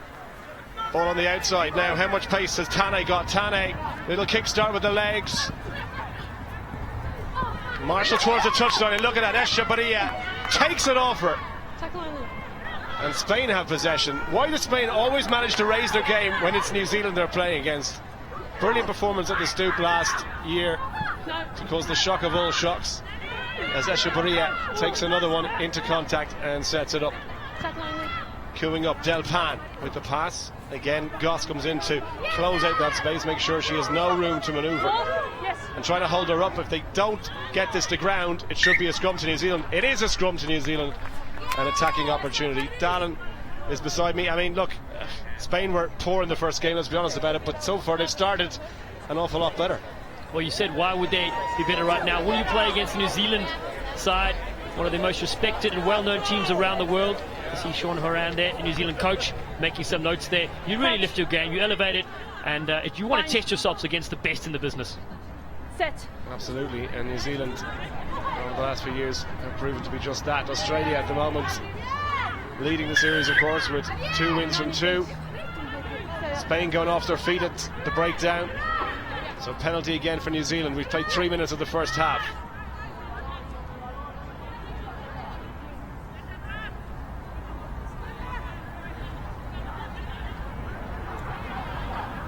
Little show, Brazier.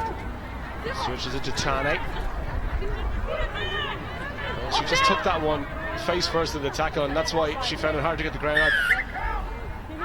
Again, Spain can see the penalty. They waste no time getting on with Kelly Brazier with the pass. Tui into the corner. That was all about strength. Quick thinking there from Kelly Brazier, and Tui has the game's first try. It's all about speed on the ball here. They get another full-on penalty on the ground, tackling going quickly. And Ruby Tui on the outside, former netball player, but loves the contact these days.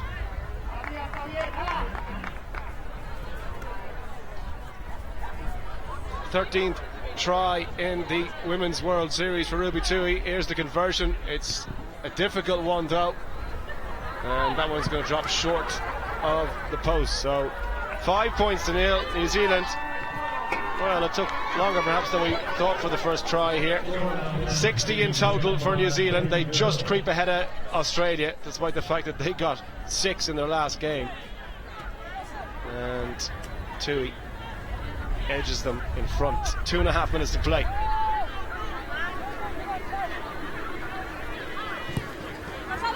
Well, it looked like Goss was verging on offside there when that kick was taken, but the referee says to play on. Echevarria, little step from her. Again, the tackle goes in. That looked high from here. Referee says play on. Now 2 and 1 on the outside here. Spain, more purpose about their attack. That slow ball to come back though. That slow ball, the referee's back was turned, but she did spot it. And the penalty to Spain, quickly taken by Bravo. Pass to Berta Garcia. Del Pan. In a tackle, what's forward? And the knock on from New Zealand. I think the ball actually might have hit the referee off that tap penalty earlier. Don't often see that happen. Normally you play stops. But as you said, Spain playing with more purpose here right now. They really need to get the ball on the front foot though, because New Zealand defense comes flying up in your face, and even if you have an extra player, you can't get the ball to them. Crouch. Bind. Set. Garcia, awkward one in the scrum. She's appealing for a bit of help. Was that a high tackle again? New Zealand in over that ball, slowing it down. They did their job there. Bueso still with possession. Tackle by Tui for Del Pan. Garcia. Well, there's a question in that one. Tui, nice flip pass behind the back. No look, but New Zealand coming away with it. Brazier on the left side to Waka. Steps off the left foot. Waka trying to go through the gap, but she's got to go all the way. She needs help. Little switch on off for Brazier. Good support from New Zealand number 8, Goss. Keeps it alive. Basketball style. And they go again. Williams trying to go for the corner. Has to be stopped. It's 4 on 4. Brilliant tackle from Garcia. Ball through the legs. It's going to be a card. And it's going to be Spain's number 3, Angela Del Pan, who goes into the bin. So she'll miss the end of this.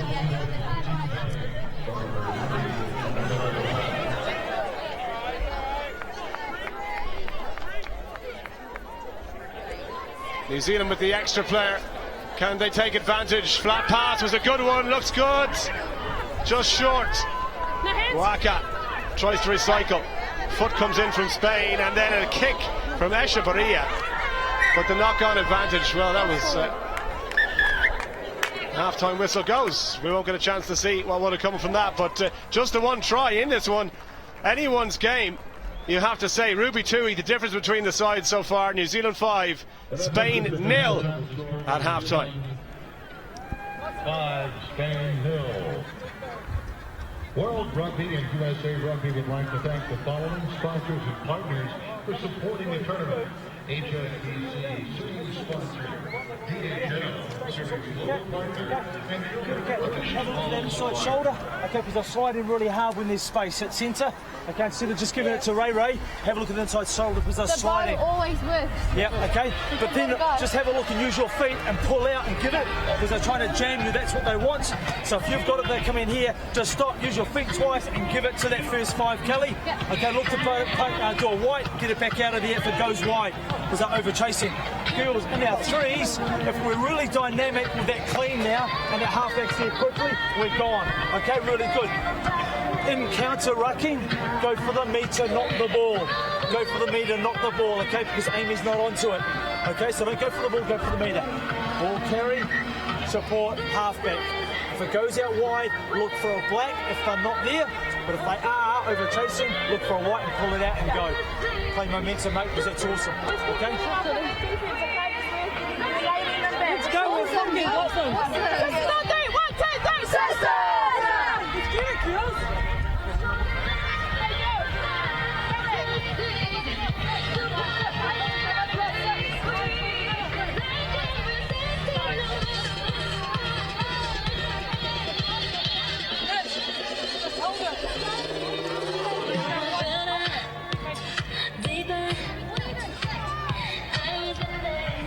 So second half almost set to go, and New Zealand 5 points to the good.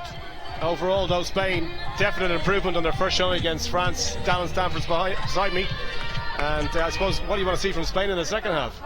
Yeah, I want to see them retain ball possession and get over the white line. It's going to be a very exciting match if they can get on first here in the scoreboard. New Zealand, we know the strength they have with ball in hand.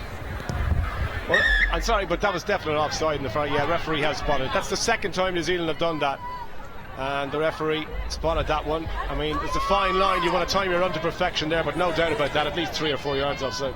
Yeah, good refereeing indeed from Amy Perrott. We heard Coach Shauna Rand saying she break down a couple of things she's not looking at, so we'll see how Spain go here with the first chance in the second half.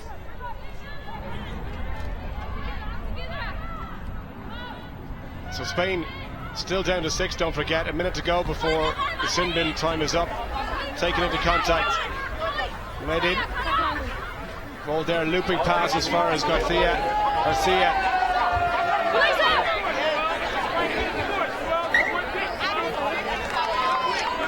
And forward off in New Zealand hands, so Spain will get the scrum.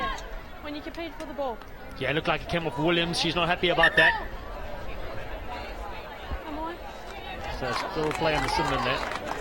Yeah, Del Pan still in the sin bin. So she'll be there for another 30 seconds or so, and if her team don't concede another try, she'll be happy enough with that, because you never want to be the player responsible when you go off, and they have possession, so I think they might ride out the storm here. Fine.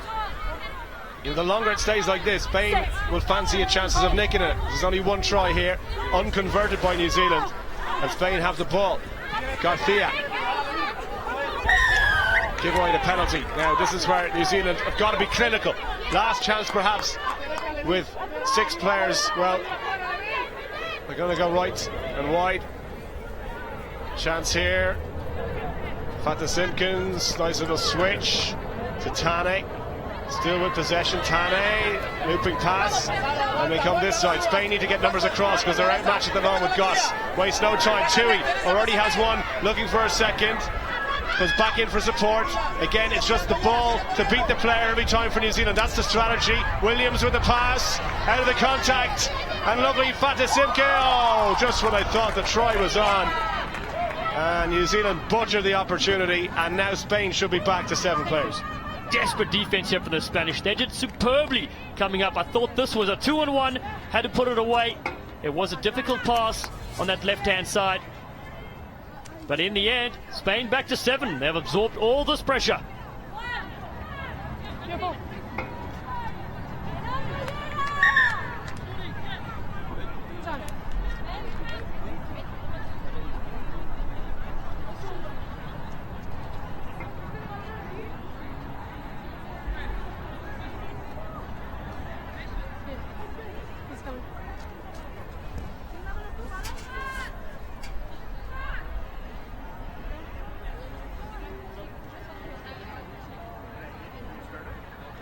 Well, Patricia Garcia, one of the standout players in this Spanish team, really gives her all and just took a bit of a knock there. All-time point scorer, well, she is head and shoulders above the rest. And it's just reward for her work rate and her commitment. I mean, she's as good in defence as she is in attack. A real feisty player. She's also involved as well promoting the game in Spain. She's one of the lead figures when they put in a bid to host the 2020 Olympic Games. So just a wonderful personality in Spain and promoting the women's sport as she goes by her trade.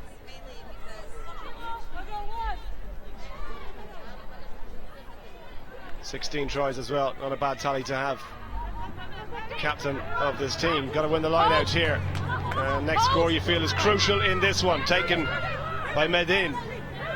New Zealand having to defend now, and Spain go blind. Massive tackle goes in, but it went forward. Mistakes creeping in. 4 minutes to play, still anybody's game. You would have thought that 7 against 6, minimum 1 try on the scoreboard, but Spain have done superbly in that area. The defense has been outstanding, and that is the nature of sevens. Bounce of the ball though could go any way into the last 4 minutes. A little nervous here. Yeah, no Kayla McAllister, of course, either for New Zealand. Woodman, as we mentioned, is injured at the moment, so she's had problems this season, Portia Woodman, with injury. Missed a good chunk of the Sao Paulo tournament as well because of it.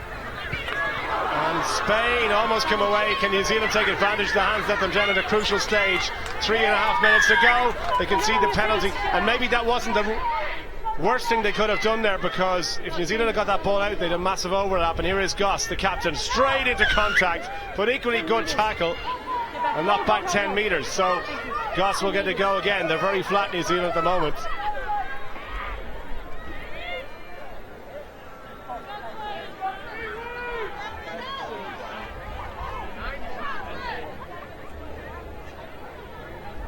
Three minutes on the clock. Taken by Winiata. Flat pass is a good one to Tui. There's two outside him. Tui straightens up and gives this one. Surely it must be Fantasip. Gives the pass. Tane is in the corner. Try is given, and that should be that. Shure Tane for New Zealand gets the all-important second try. That's what happens when you keep giving away penalties. Set piece move here. And New Zealand will make you pay. Good skills and offloading. And in the corner, Tane goes. Well, that should be that for Spain. There's still 2 minutes to go. There is time, but Spain in the second half have struggled to get out of their own half. And with the conversion to come, just going to drop short on target from Winiata, but 10 points to 0. New Zealand lead this one, looking good for their second successive victory in the pool. And Tane with her second try in the Atlanta 7. So just under 2 to play.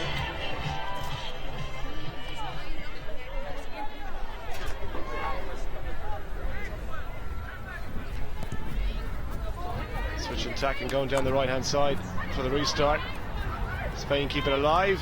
Eli Martinez, Echevarria. Back to Martinez, nice looping pass on the outside, taken by Garcia. Garcia breaks the tackle. How much pace has she got? Patricia Garcia, the pass is good. Medin's not going to be caught from there. That's a wonderful Spanish try. Absolutely brilliant from Garcia. The support line from Paula, Medin, and Spain. They're back in this game with a minute to go. Celebrations all around here for the Spanish. And Garcia, vital break from her. New Zealand were flying up a defense. An excellent step off the right foot. And this, for me, was the magic moment of this try. Held up, drew 2 defenders, and fed the pass away to Medin. Oh, she's got more moves than Donald Trump's hair. I like it. Conversion attempt.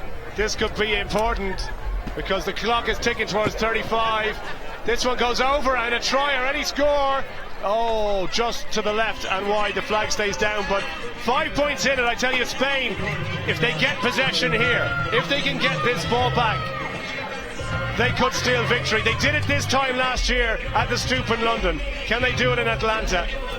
They've got 10 seconds to play, and they want to hurry up and get on with this one, because if the hooter goes, New Zealand surely just kick this ball out. That's why they practice the set-piece kickoff so many times. They need to win this ball. Here we go. It's all about this. Boom or bust for Spain. Hang time. Hang time on that ball. Spain can't hold on to it. Well, that should be that. There's the hooter. And that is the final whistle. A brave effort from Spain in the second half, but New Zealand had too much. Just about seeing off the Spanish challenge and their second victory to put them on top of the pool. Entertaining game, a close fought battle. New Zealand win it by 10 points to 5.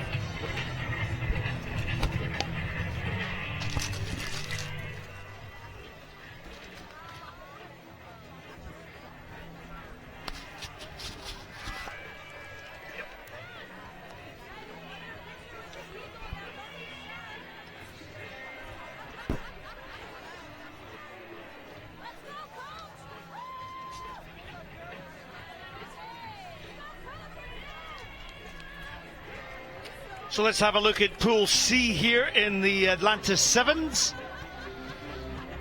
So New Zealand with that victory by 10 points to 5. They top the pool on 6 points. The United States, though, they're coming up against Japan.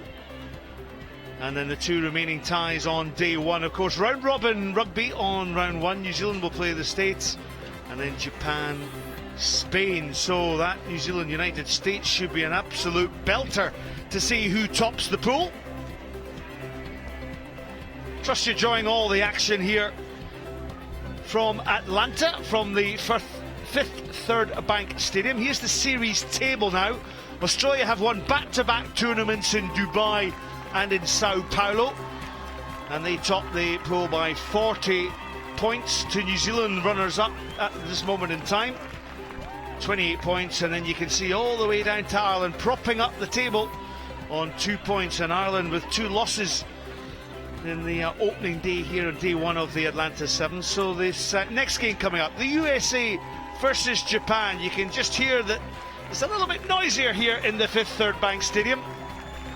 These two teams have actually met once before, and on that occasion it was Japan who beat USA in Dubai. While the United States, captained by Gillian Potter, keep an eye out though for the flying machine in Thomas, Kristen Thomas. She scored a lovely try in the opening victory against Spain. Well, for Japan, the only standout player that we've really caught the eye is Nakamura, their captain. A hard-working team, but United States with home advantage. Your USA Eagles and Japan.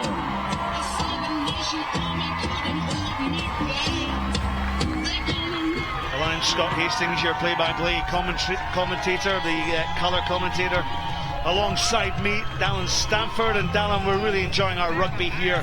Great conditions and great support here for the home team. Oh, there really is. It's outside, there was a tournament with the youth playing as well, young girls coming out, and now they're watching their heroes in action. The home side looking to make it 2 out of 2 so far. They've gone with a young team on the field. Some of the veterans are on the bench right now, and let's hope they can start just as well as they did in that first clash. Yeah, the try scorer Lauren Doyle with 2 tries in the first half. She's on the bench, as is Megan Boley and Jessica Javali. Your referee is Amy Barrett from South Africa.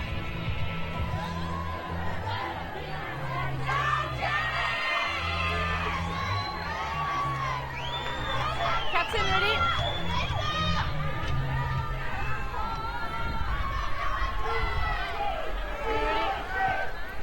So Japan playing in blue will be kicking off. Maria Yamaguchi kicks long. This ball fielded by Kristen Thomas. Sorry, Akiliane Barivalala. And the chance of USA ringing around this ground into the contact. Amelia Bitsa. USA route one there, up and over the 10-yard line. We saw Japan make it awkward against New Zealand in the contact sometimes. Barivalala takes it into the contact. Ball swept away Basketball style pass by Rochelle Stevens. The loop around not executed around Kristen Thomas. All a little bit scrappy from USA at this moment in time, but again, Japan putting USA under pressure. Now they are USA. Just need to hold on here. You see Potter making a little break and trying to get them go forward. Ball. Great support lines there from Nicole Heverland. Michelle Stevens goes round, and Stevens will open up the scoring. Puts the heads down, catches the ball down between the posts. And Michelle Stevens with her second try in her second tournament for the USA. The young 19-year-old is dancing away here at beautiful Kennesaw State. And it all started up with Gillian Potter, the captain, leading by example. She trucked through a few defenders, got the stiff arm going, and found some support. And then after a couple of phases, the youngster goes straight through.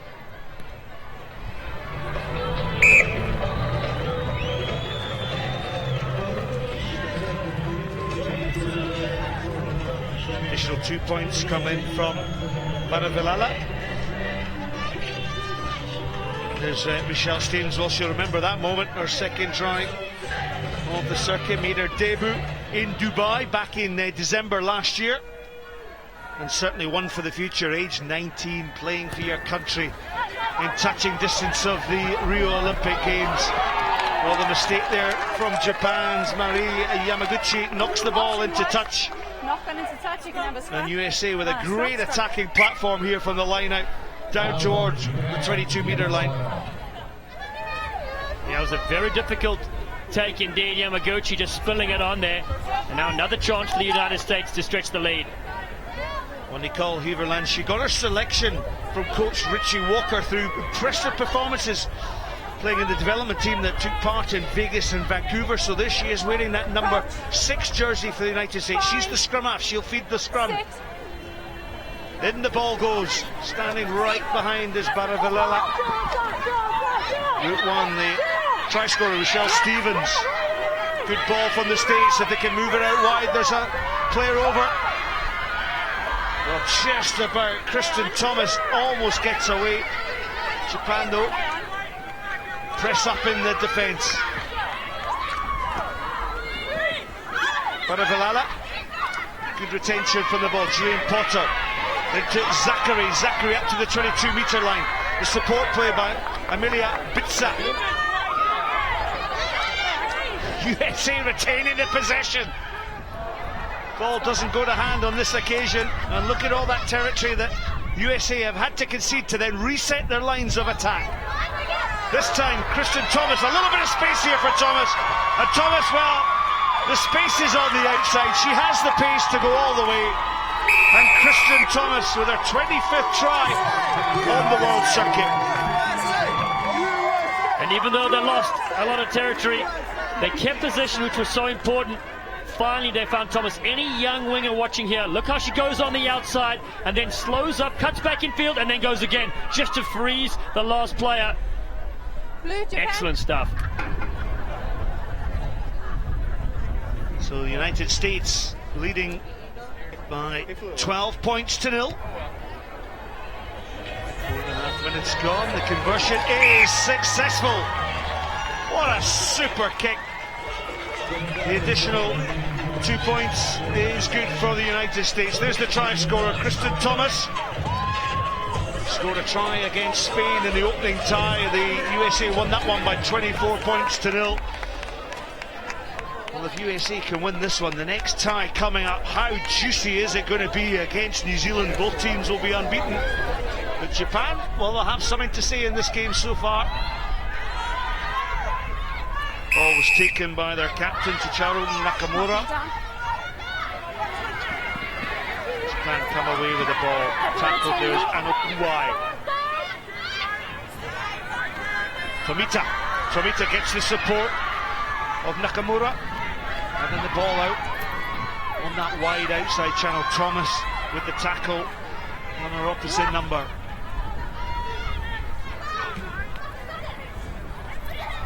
Nakamura, well, she lost the possession. Advantage over. And this ball picked up by Baravilala. Bitsa into the contact she goes. Holding on. Just holding on to the ball. Charo Nakamura then. Be careful. The skipper will just slow the ball down.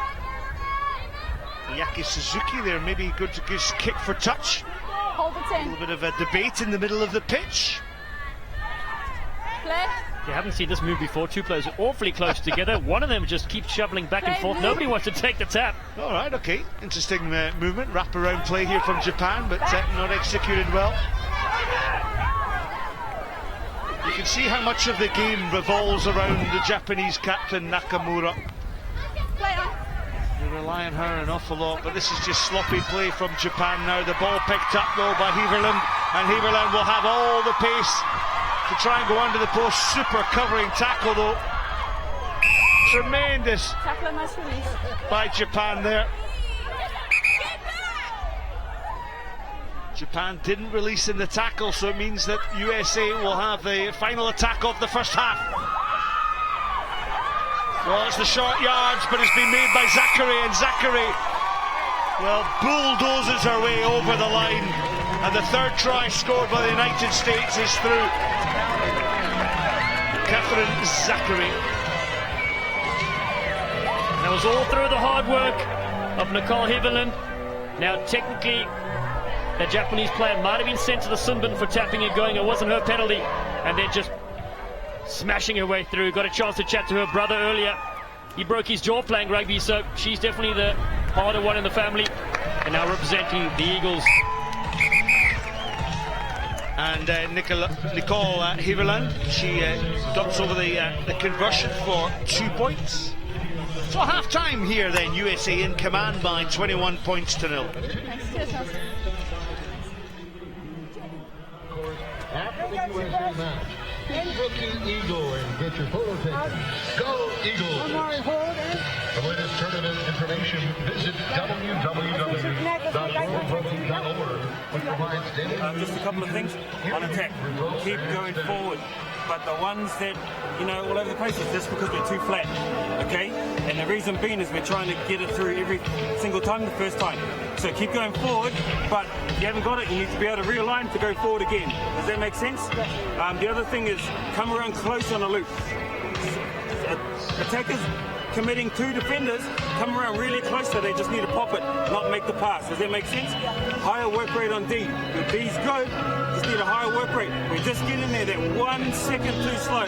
We left a couple of steps earlier, we'll make those hits on the support runners. Does that make sense?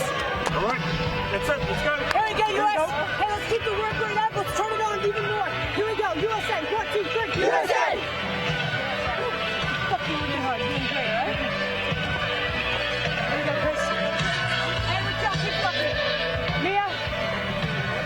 Keep working, baby. Okay.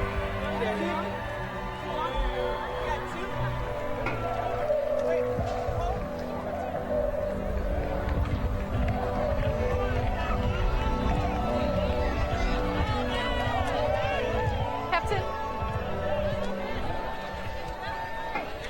Watch your jet.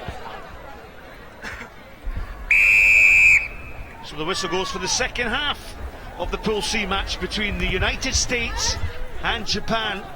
USA leading by 21 points to 0. This is leg 3 of World Rugby's HSBC Women's 7 Series from Atlanta. And we've been witnessing some great action. Hope you're enjoying all the action wherever you are watching from throughout the world. Why don't you tweet us at World Rugby 7s? That's World Rugby 7S, the numeric 7. So hashtag Atlanta 7. So we look forward to hearing from you. Let me know what action you've enjoyed, what's your favourite try, and we might give you a little mention over the airwaves as well. Knock on, right? Advantage. So Japan, well, you could throw a blanket over the team. It's all a little bit sloppy out there. Dylan, basically Japan just haven't had enough ball to set their attack lines. And when they haven't really, as you said, haven't gone forward with it, haven't set up a ruck contact, moved it wide back and forth to test the opposition. So it's been a bit messy. They still get possession right now, but you've got to feel the USA defense is holding strong. Well, again, you look at that alignment as well, as the captain Well, this Japanese team puts the ball in Nakamura. There's two players behind, but eventually the ball gets out there. But the mistake there from Japan just gives the possession straight back to this USA side. And now a few changes, with some strike runners coming on for this United States team. Megan Bonney, Lauren Doyle with her 2 tries against Spain earlier on, she's into the centre. And then Jessica Javelet, she's a real class player, moves out onto the wing. So the full attack of this USA team on show now. What luxury you have as Richie Walker, the coach, looks on, sending 3 stars into the play with 2 minutes to go, and Japan looking a little tired right now. Remember, Richie's just taken over the coaching of this team. As Arivalala goes down that near side now, plenty of room on the open side. It was a short ball. Bitsa. Good shot hands. Here's Doyle. Look at Doyle. She is sharp as attack, is she not? Great covering tackle though by Chisato Yuku, but good hands there to Javelet. Javelet on the outside. Javelet for the corner, but Japan are great with the tackles. And Okuai. But it's route 1 for the big carrying Catherine Zachary, the second try for her in this match. Japan did wonders in the end to stop Javelet on the outside, but they had no answer for Zachary. She owns a gym in Kansas, and she certainly uses it. Japan.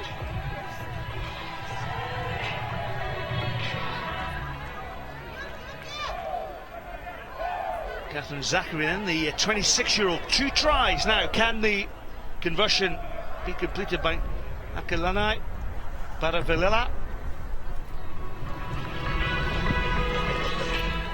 Paravilala misses the conversion. A little bit of frustration there from the final. There's Zachary, 26-year-old.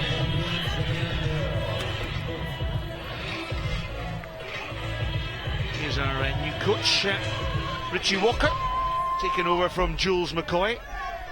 USA are currently in 8th position in the World 7 Series table. Every now and again a game of sevens loses its fluency. Too many mistakes from both teams. Knock on each way. And you mentioned the United States are 8th, but they did really well in the last tournament, finishing 4th. So they're on the rise right now, and I think the timing is pretty good for this side to do something special here at home. Sit. Mio Yamanaka feeds the scrum, so the attack play is down this one side. That's better play from Japan. Coming back on the angle is Marie Yamaguchi. Step here, step here. Big scrum half, Yamanaka. And the forward Maka Takano Gotsu gets up in support though, but Shisato Yoko up to the 22-metre line. Better from Japan, Misaki Suzuki. Thumping tackle though comes in there from Megan Bonney.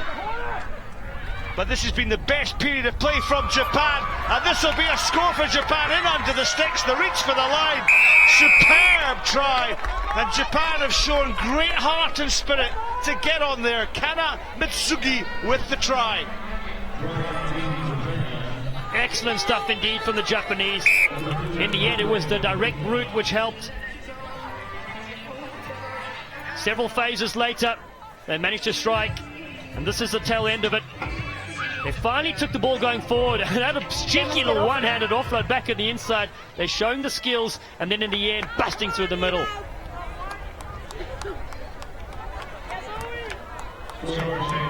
So the kick-off, go through Mio Yamanaka. Straight down. Well, the ball was knocked on there. Advantage might be played. Talk to me, Emilia.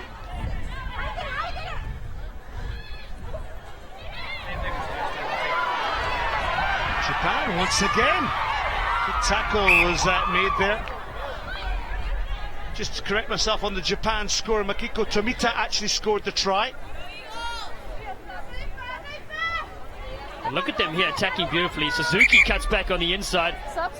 And for a second, he almost thought it was going to be two in quick succession for the Japanese, as they've got some replacements coming on the field right now. Brian Carlisle comes into the action for the USA team. Good home support here Friday afternoon here in Atlanta. Round robin day one, knockout rugby day two. Japan though showing plenty of heart here. And a superb try in at the corner. And Japan with their second try. Maki Takano. Yes, the try has been confirmed by Amy Barrett, the referee. I like the speed. Quick tap and then they moved it wide. Japan are sprinting to the halfway line. And Takano, she got onto that in the corner. Good effort here. Late flourish, the Japanese squad. Well, they were competitive, Japan, against New Zealand. The scoreline perhaps flattered New Zealand a little bit, 30 points to 5, but Japan at times made things very, very awkward. Knock on though from Makiko Tomita.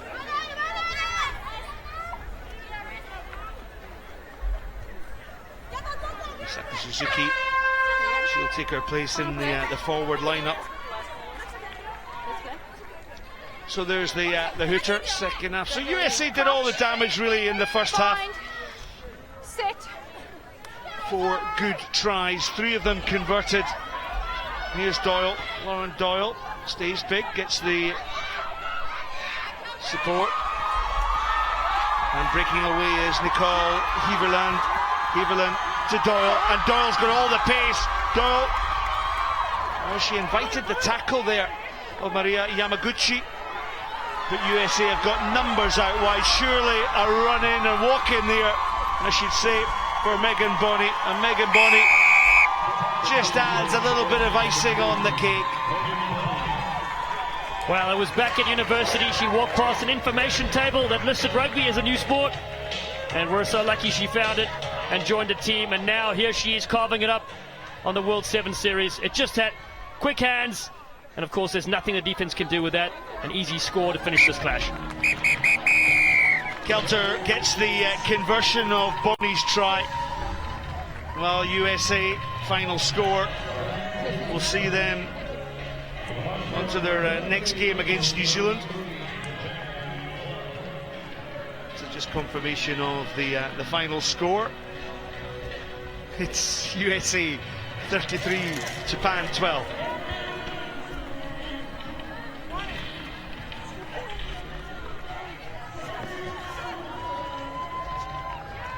So the second lot of pool games are then taken in. So let's have a look at the standings. So England top pool A on 6 points, 2 convincing wins for them. Australia with the defeat against England. Fiji with that loss. They'll be coming up to play against Australia next up. England will finish off their day one here at the Atlanta Sevens with a match against Colombia. In Pool B, Canada top that pool on a points difference over France. Russia without a win, neither, and Ireland struggling at the bottom of the table as well. So Canada, France, Russia, Ireland. And then Pool C, United States, as we just saw, winning that last game there by 33 points to 12. They'll come up against the New Zealand team. They're sitting at the top of the table. Japan prop the bottom of Pool C up.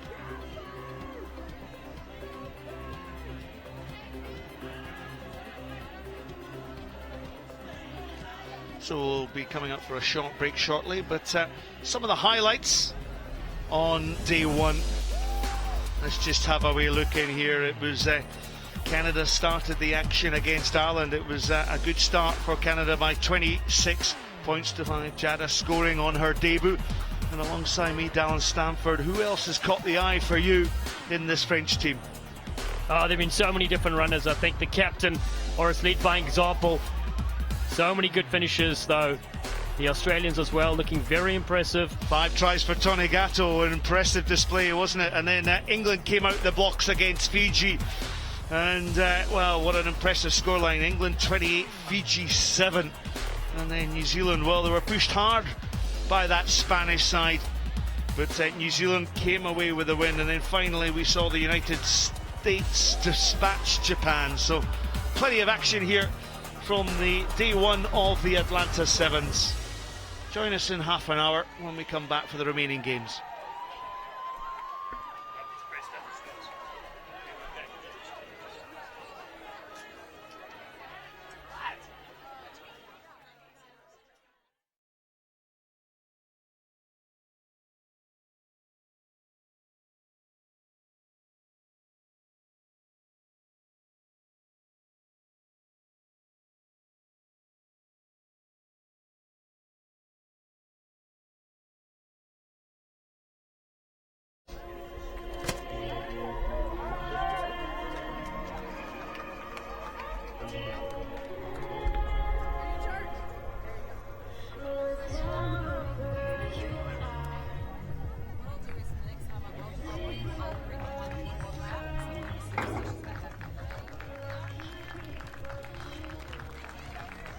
Well, Australia about to wait to come out into the arena here. Match 3 between Australia and England.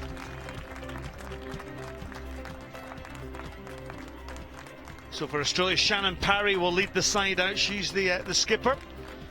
And Emily Scarrett for England. A welcome return for England's skipper. This should be an absolute cracker, this particular game. Australia have not lost a title this series so far.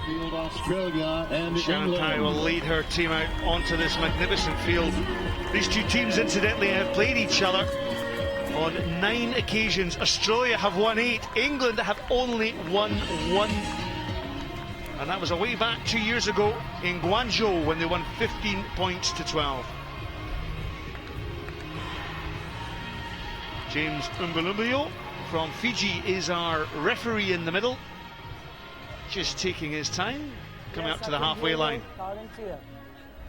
Australia to the left of your picture, England to the right. The last minute words there from each of the captains before they take their places. Yeah.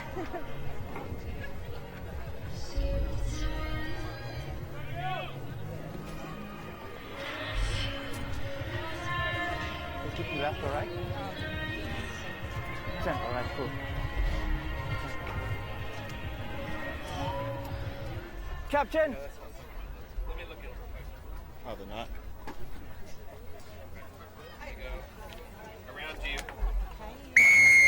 So Pool A will kick off with Australia towards the white shirts of England. Backwards! And England plenty of attacking threat within their team, and straight from the off it's Natasha Hunt who stretches, and England retaining the possession well. Katie McLean on the this is the switch play.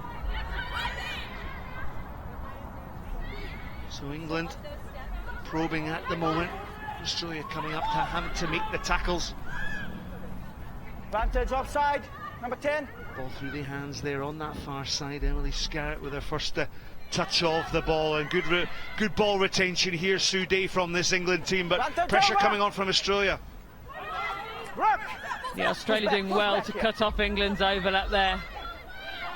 Jo Watmore, this long-legging flying machine, tracked down though. Oh, there's the handoff, but the support is great from Heather Fisher, and Fisher will be in under towards the post. Fantastic backup play from Heather Fisher, and the break originally from Joanne Watmore. Yeah, it was lovely running from Joanne Watmore. Heather Fisher got the glory from backing up, but Joanne Watmore stretches her legs, gets the handoff, doesn't quite get rid of Charlotte Kaslik, but holds her off enough to get the offload away. And how good it is to see Joanne Watmore just going for it. Brilliant. Well, such a feature of the Sevens game is the support plays are running. The additional 2 points then added by Katie McLean. England out into a lead by 7 points to 0. And the try scorer, Heather Fisher, in support of Joanne Watmore. Good Sevens try there from England, opens up their tally on day one of the Atlanta Sevens. So the switch kick by Katie McLean, fielded on that far side by Emily Cherry, distinctive with that headgear. Switch play by Astroya down the middle, but the spilt ball from Emma Tonigato, and England taking the ball up into that 22 now, through the hands. Heather Fisher has Watmore on the outside. Fisher direct, Watmore direct as well, and the tackles coming in thick and fast from Astroya, but it's all England at this moment in time. Katie McLean gets the ball through to that far outside channel. And you can see England just trying to stretch that Australian defence, but Australia are good there. They flooded the contact here through Shannon Parry, and that was good work by the Australians to flush out the attack there by England. Yeah, it really was. Emily Scarrett just a little bit isolated, and Australia managed to get numbers there, stealing the ball, and a chance for Australia to get a little bit of possession. Unusual for them. Halfway through a half of Sevens rugby, they've really not had any possession at all. And certainly having to attack from deep. Charlotte Caslick then gets the switch and support run from Cherry. Cherry up the blind side. Pelite up over that 10-yard line. There is that dotted 10-yard line, and Australia building their lines of attack here. Big tall Chloe Dalton comes up. Good hands by this Australian side. Quality of pass on that far outside channel. And look at the return play. Charlotte Caslick then involved in that movement twice, but a high tackle and a tap and go by Emily Cherry then. Parry. Quirk gets back in, and the inside angle is good by Shannon Parry, but an excellent tackle from England. Chloe Dalton for Australia. Now Caslick steps back in. Caslick gets the support, and that's a super work try from Australia. Good response from them from the initial try by Heather Fisher for England. Exactly what we expect from Australia, moving the ball from side to side, cutting angles. Charlotte Caslick, a delayed pass, and then once Emily Scarrett, once she'd pulled Emily Scarrett in, moves the ball out wide. But Australia, we know they've just got such good playmakers in the middle of the pitch. Charlotte Caslick to Emily Cherry there.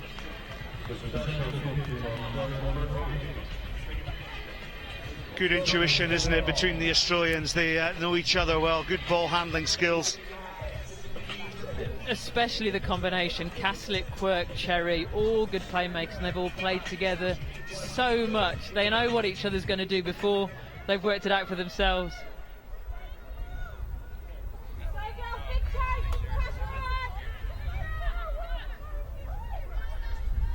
So the conversion was good. So the score's tied at 7-all. Now Watmore onto Fisher. What can she do? She pulls a pass out, and under pressure on that far outside channel is Alice Richardson. Again, good ball here from England as the attack once again. Distinctive style there of Natasha Hunt, those hunched shoulders as she piles on the pressure, the quick tap and go then. Alice Richardson was sharp. She's made the pass there to Claire Allen, and the handoff here is good. And Emily Scarrett, well, she's the skipper of this English team and certainly showing the lead on that occasion. We've seen it so much in the 15s game from Emily Scarrett, cutting back inside on the switch. She does it so well, the defender's hips facing the wrong direction. Leading from the front, Emily Scarrett for this England team. Here it comes. Claire Allen pulls the defence across the pitch, takes two defenders in. Emily Scarrett bang on the inside, and then she knows how to finish things off.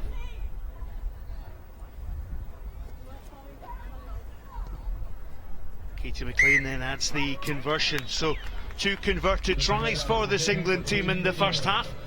They're leading Australia by 14 points to 7.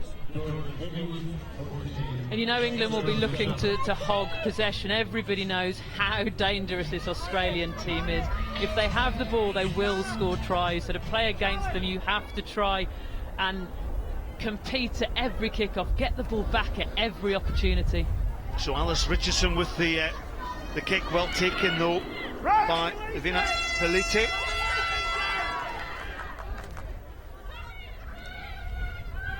So there's the hooter gone. So what can England do? Can they score with the last play of this first half? Alice Richardson takes it into the contact area. Well, Joe Watmore, she was just caught at the base there. Katie Richardson then finds Scarrett with a chip and go, but that ball's just going to bumble out. So possession lost, and that will be the final play of this first half. So England will be pleased with their attack structures there, but they know how dangerous Australia will be in the second half. England leading at this moment in time, 14 points to 7 over Australia. With magnificently appointed indoor and outdoor tennis courts, swimming pools that rival those of five-star hotels, and a philosophy that nurtures a feeling of community. It's our way of making sure you never go to the gym again.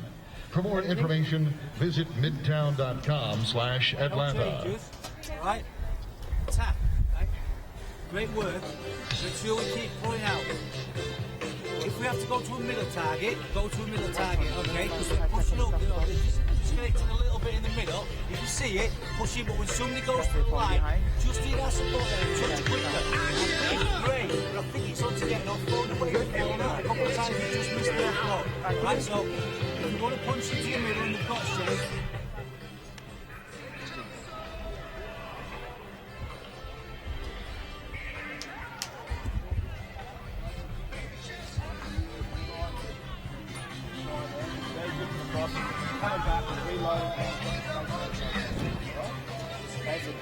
two big points there around defence and then go right, make sure we got the right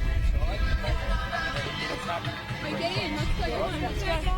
Ready for a game here, girls? When you're ready for a battle here? It's big 7.5. We want to tick up, we don't know what we're playing for, yeah? We've got to pick it up, we've got to work hard on that inside. And we've got to just control it. We know what they're going to bring, we've got them in their fitness, we've got to stay in this game. We've got to stay in it, girls, we've got to believe in each other, we've got to stay in it, alright? Control what we can control. Let's go, you know it. 1, 2, 3, Aussie! Sorry.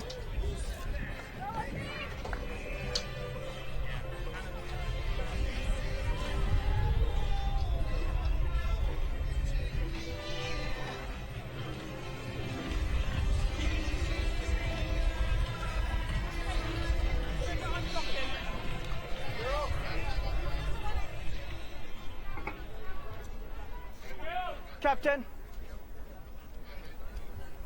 Mandy, ready. Thank you.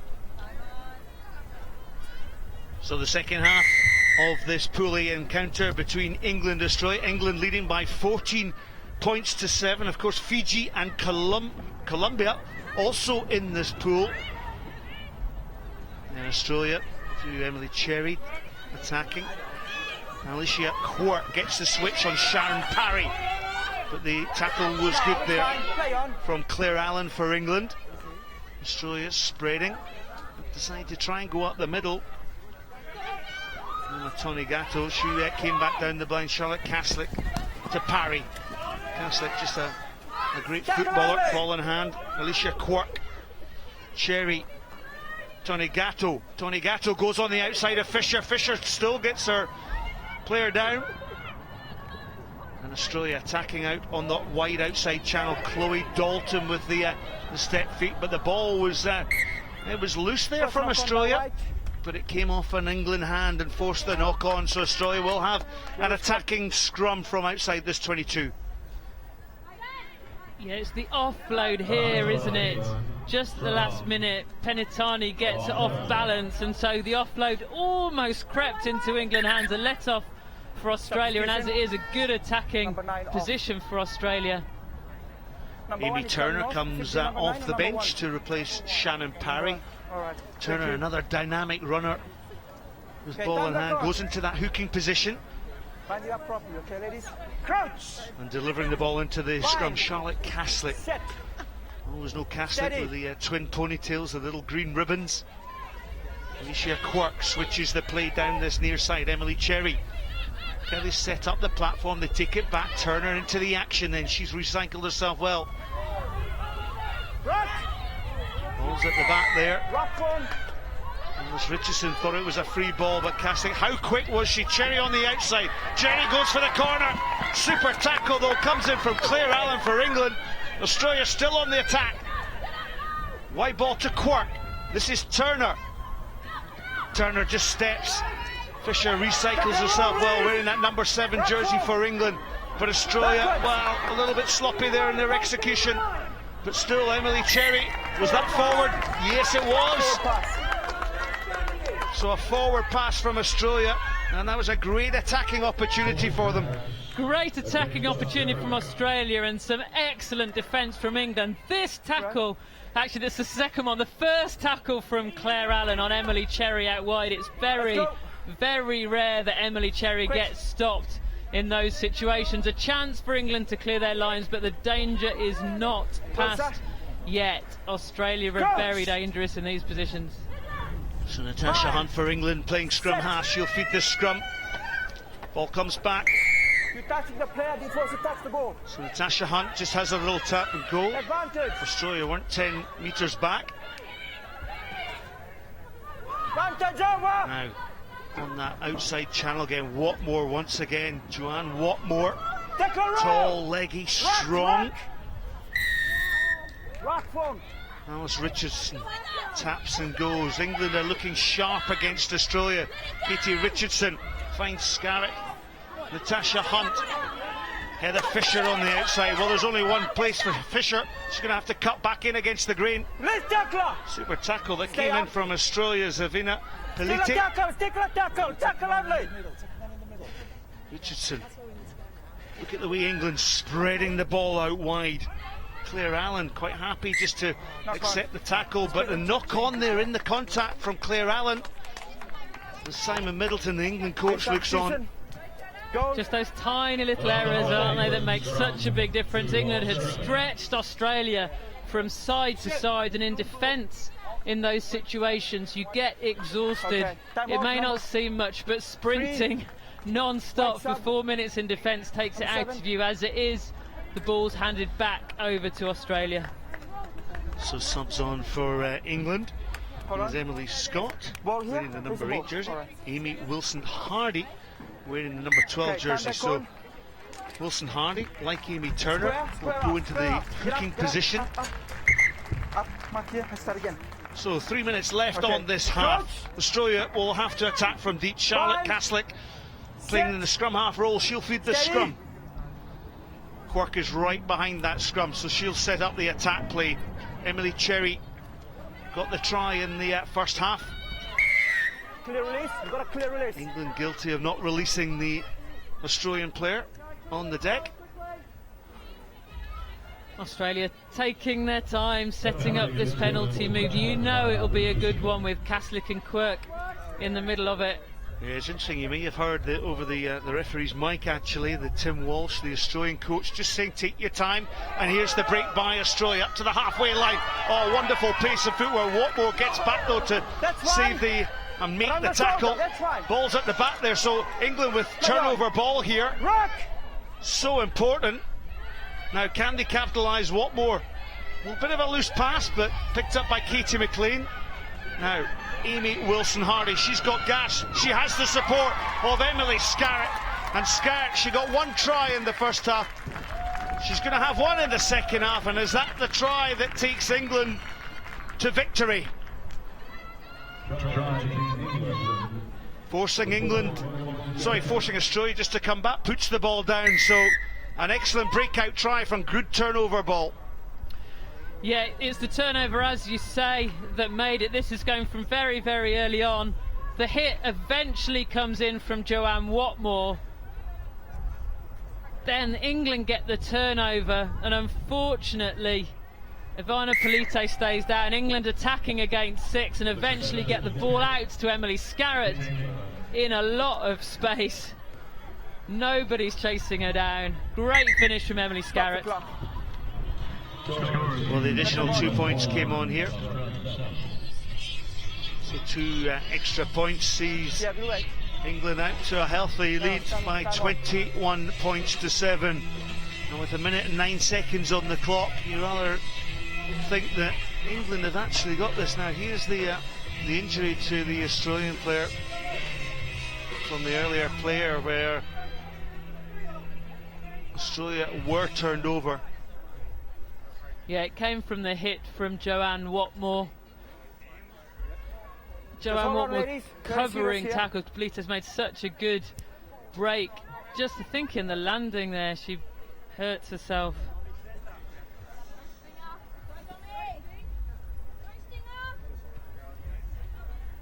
Well, Pelita, Ivania Pelita, you can just see what an important cog she is within this Australian team. 20 tries and carrying a little bit of a shoulder stroke elbow there.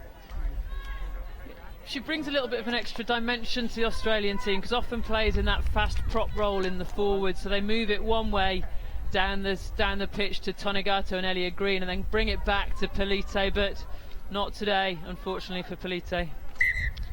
Natasha Hunt then for England will have the kick-off on that far side. Watmore chases. Amy Turner got hands to it, but that's bumped out. In fact, it was Mahela Murphy for Australia who got hands to it. Here's Murphy. She's recovered the ball well there. Kaslik to Quirk. Goes on the wraparound. Lovely little wraparound here from Charlotte Kaslik. Good tackle though. Comes in from England's Abby Brown. And Australia having to work so hard from deep. A lot of their attack players have had to start from that 22-metre line. And Charlotte Kaslik tries to open out. Stepping back in is Dominique Dutoy. She's making her debut, an exciting runner, the youngster Dutoy. Here's Kaslik. Dutoy once again. She's got plenty of speed, I should say, but well tackled there by Amy Wilson-Hardy, who's no slouch herself, the England replacement hooker. No, indeed, in previous tournaments we've seen Amy Wilson-Hardy really stretching away from defenders. Haven't seen so much of it this season, but a really important tackle there from her that makes the game safe for England. Well, it's going to be a famous victory for England, and the ball just returned and booted out of play by Natasha Hunt. It's 3 converted tries and success. Only the second time on 10 occasions that England have beaten their old rivals Australia. And in Pool A, match 3, it's England come away victorious by 21 points to 7.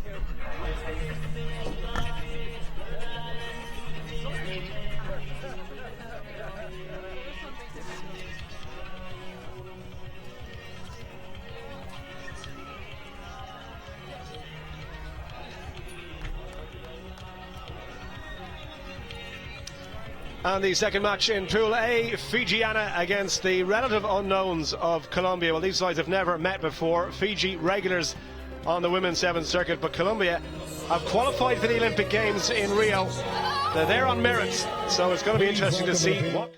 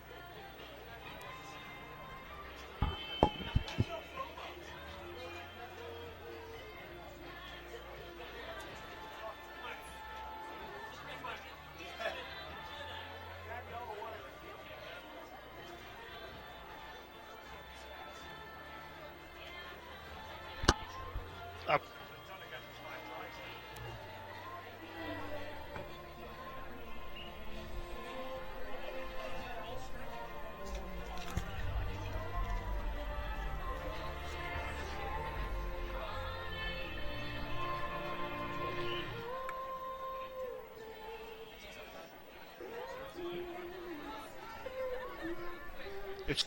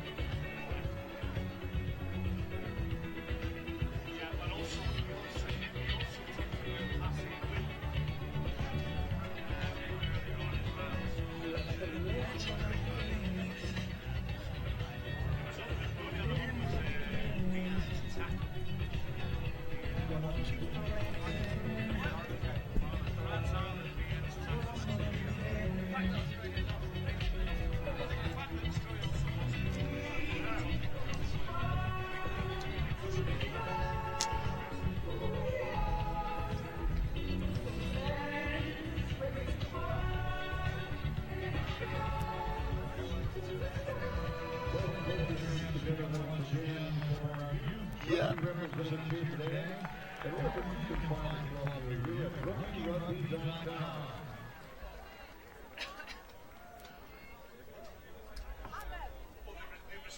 out to the world, you're after the match. Tell them all about it. Messages, support, views of the game, picture of the crowd. Get them up on Twitter and Facebook. Use the hashtag Women7 Women. The number 7 is Rugby.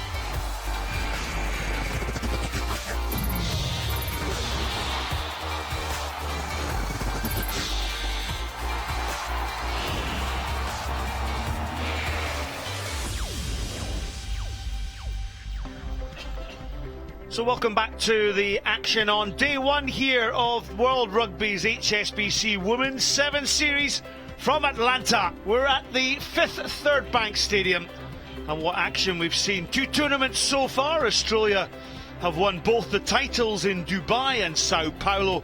Will they chase a third title here in Atlanta? Hot in the heels are New Zealand in the runners-up slot, and all the way down to Ireland on 2 points, propping up the bottom of the table. So this is match 13, a Pool B game between Canada and France. Both these teams are unbeaten on day one here, and Canada, well, as you can see, leading 8-1 in the series. They last met in Sao Paulo back in February, When in the quarter-final, Canada won by 19 points to 0. Canada went on to get beaten in the final by Australia.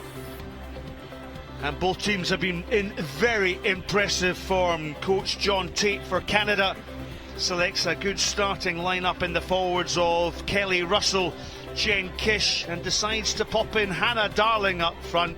Keep an eye out for Karen Paquin, a real hard-working forward, and Bianca Ferrella. For France, well, Rose Thomas shone in the win over Ireland by 22 points to 0. And David Cortez switches Jade Lepesque into the team alongside Fanny Horta. So the teams come out. France led by Fanny Horta, Canada by Jennifer Kish. There's Jennifer Kish. God damn it. Such a stalwart of this Canadian team, alongside her wearing that number 4 jersey, Kelly Russell. Yeah, make sure you're out of the way next time. Kelly Russell, almost an unsung hero within this team. Very good, hard-working player. And Jade Lepesque has certainly caught the eye. I'm Scott Hastings alongside me, former England 7s and 15s Supremo. Sue Day. And just before we introduce Sue, Sarah Cox will be in charge of her 42nd match on the World Women's 7 Series.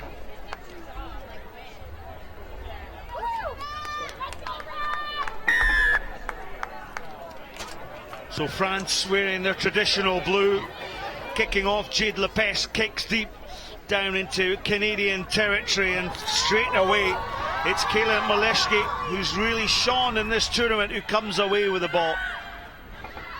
Now Russell, there's Ghislaine Landry, Bianca Ferrella, and then Karen Paquin outside Ferrella.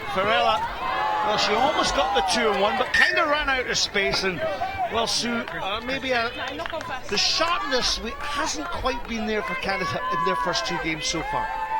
Now, we talked earlier about the fact they were running sideways and playing the outside players out of space. Exactly what Ferrella did there. Interesting, John Tate's selection. Karen Paquin, as you said in the introduction, usually in the forwards for Canada. Today she's out on the wing in place of Emanuela Jada, who's played there for the first couple of games. So interesting selection there. So France through Clement Gossier. On to Fanny Horta. A little bit loose there as the ball gets switched back towards this near side. Jen Kish with the tackle on the French player.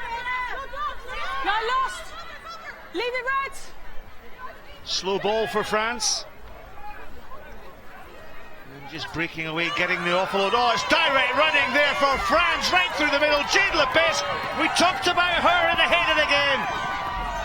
Fanny Horta, was it Fanny Horta actually who broke away there, but Canada got the ball. Now ball still in play, Karen Paquin. Well, the ricochet was lucky for Canada. Well, what a start to this game as Ghislaine Landry teases the French defenders. Gressino got back there to make the tackle. That was Lena Guran with the tackle.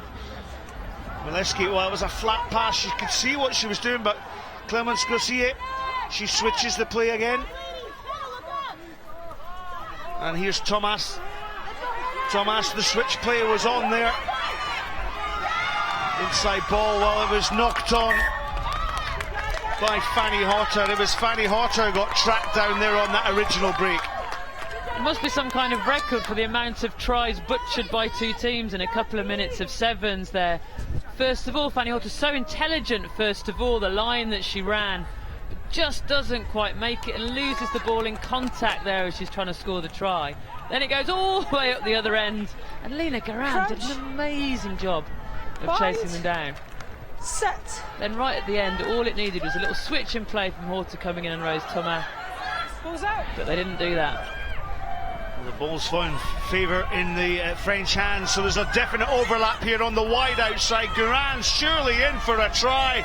It is Lena Guran. That's her 8th try on the 7s World Series circuit.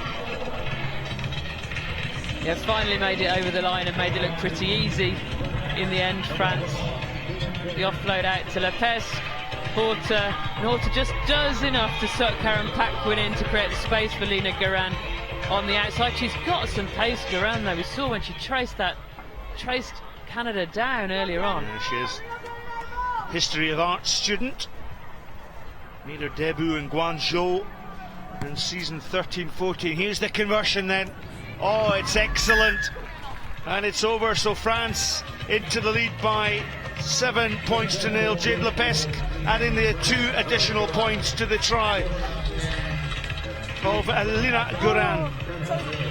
Good start from France, isn't it? I think when we saw the France team sheet with Mayam, Biscara, Ladanu all on the bench, we wondered how they'd go, but so far, so good for France.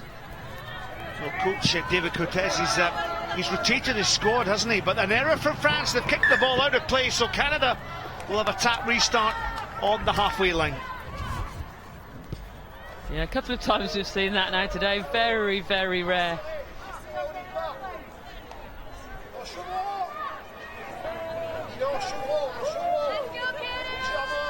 So Canada will tap the ball in the middle.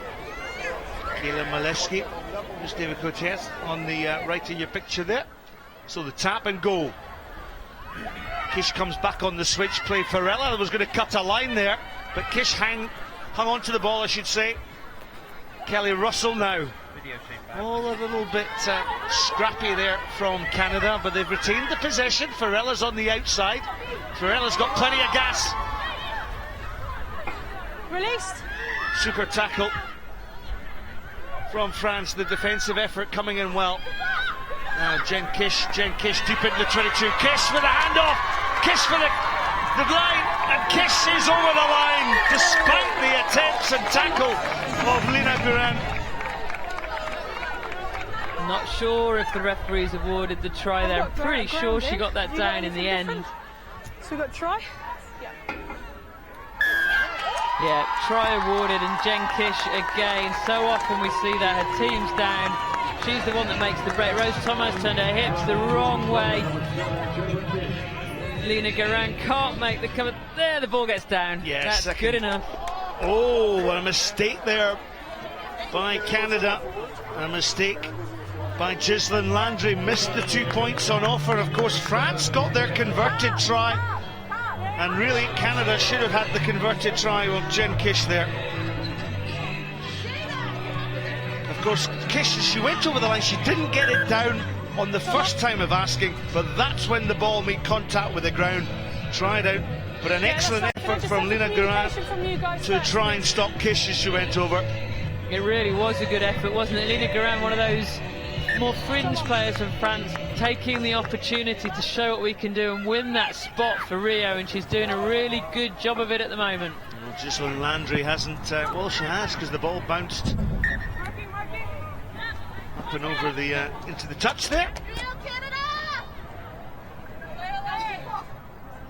Well, I'm sure Coach John Tate will be disappointed that Ghislaine Landry missed the conversion. Those scores should have been tied, but still plenty of time in the sevens game for Canada to get back into the tie, or France to extend the lead.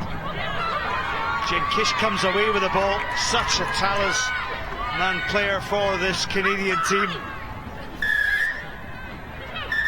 It was a brilliant take from her, wasn't it? Scream at me like that again. Okay? Please. I'm just going to correct myself there. Was it talisman performance from a female player, or will you go taliswoman performance? Interesting one. It's like when you go to a pet shop and you ask for a mongoose. If you buy a mongoose, what would you say if you had to buy two? Would you buy 2 mongooses, or 1 mongoose and have another? Anyway, back to the action. There's a rugby. Ghislaine Landry, she cuts the angle, and Ghislaine Lang in for the try, and Landry with an individual brilliant effort gets Canada ahead of France. And amid talk of mongoose and talis women, a rugby match breaks out. Ghislaine Landry does what she does so well. It's Kish to Landry, and she turns on the afterburners, powers straight through the gap. That little jink, she does it so well, doesn't she? And over the line.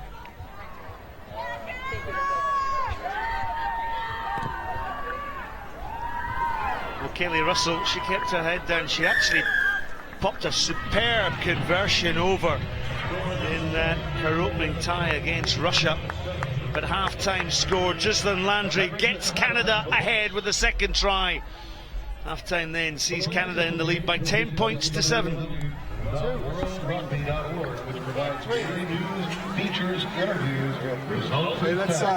let's look for a one ball in this half because they're leaving there too wide, and that they're leaving early on that 5. So you attack them right away and square up and catch a basket. Open? Yeah, they're open. Yeah, one open for sure. Right? There's a big hole if we just square up. Okay, so you can look for 1s and 2s, right? And then on the 2s as well, don't be afraid to look for a boom on off that. Okay? All right. Good job, ladies. Good, great hustle in defense. Keep working out. Okay, we got some real personalization of us. One more score, and they're coming out. Got it. On a un champ libre là. Ils ont mis de la pression autour du ruck. Elle cherche la passe au bord du ruck. Ils sont pas allés sur la première passe. On presse au bord du ruck. D'accord, les deux premières, là, les deux flancs, vous pressez. Et les autres vigilants. D'accord. Ensuite, juste le bras cassé, je vous l'ai dit. Vous savez ce que c'est un chevron? D'accord, vous avez un mur de 4 là. Les deux dernières, vous décrochez. Et après, les deux décrochent. Et c'est le mur là qui travaille à 3, tout à fait ferme une de plus. Attention parce qu'ils sont les recours. C'est là qu'il faut rappeler. On ne cherche pas, sortez pas, on contrôle dans la touche. Partez du principe que c'est une lâche et qu'on veut se servir de la touche. Et qu'on veut réavancer au bout. Ok, et le reste c'est très bien. D'accord. Alors on va gagner ce match. Il y a moins de 3, on va gagner ce match. Attention, coup d'envoi il est important pour elle. Coup d'envoi très important, il nous faut le ballon. Ouais. Allez. Well, David Corté saying you have to work. It's very important to work hard. Keep your concentration. That was the instruction to his team. Ghislaine Landry then with a wonderful solo effort to wrap out the first half.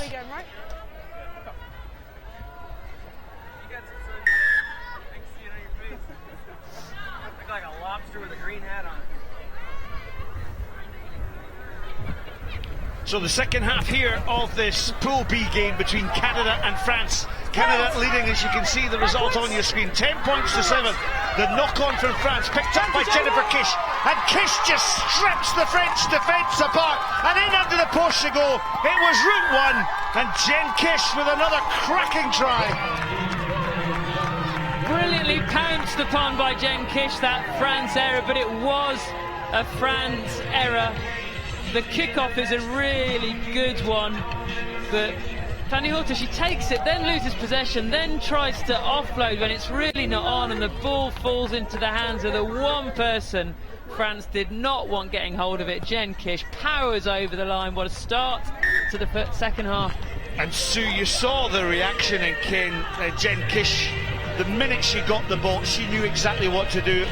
I must say, I thought she scored the try of the tournament in Sao Paulo against New Zealand. Very similar, took the kick-off, ran a 50-metre effort. So that for me is one of the best tries that we've seen today. Yeah, off those kick-offs, she's not just looking to grab the ball, she's looking to grab the ball and get over the try line. We've seen it a couple of times now. Plenty of highlights will be available for you to watch on at World Rugby Sevens and on the Women's Sevens World Series Sevens page. Good advantage. Thomas, the breakout here by France, and into the contact goes Camille Gracineau. Thomas to Lepesque is a wide ball opportunity on that far outside. This is Lina Guerin, long leggy, good athlete, this French girl, strong as well. That's a rock, it's a rock. 24 years of age, but the penalty given away by Canada. France take the quick one through Thomas. Rose Thomas.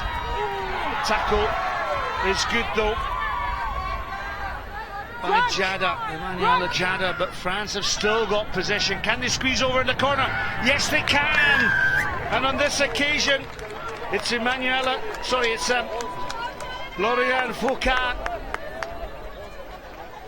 Yeah, well worked try by France in the end. A little bit ponderous at the breakdown, taking a long time to play the ball away from the breakdown, which is giving Canada time to set up again in defence, but it didn't matter that time. The quick hands out to Foucault were good enough. And Foucault with their third try of day one of the Atlanta Sevens. And France right back in this game.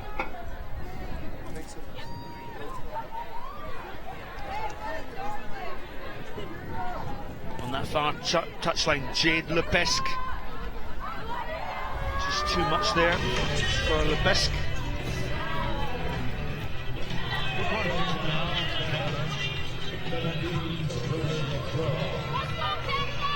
So the try scorer comes off for a well-earned rest. And the kick-off from Jade Lepesque, and so Lepesque will want to land this one right on the 10-metre line. Well, it's like one of my golf shots, actually. Kelly Russell comes away. Look how strong Kelly Russell is. Makes good ground. Pakwa to Jennifer Kish. Kish, once again, that strong dynamic running from this impressive forward for Canada. Yeah, and Marjorie Mayan, first thing she does on the pitch, the queen of the tackle, as scrum queens tell us, makes the hit on Jen Kish. Fanny Horta goes in to try and play scrum half. Here's Horta, the French captain, stepping back in against the grain is Jade Lepesque. Lepesque, Marjorie Mayans, Gracineau. Oh, Gracineau with that loose pass onto Gossier. Maybe charitable calling it a loose pass. Gossier really should have taken that one. Not the best pass in the world, but not that hard to take. Just took her off the ball at the last minute. France need to make the most of every possession here. A couple of minutes left. 5 points in it. What have they got? Well, normal service restored for Canada. Look at that that line up there. Kelly Russell, Jane Kish, Kayla Mack. Sorry, Karen Paquin in that scrum. Megan Lucan. Wrap-around play then from Bianca Farella. And this is on to Brittany. Charity Williams stretches up towards the 22. Great cover tackle there. Williams tries to get the ball back, but France have got turnover ball. Great defence by this French team. Jade Lepesque, wider pass then. Clémence Gossier, tackled there by Karen Paquin. She thought about the kick and it was on. There was no one at home. Real gutsy performance though by this French team. Bit scrappy there. Ball comes back from Chloe Pelly for France. Gurin. Oh, she's lost possession. How crucial is that going to be? As you can see the graphic at the top left-hand corner, less than a minute to go. And Canada with the attacking scrum. Yeah, really crucial. All France had to do is just keep hold of the ball, keep recycling. But she got herself isolated. She ran sideways away from the support, then lost the ball in contact.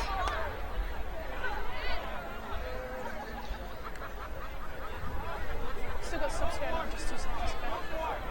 Charity Williams certainly caught the eye. A little bit of an exchange here between the French girl and the Canadian.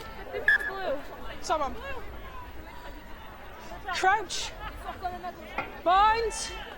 Set. So Ghislaine Landry is right behind this scrum. There's Landry. Oh, she doesn't get her hands on the ball. She recovers though. A try and a conversion for the playmaker for Canada.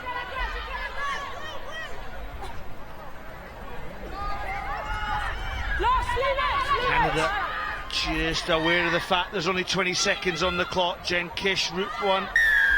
But slightly unlucky holding on to the ball, but was pinged at the bottom there. Yeah, one of those that could go either way. I think the referee's saying you're not supporting your own body weight, trying to steal that ball. Let's go, please.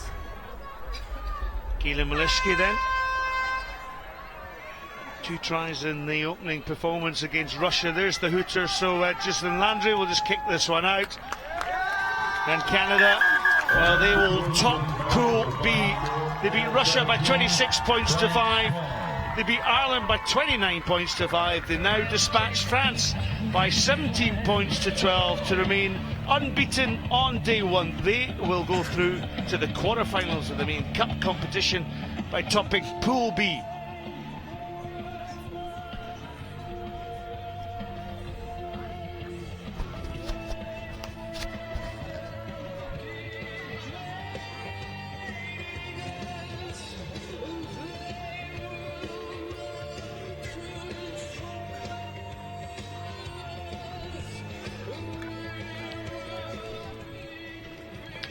Well, England coming up, of course, and Joanne Watmore is one player you definitely want to keep an eye on.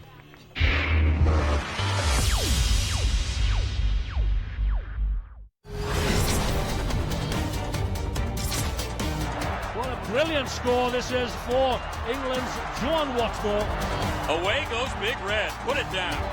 Watmore on the burst. They won't catch her. She's got to go under the post. Sensational try from Joanne Watmore. Watmore for the corner, a hat-trick for Joanne Watmore. Oh yes, that is brilliant from Joanne Watmore. Joe Watmore's got the line inside, and she's not going to be caught.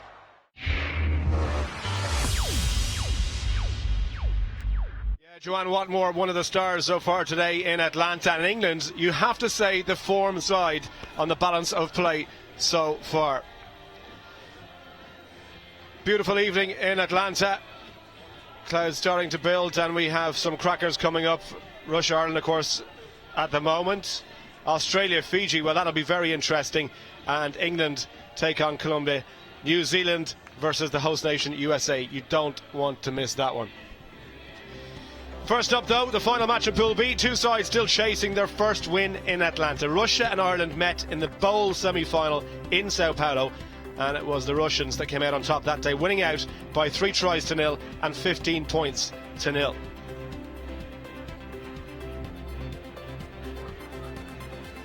Well, the Russians at the moment struggling for a bit of form, and they've chopped and changed their squad over the last couple of tournaments. You wonder, has that had an effect on the squad? Anthony Eddy has shifted his starting 7, with Kim Flood coming in to start, and Megan Williams makes way by dropping to the bench.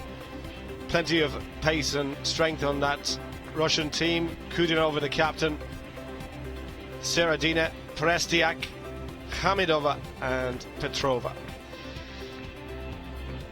So they are the starting lineups, and Ireland, well, looking to make amends from that previous defeat in Sao Paulo, but to be truth be told, that they just haven't hit form so far in Atlanta. Well, the Russians, you have to say, have also underperformed. I'm interested to see which side takes the initiative here in this pool match. Dallin Stanford is beside me, former USA Sevens international. I mean, Ireland really haven't clicked so far in this tournament. Russia, arguably as well, struggling for form. So this will be interesting. No, it certainly will be, and that's the nice thing about these tournaments, how like versus like ends up meeting on day 2. And so teams will build some confidence as they prepare for the rest of the series. And of course, the big one coming up in August later this year. Yeah, Russia and Ireland, of course, will go head-to-head for a place in Rio in the repechage in Dublin. And Russia firm favourites at the moment. Spain will also be there. Amy Barrett is the referee. Fairly new to the circuit, just her 3rd match in the 7 series, so big one for her.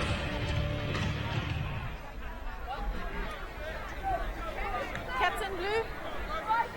Still quite windy around the stadium, so let's see if that plays a part. But Ireland ready to go. Lucy Mulhall, the captain from Wicklow, is going to get us underway.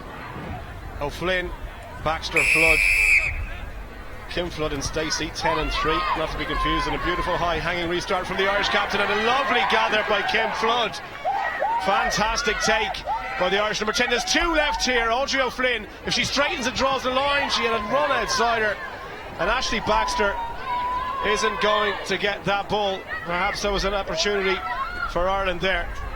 Onwards they go. Little dummy and throw, trying to go through the gap. Kim Flood, a debut tournament for Ireland, number 10, and they get the penalty as well. Referee's whistle goes. 10.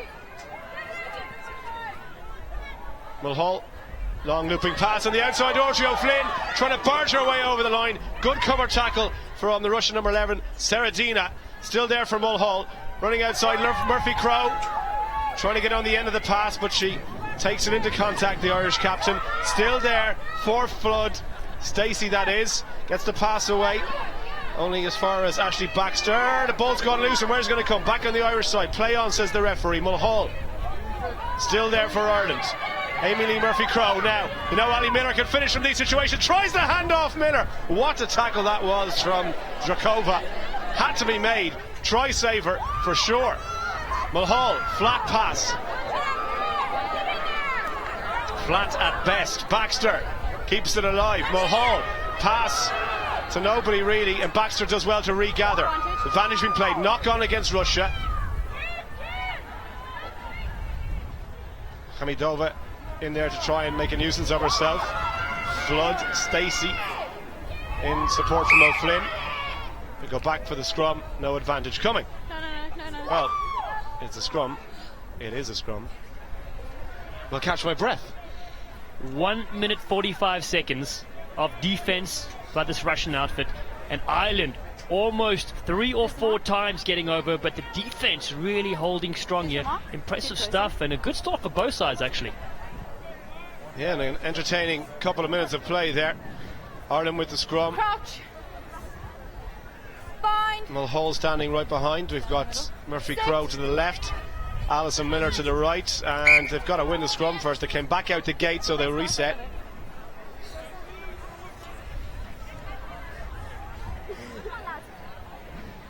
Crouch. Bind. Sit. Ball comes out the back.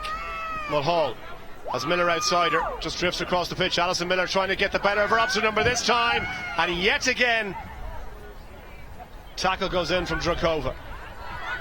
Chance here. Little stop start from Kim Flood. Tries to hit the deck, does so. There for Stacey Flood. Audrey O'Flynn trying to go straight through the middle. They got the hands free, they've lost it, and after all that Russia come away with it. Hamidova. Ball's gone forward, no advantage. Russia get the scrum. Yeah, Flynn just battering it up there. She needs a bit more support though. If she's going to take it in, needs at least 2 players with her so they can get quick ball and get out of trouble. And Russia have really defended excellently so far in this game. First chance for them with possession. Bind. Sit.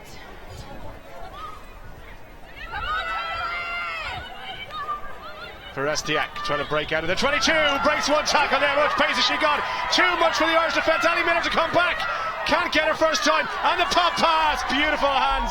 Zadrakova is going to touch down underneath the posts. Beautiful try by the Russians. That's the first taste of action in possession, and they punish Ireland ruthlessly. There was no sweeper covering back on defence after that scrum, and a simple breakout in the middle of the field exposed the Irish. But look at the support line. She ran across field buying time. That was superb. And the infield pass and acceleration. Shrodkova shuts the gates. Conversion underneath the post should be a formality. Well, the flag stays down, and that's just unforgivable, really. How do you miss those ones? Just got a tweet coming in right here from @TigerRugby. They'll be tweeting us @WorldRugby7s and #shocker, they said right there. But what a brilliant try, though, from the Russians to get things underway here. Pavel Baranovsky, well, you don't see too many smiles from that man. I think 1984 the last time he was caught on camera smiling, and he hasn't slipped since then. But Russia to restart here. Ireland looking to get back into this one, and they had their chances inside the Russian 22. You got to take them at this level, and that one let to bounce, and it's going to be a line out to Ireland on their own 22-metre line. No Megan Williams, of course. She's the normal go-to jumper for Ireland, so Audrey O'Flynn will probably be the target here.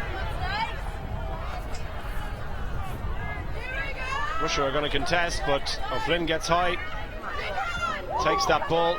Flood chopped down at the knees, and Kim Flood presents it back for Ireland to recycle and go again. Now Amy Lee Murphy-Crowe draws in the runners, looks for Miller on the switch inside. Ali Miller can't get the hands free, and still there Flood.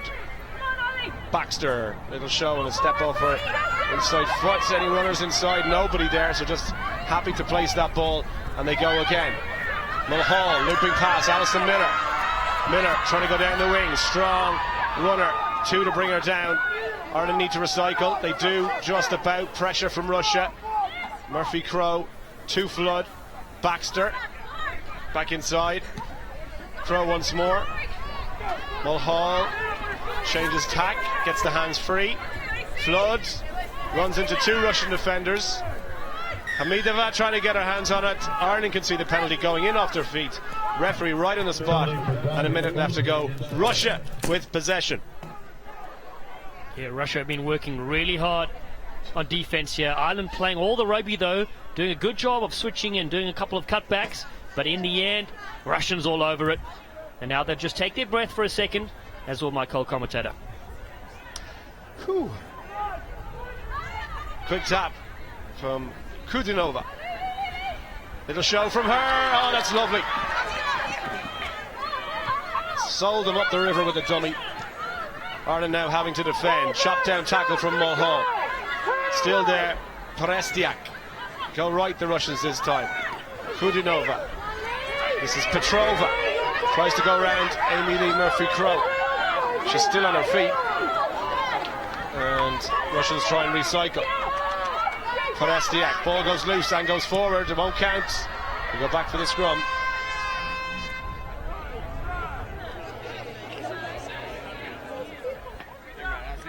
Very aggressive attack there from the Russians, and of course at the same time a bit too flat on attack, so that one gets spilt forward. But you would have felt the dam was about to burst here with Russia looking for their second score. Just about time for the scrum. Alison Miller gets back into place. Barnowski says, "Great job, girls, you're going great." I don't think that's what he said. Awkward scrum. It went forward from Flood, so Russia might have a chance to pounce here. Now another try before the break would be a killer for Ireland. Is that going to be it? No, the half-time whistle has gone. So it is just the one try, and it's gone the way of Russia. It's been an intense, tight-fought battle so far, but the Russians in the driving seat. They lead by 5 points to 0 at the break. Please go to Gas Services to upgrade to a 2-day ticket at the same price as a 2-day offer. We'd love to see you tomorrow. All the partners. Послушай меня внимательно, послушай меня внимательно. Я вам сначала одно скажу, прямо одно скажу. Вы сейчас 5-0 играете с Ирландией. Вот я вам могу сказать, вот вы сейчас им даете шанс, да, они это чувствуют, а потом в июне просто включится судейство, и вы хрен попадете на Олимпиаду с такой игрой. Как вы этого не понимаете? Вы в каждом моменте должны их уничтожать. Нахрена ты бежишь, чтобы все время нырять и падать на землю? Ты должна пробивать, на ногах оставаться, чтобы мячи подбрасывать. То же самое. Ну пошла, ну побеги поперек, опять у тебя Строков на краю, вот сейчас момент был. Чего вы начинаете с кем биться? Байзак, у тебя вообще опять нет игры. Даже с ними ты не можешь переехать никого. Ну чего вы ждете? Вы хотите, чтобы вас в Ирландии потом засудили и отобрали вас Олимпиаду? Задумайтесь об этом. Давайте, Диана! Давайте! Давай, 3-4! Россия! Начните мяч, не отбрасывать, играть! Девочки, я не помню. I want us to speed up the game when they're in attack and throw the ball away from that breakdown a lot quicker than what it is at the moment.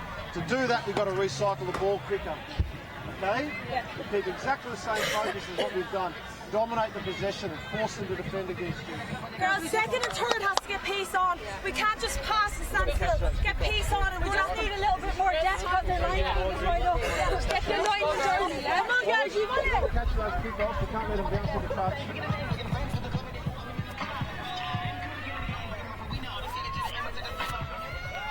So, positivity from the Ireland camp, despite being 5 points to 0 down. Russians, I suppose, just wanted to turn that screw, and they'd be expected to win this match. Designs on that cup quarter-final spot, they have to win.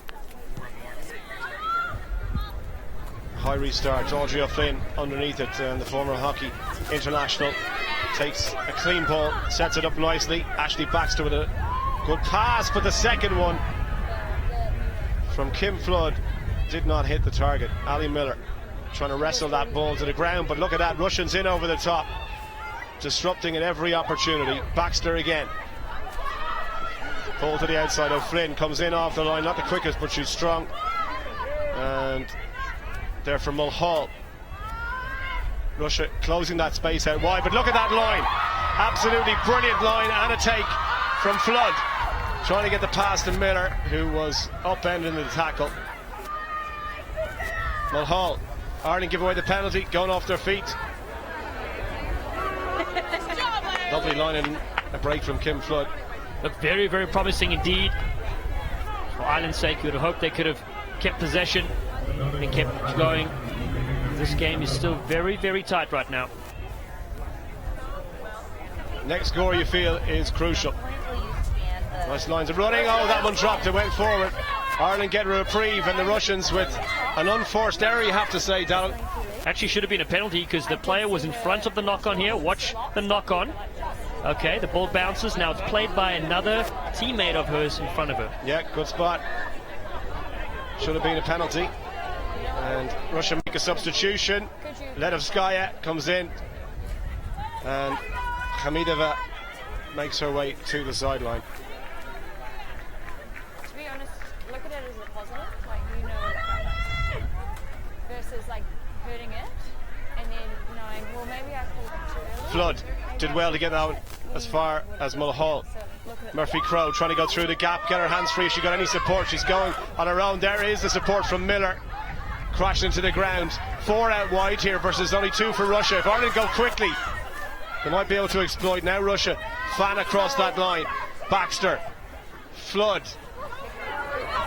Little step off the inside to her namesake. Kim Flood has had a good game for Ireland, but again they give away the penalty, and the indiscipline at the breakdown is costing them. Russia looking to take full advantage on the try score with a little pop pass and the offload. Taken this time by Khudinova, the captain. Pass does not go to plan. And again, it's just tired legs out there at the moment, Don. Yeah, it certainly is. Once you get tackled and one of your knees touches the ground, you have to release the ball. And Russia are doing such a good job right now at the breakdown of getting hands on ball and turning it over, getting the penalty.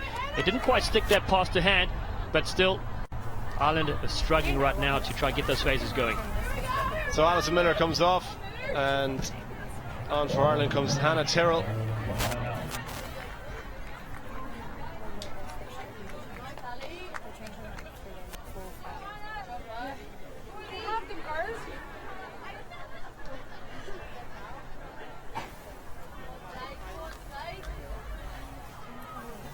Oh, Flynn, the target here again at the line out. And it's another lovely take. And Ireland try and set something off this. Mulhall takes it. Dummy run the outside. Murphy Crowe, how much pace has she got?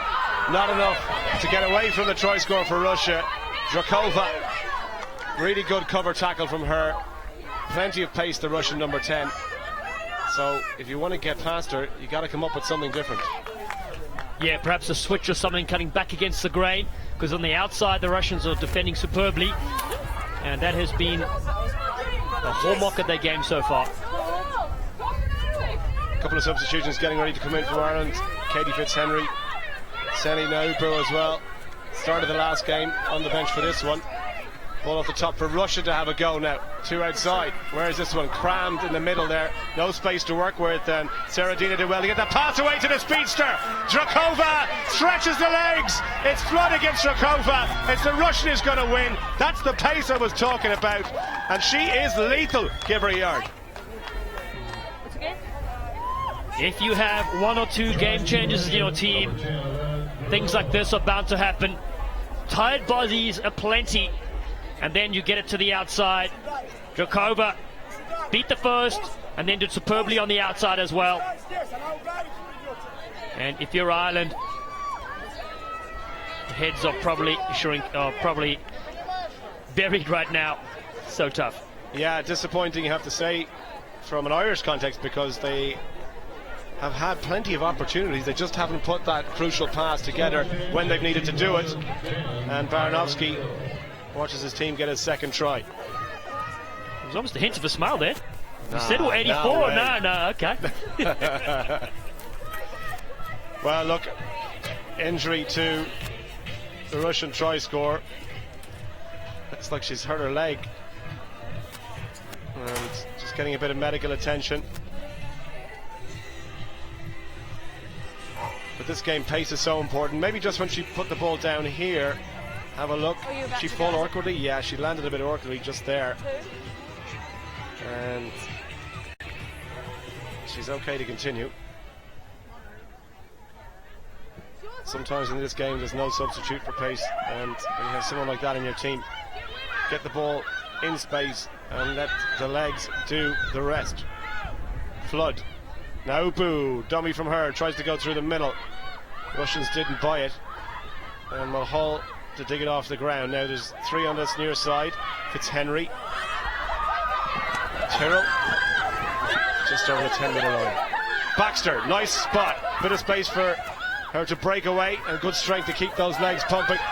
Mulhall wants quick ball. They've got 3 outside here now. Russia scrambling across. Now Boo, flat pass to Flood. Murphy Crowe back inside to Flood. Ireland, no Boo, better play. 90 seconds to go, and they need to try quickly to have any chance of clawing the Russians back. Tyrrell, any chance to go around the outside? Tackle goes in for the Russian 7. Wasn't high. Petrova, it was.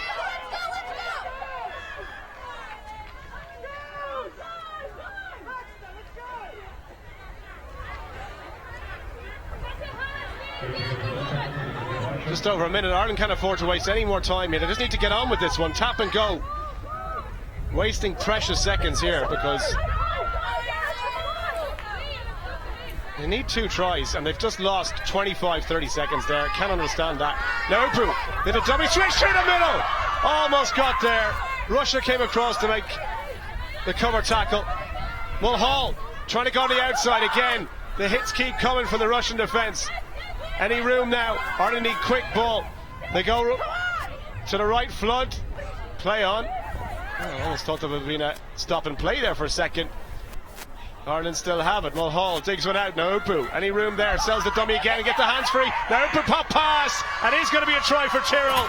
Ireland have one. They need to take this conversion as quickly as possible and get the restart going. They certainly need to hurry up, grab the ball and go right now. But what an impact Naupu has made since coming on. Almost scored on the first line break, and the second one she got the offload.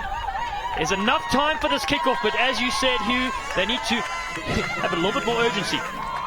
Injury to Ashley Baxter, so they're going to have to make a substitution. They will have time to restart, but they have to get their hands on this ball. So get all your speedsters up there chasing this kick. Setting Upo, as you said, has just changed the whole momentum of this Irish attack.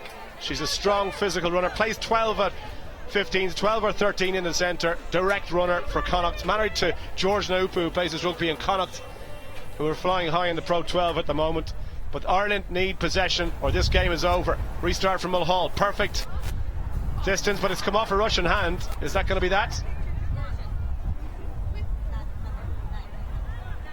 Was it knocked on? Is the referee just consulting with her assistant?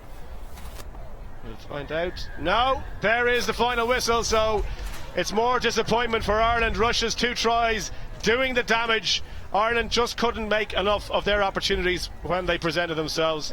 Russia get that much needed win. Ireland losing out by 10 points to 7.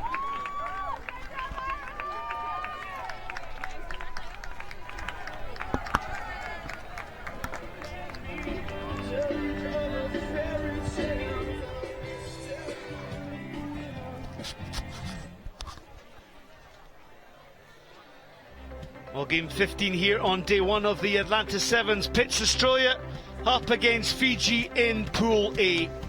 A place in the quarter-final beckons for these teams. Fiji have never beaten Australia. They last met in Sao Paulo back in the quarter-finals in Brazil there, so Australia won that one by 10 points to 0. Went on to win the competition.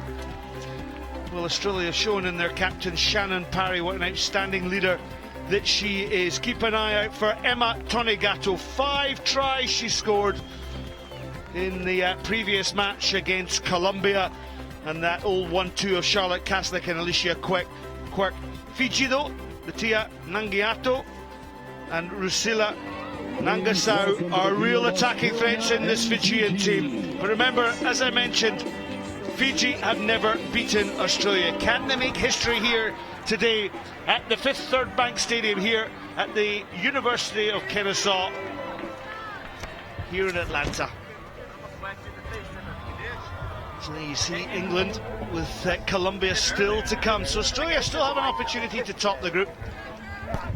But with England likely to beat Colombia, it's probably England that's going to go and qualify as top pool seeds. It's likely that Fiji will actually qualify, just the way the seedings work out. But there's pride at stake. Jessica Beard from New Zealand is our whistler in the middle. There she is, enjoying the sunlit spring sunshine here in Atlanta. I don't remember. Are you meant to be or not? You're cooking? Are you cooking? Yeah, sweet. Good. Why are you guys confusing me? I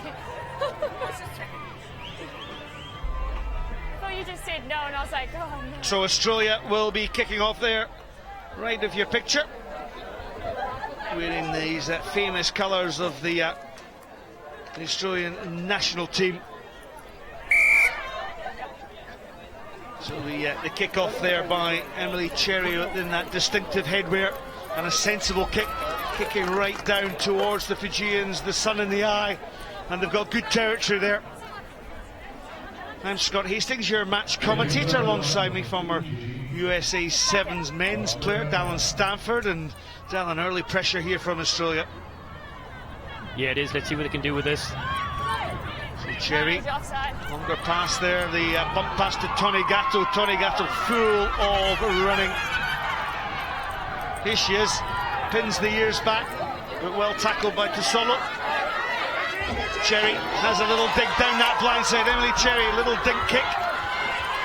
Can she get in for the try? No, she can't, because going back was Ana Maria Rongitha. Saves the day for Fiji. A fine effort indeed. She had 3 Fijians on her, put it to the boot, and then it was a foot race for the line. You watch the replay here. 3 against 1, she knew she wasn't going to make it. Nice little kick. But the defense equal to the task here, so it'll be a 22-meter dropout.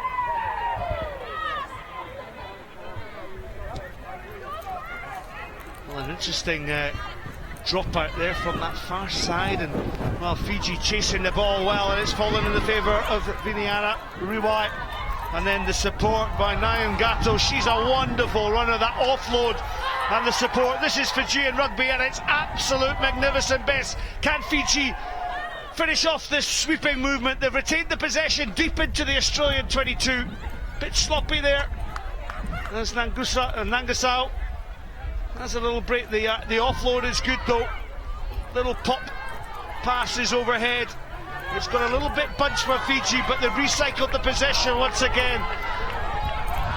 Rebecca Tabo just spilled the pass, couldn't get it away, but end-to-end stuff from the Fijiana team. Wow, earlier this week, just outside our hotel, saw the Fijians playing with a touch rugby, and the skills on display like this were much like the Harlem Globetrotters. Just one-handed passing, switches, back on the inside. Fabulous to watch. No, we're playing. Well out of the way. And this is the end here. Didn't quite go to handle this one. But Jeepers, that is beautiful stuff until the knock-on. Bind. Sit. So Charlotte Klaslik will feed the scrum. Quirk is in behind it, playing the fly half position. Cherry, great hands to Tony Gatto. She fancies the step. 5 tries already, remember, in this tournament. Thumping tackle comes in from Fiji. Shannon Parry goes in. Tony Gatto. Here's Charlotte Kaslik. Great ball player, good skills. Amy Turner on this wing. Steps back in, makes the pass. Good support play here from Australia, but it's a little bit loose there. Well, Jessica Beard had judged it was a deliberate knockdown by Lathia. Nayan Gatto. Set long, rangy forward, who plays for the Fijian team. Wait till after the penalty. You Emma can't go to the Gatto. penalty against you. Can't sub. Made her debut in Dubai in 2013. She's a wing, centre or full back in 15s. Has a rugby league background as well. Quirk with the overhead pass. And Australia going to stretch things here. This young lady's impressed today. It's Chloe Dalton. Dalton up to that 22-metre line. The ball with Sharon Parry onto Emily Cherry. Tony Gatto's outside. Cherry has a step on Rebecca Tavo. Remember, Tavo had played for Australia. Tony Gatto into the corner. It's a Super 6. The 6th try here on day one of the Atlanta Sevens for Emma Tonegato. We'll get used to saying that name. The footwork was fantastic in the build-up, drawing in the winger, and then shaping to go back to the inside. She turned on the gas, scoring another excellent 5-pointer. Just here. Well, not surprising, with 5 against Colombia and 1 now against Fiji, she is the top try scorer on day one. Well, the less said about that attempted conversion, the better. That the focus is on this young superstar of this Australian team. She's really lit up day one here of the Atlanta Sevens, and the crowd that have stayed to watch on have really appreciated the skills on offer there.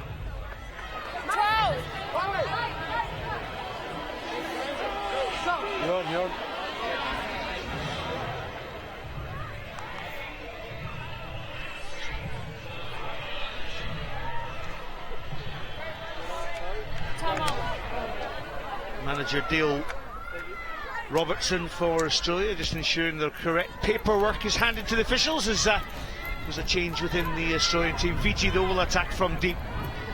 Little pot pass, lovely little show and go from Lucilla and Gusal.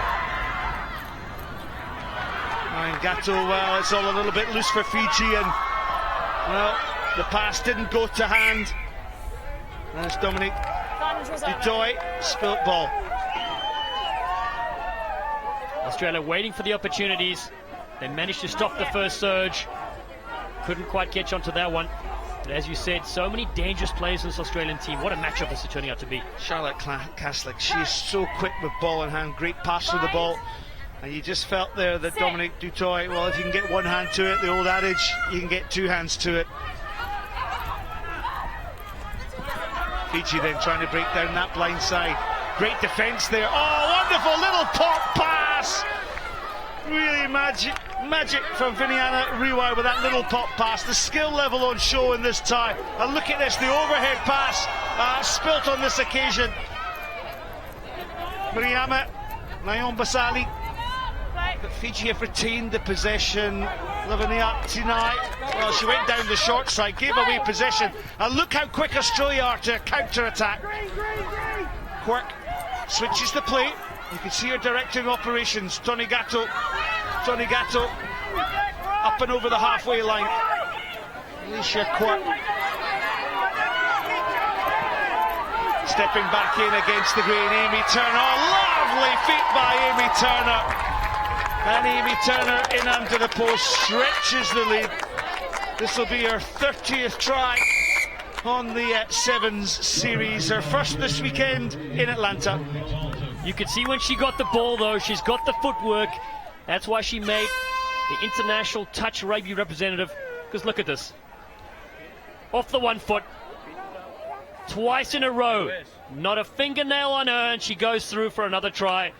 This Australian team is electric.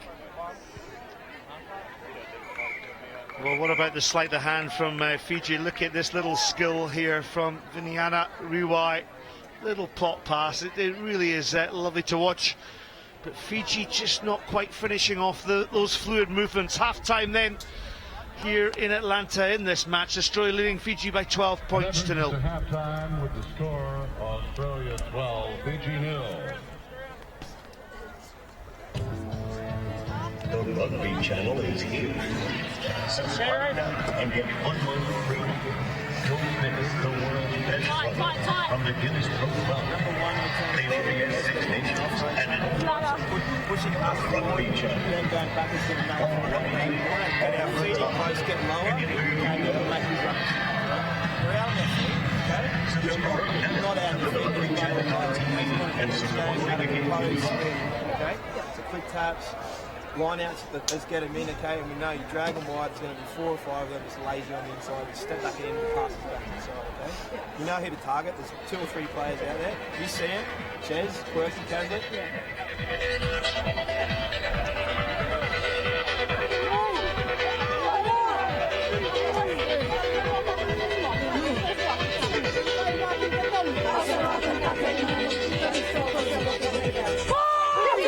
Go, go!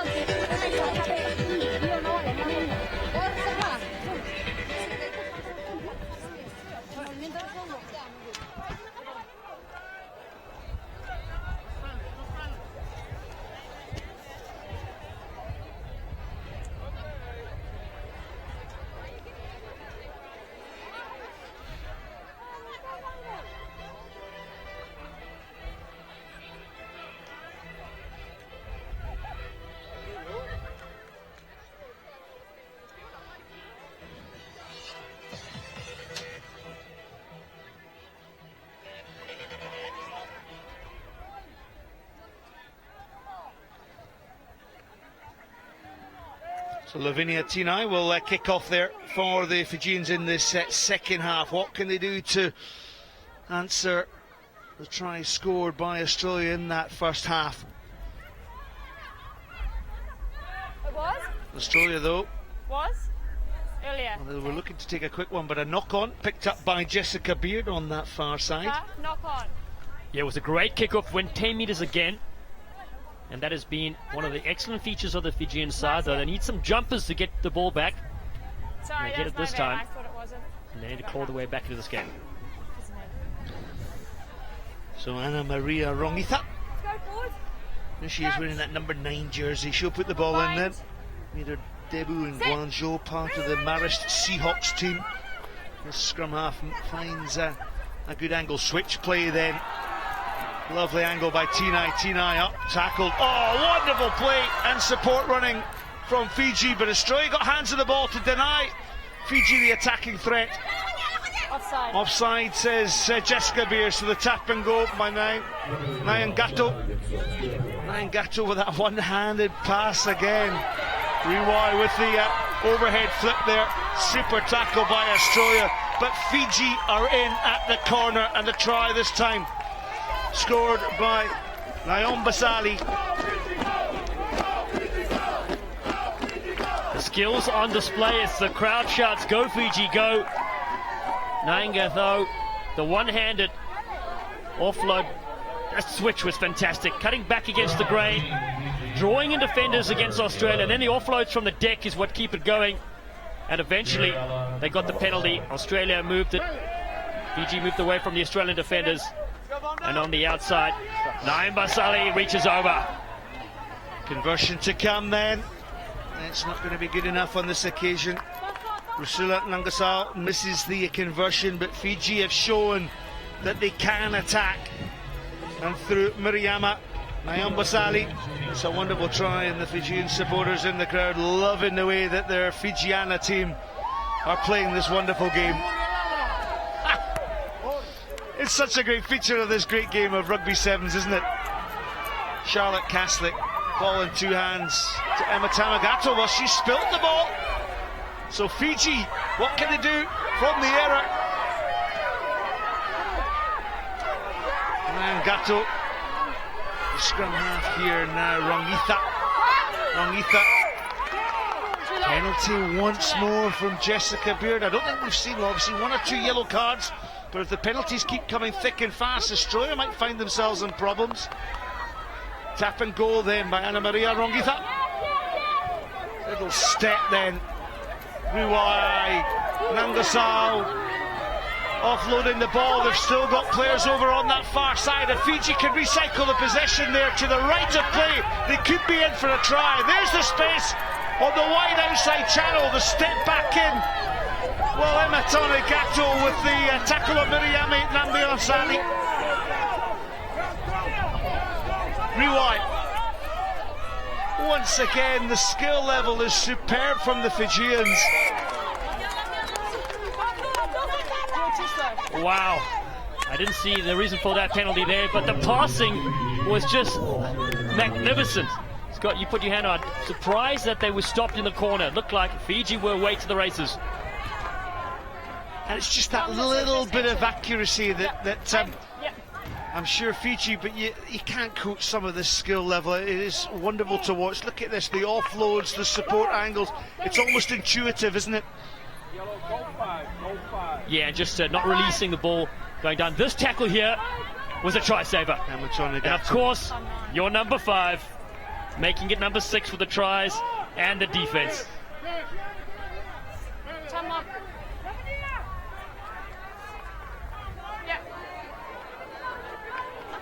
Get back, 7. So the attack is on Australia then. Emma Tonegato. Charlotte Caslick steps back in. This is the youngster playing in her first ever tournament, Dominic Dutoy. Advantage offside. Advantage over. Dutoy gets the pass out to Charlotte Caslick. Caslick, look at him stretching the legs. Dutoy is in support, but Charlotte Caslick, wonderful try. A length of the field effort there from Charlotte Caslick. 34th try in her Sevens World Series career. And you really got to feel for the Fijians. They had the possession early and almost scored, turned it over in the end, and Australia, end-to-end stuff. They stretched the legs and dotted down. Of course, they lost their first game, but they bounced back nicely. And Dylan, testimony to the fitness of these girls. They are high-performance athletes after all. And of course, this is their 3rd tie of the afternoon.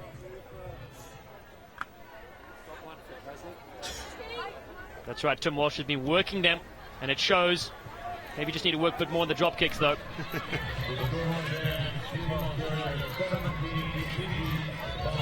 Again, more changes here. Brooke Walker on the field for Australia.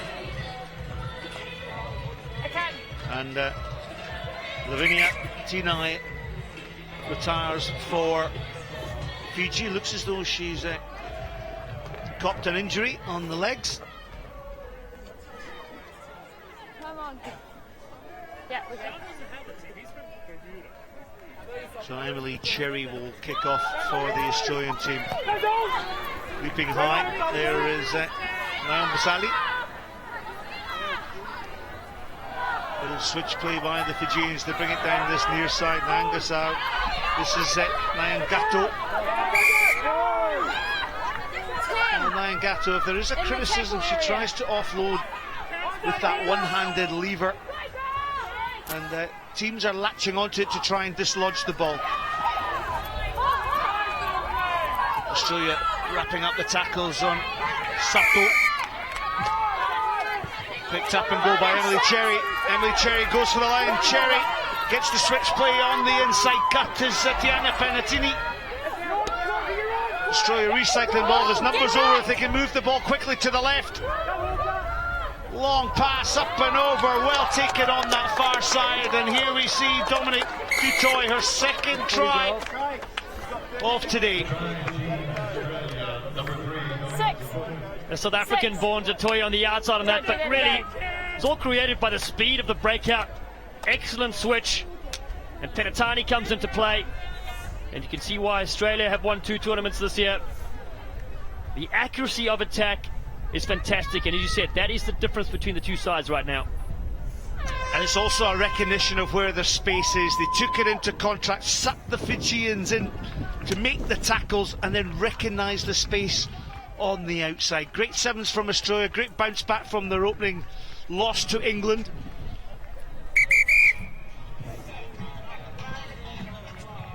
And that's the final act of the day for both these teams. So Australia turn over Fiji. The final score then, Australia 22, Fiji 5.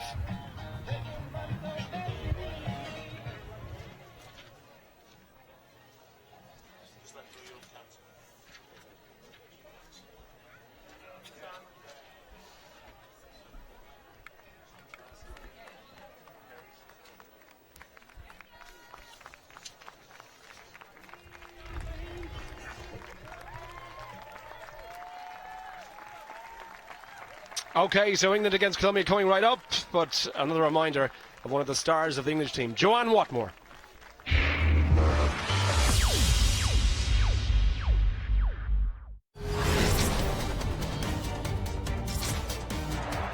brilliant score this is for England's John Watmore.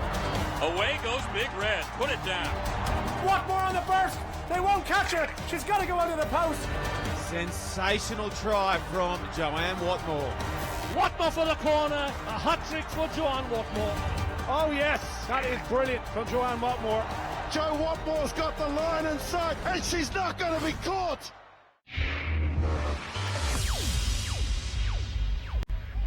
So England looking to wrap things up and finish Pool A undefeated and with maximum points from 3 games. Colombia, well, you feel still reeling from that mauling at the hands of Australia. What have they got left in the tank to handle the might of England? That's the question. Australia, as you can see, topping the group as things stand. England looking to go one better with victory in the last game in Pool A.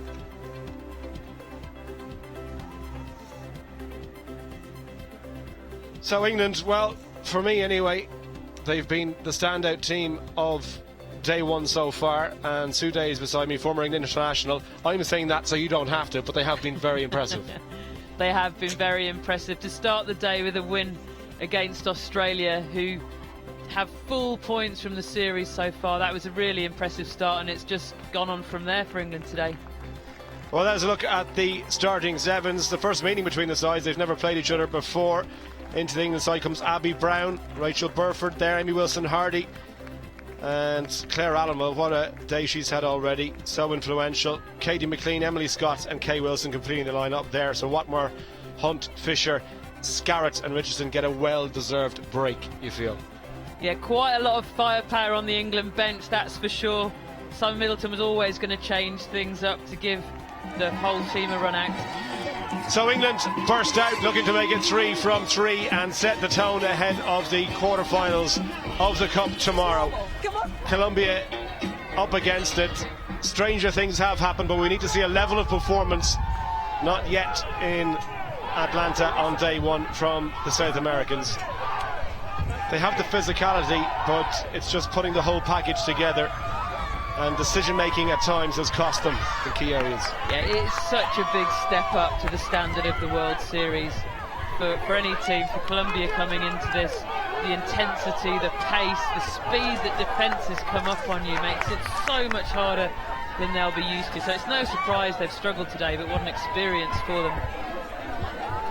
So Amy Perrett's 38th game in the World Rugby 7 Series. Hashtag Atlanta Sevens for all your social media connection, and we are almost set to go as day one of the Women's 7 Series here in Atlanta nears to a close. So a gather from Abby Brown, youngest member of the England team, and chance for the team in white to spread that ball, stretch the legs and see what they can do around the outside. Goes Kay Wilson over the halfway line, backing herself again. Just not enough to beat the last defender there, but a statement of intent early on from England here as McLean gets the pass away. Brown, Wilson-Hardy, little handoff from her. Knows where the try line is, centre by trade in the 15s game. And this is really clinical attacking play from England. Another pass on the outside. It's going to be a try, and it's going to go to Kay Wilson. That is brilliant stuff. Fluid handling, positional sense, deep lines of running, and the patience to pull it off. Sue Day, wonderful try. Yeah, that is sevens at its simplest. England just moved the ball all the way one way, a millimetre from the touchline one side, all the way back into Amy Wilson-Hardy's hands, and then a couple of passes, Rachel Burford, Claire Allen out to Kay Wilson. They just stretched the Colombian defence one side, back to the other side, all the way back again, and it's impossible for the defending team to cover all that ground as Colombia found. So lovely, simple sevens from England. McLean doesn't miss those, and 7 points. England burst into the lead. The pace of Wilson, though, we saw it with her first touch of the ball, and Simon Middleton pleased by what he's seen so far. That time she had that extra bit of space on the outside, took full advantage, and the Colombians with the knock-on seem slightly stunned at the moment. Yeah, it's good to see Kay Wilson back and being given a shot. She's had a lot of trouble with injuries, and each time it felt like she was about to be back, another little niggly injury came along. She's been a really good sevens player for England in the past. I remember her scoring an amazing try in Dubai a couple of years back, so great for her to get a shot. Ball squirts out the back of the scrum. Nice hands from Scott. Again, the target is Wilson, and look at the result! She has the pace again to go round the outside, and Wilson gets in. Her second try in the space of 60 seconds. It's clinical England attacking play, and it's nothing less than you'd expect. Yeah, Colombia simply aren't used to defending against the accuracy and the pace that England is showing here, and it's this accuracy of the pass, isn't it? That pass from Claire Allen.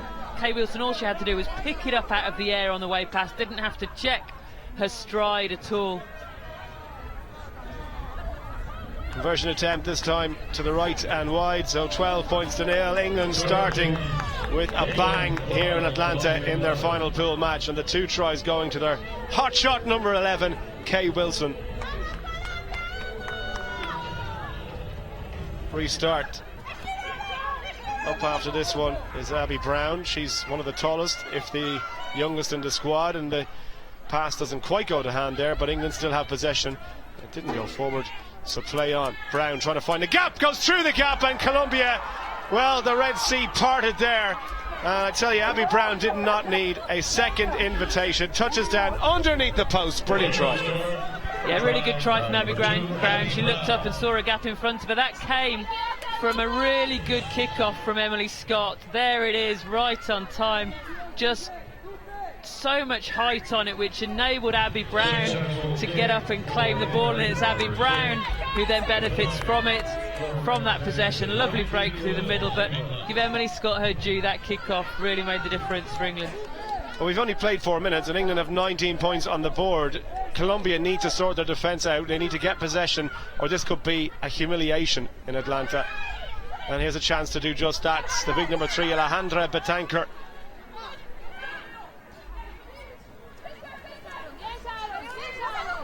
Good tackle going in from Wilson Hardy.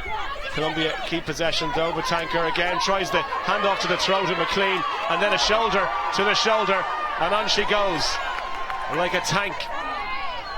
Ball squirts out the back, picked up off the deck though by Ramirez, and England on defensive duties.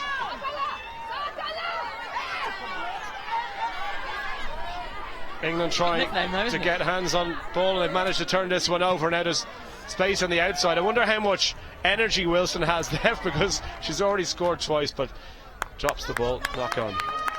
Yeah, the first bit of inaccuracy from England. A couple of things wrong with that. Kay Wilson got a little bit flat on Emily Scott, and Emily Scott's pass wasn't quite up to the accuracy of everything that's gone before from England.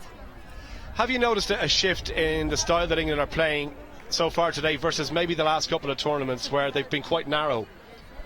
For me, that's exactly what's making the difference. The fact they're playing the width. You don't always have to take teams on the outside or think you're going to score on the outside, but what you're trying to do is stretch them from side to side. And sometimes, as with Kay Wilson's try, that means you score around the outside. Other times it means it stretches the defence to create the gaps in the middle. And they're doing it so effectively here. Colombia on the attack and trying to create some kind of gap. Acevedo. England holding up. That's where the power and strength that I talked about comes in. Look at that. The strength to hold up an attacker with the ball. Eventually it goes down and England get the put into the scrum. That is brilliant defensive work there, and that is grit and steel from the team in white. Yeah, I think it's Rachel Burford in the middle of that, holding that up, and then Emily Scarrett joins in. Colombia can't get it to ground. Alice Richardson in, and yeah, scrum against the head there. You don't see that too often in this game, and that one went forward though, so the fine efforts of the front row come for nothing. Yeah, Betancourt there in the middle of the Colombian scrum certainly brings it a bit of power. There'll be a wake-up call for England. You can't take anything for granted in a game of sevens, however far ahead you are. Just get this one back. Richardson there, pass off the deck was a good one, and England going to try and run this in the hands of Emily Scott. Gets the pass away on the outside.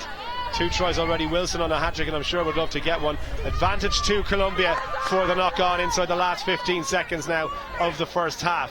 Well, that was almost in danger of crossing there, but England weren't up to make the tackle, so they're allowed to play on Colombia. Hands to keep it alive, and there is the tanker. England not rolling away. And yeah, Abby Brown has to leave that one go. She wasn't happy about that, was she? She No. thought she'd made a good steal. I don't think it was her. I think it was the tackler not rolling away rather than any problem with the steal itself.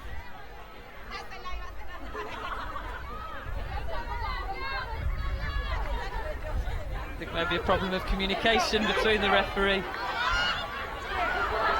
Colombians. Well, she's leading by example here. Brown picked off the deck, and lovely offload as far as Scarrett gets the pass away. Nice hands from England now. Wilson Hardy trying to go through the gap. Wilson Hardy accelerates, turns on the afterburners over the 22, and she is going to touch down for another England try. This one self-made, and the number 12 says thank you very much. Yeah, really tough one for Colombia to defend there. They had Amy Wilson-Hardy and Kay Wilson on the outside, and of course they're worried about Kay Wilson's pace, so the defence pushes across to cover her, and all that does is leave a gap for one of England's other pacey players, Amy Wilson-Hardy, who we know is such a good finisher. Well, it's been an emphatic performance so far from England. Here was the show and the goal from Wilson-Hardy, leaving the defence for dead and putting the seal on what was a very impressive first 7 minutes and first half by England. They are laying down a marker here in Atlanta.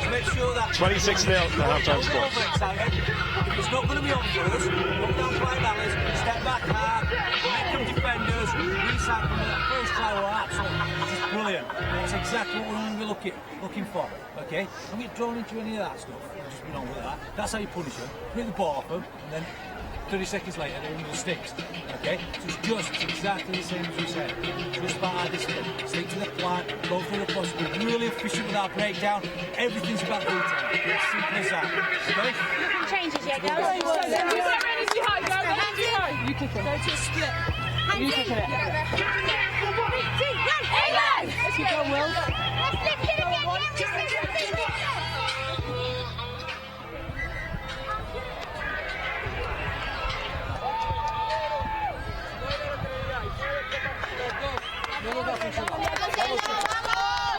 Recibimos.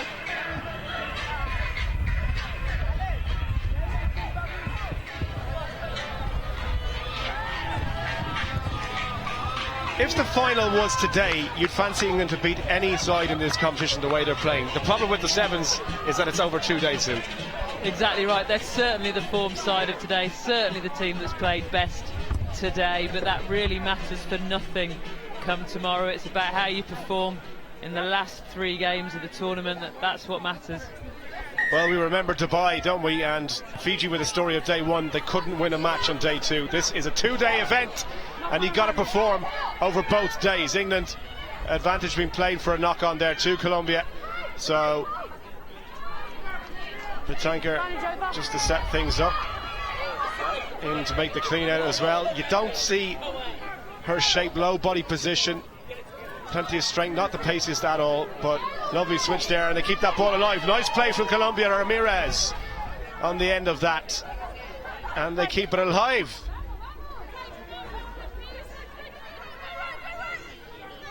England having to defend, not something they're used to since this game kicked off, and the pace on the outside now. Colombia trying to stretch the legs.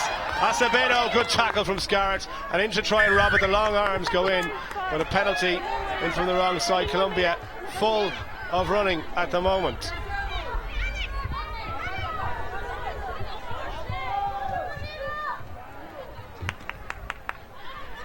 Ramirez with a switch, but Tanker straight into Richardson. Ball out to Fernandez, the captain, and Gonzalez. Tackled well by Kay Wilson. The tanker switches play, only 2 to the right though, and one of them is Fernandez. Trying to stay on her feet, the ball eventually brought to ground. 3 players lining up on the left hand side. Colombia keeping possession well, looking for any chinks in the armour. England have to hold tight. Scarrett, look at the strength, has to let it go.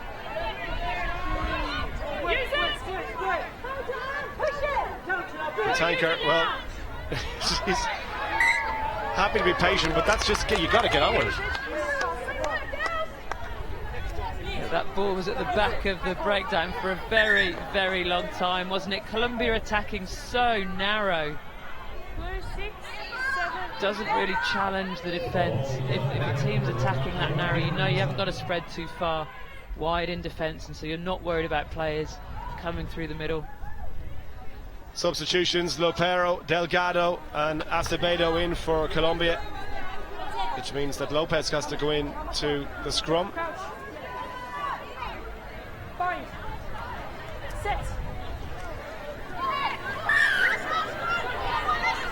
Penalty England. Tap and go, Richardson.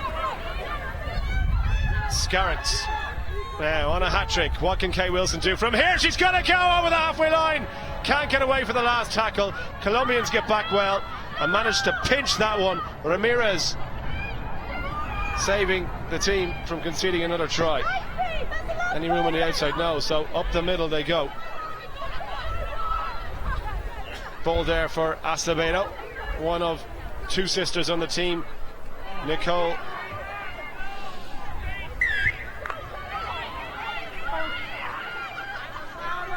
Richardson looking to use this one. Burford still going back inside. Lovely hands, Emily Scott is going to score again for England. Lovely stuff. Burford created it and finished by Emily Scott. Yeah, we were talking about England's game plan, moving it from side to side, really stretching teams. That's now conditioned the Colombian defence, so they're pushing wide as soon as England get the ball, and that's what created the space down the middle this time. Rachel Burford spotted it, the defence all spreading wide, cut back inside, little pop to Emily Scott, try next to the posts. Flags go up, conversion is good, 33 points to nil. England lead this one. Very comfortable for Simon Middleton's team. You see Heather Fisher looking on there, took a bit of a knock to the head in the second session. She's got that patched up, and I'm sure happy to take a breather in the final game and be ready for tomorrow. Brilliant piece of strapping, isn't it? The physio's done well there. Well, this one goes to the left. England flirting with the offside. Watmore is on the pitch and Colombia knock it on, but England were the first defenders and went of a scrum. Yeah, it looked like Jo Watmore was a foot or two offside, didn't it? Just in front of the kicker, but it didn't matter. Ended up knocking on. Looked like it was going to be easy for her to take, didn't it? But I think just took her eye off the ball at the last second. But an error in return from Colombia. It's been an area that actually teams have taken advantage of, and I'm surprised the officials haven't been more strenuous in their policing of it, because they are taking liberties with the offside rule, and so that couple of yards is so important. It really is. Colombia, messy scrum for them. Tackle goes in from Natasha Hunt, and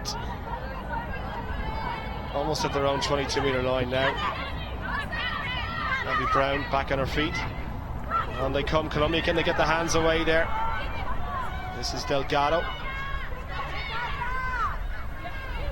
Pass to the base from Lopez. Taken up by Acevedo. Still there for the South Americans. They've knocked it on. Well, just split second, took her eye off the ball. And as if Jo Watmore hasn't done enough running today, she's the one that has to go all the way back to fetch the ball for the England scrummage. Well, let's see what England can do here, because they have that pace to hurt the Colombians out wide. They're doing even more now. Kay Wilson's pushed into centre, Jo Watmore outside of her, so both of England's wingers, if you like, from the game so far on the pitch. So let's see what happens here. You wouldn't bet against another try for England, and they have possession to do just that. Here is Jo Watmore straightening up. Good tackle goes in, keeps the ball alive. Wilson. And they switch tack and go left. Burford. As far as Hunt. That's how, just as I say, Wilson Hardy almost lost that one. Juggled with it. A minute to go in the final match in this pool. Nice pick off the deck. Watmore trying to go on the outside. Tries the long handoff. And Joanne Watmore, you saw it before kick-off. Time and time again for England. It's another one for the tall number 10 in the white jersey. Watmore touches down for England. And the same thing again from England, just moved it from side to side, stretched the Colombian defence. In the end, Medina isolated in defence against Joanne Watmore, who's really come back into form. All she needs is a little handoff, and then she gets into her stride really quickly. So good to see Jo Watmore back to her best, running the tries in. So hard to stop, so strong. Conversion, no problem. We've hit 40 points now for England, and time for one last kick-off. Abby Brown's going to give chase here. She was onside, I can tell you. This one a little bit too deep for her to have any meaningful impact. But Colombia, Ramirez into contact. Well, kick chase here. It's a shot to nothing. England have to cover back here. I'm sure Simon Middleton doesn't want his team to concede anything from this. They might even have, if they get this ball back, one more go at it of a penalty. Quick tap and go, why not? Looking for another try. Abby Brown already has one to her name underneath the post. Chance to go around the outside perhaps, and oh, lovely stretch of the legs. Wilson's on a hat-trick. Is she going to get it? Yes, she is. Kay Wilson in again for her hat-trick, and she deserves that. Sucking in the oxygen, Kay Wilson. It's been a long game for the winger out there. Lots of running to do, but another good try for England. A hat-trick for Kay Wilson, a complete performance from the girls in white. Medina just got held up by Kay Wilson's little stutter. Then she goes on the outside. Great finish and a great first day from England.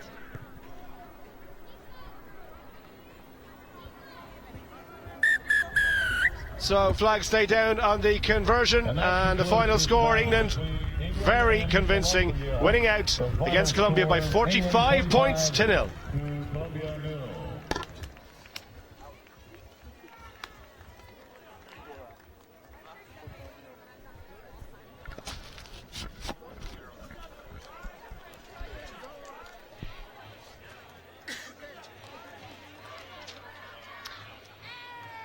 So the penultimate game of day one here in Atlanta sees New Zealand take on the United States, and well, previously we had a word with Kristen Thomas.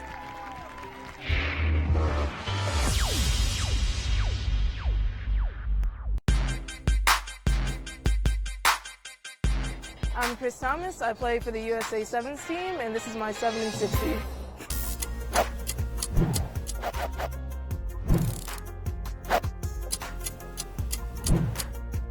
I'm torn between a hippo and a cheetah, so I don't really know which one I choose. I have to say Megan Bonney, who's at the window right now.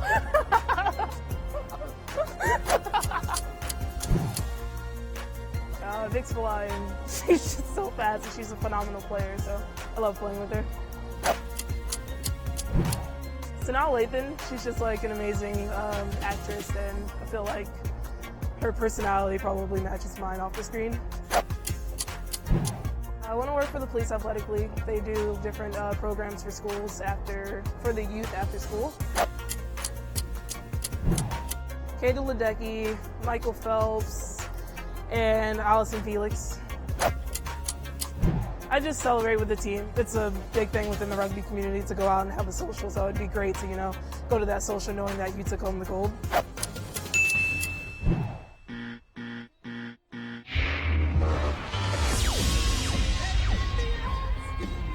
Well, both teams coming out there to the left of your picture. Sarah Goss of New Zealand, Gillian Potter of the United States. Well, New Zealand are in good form at the moment, although they were pushed hard in their previous match against Spain.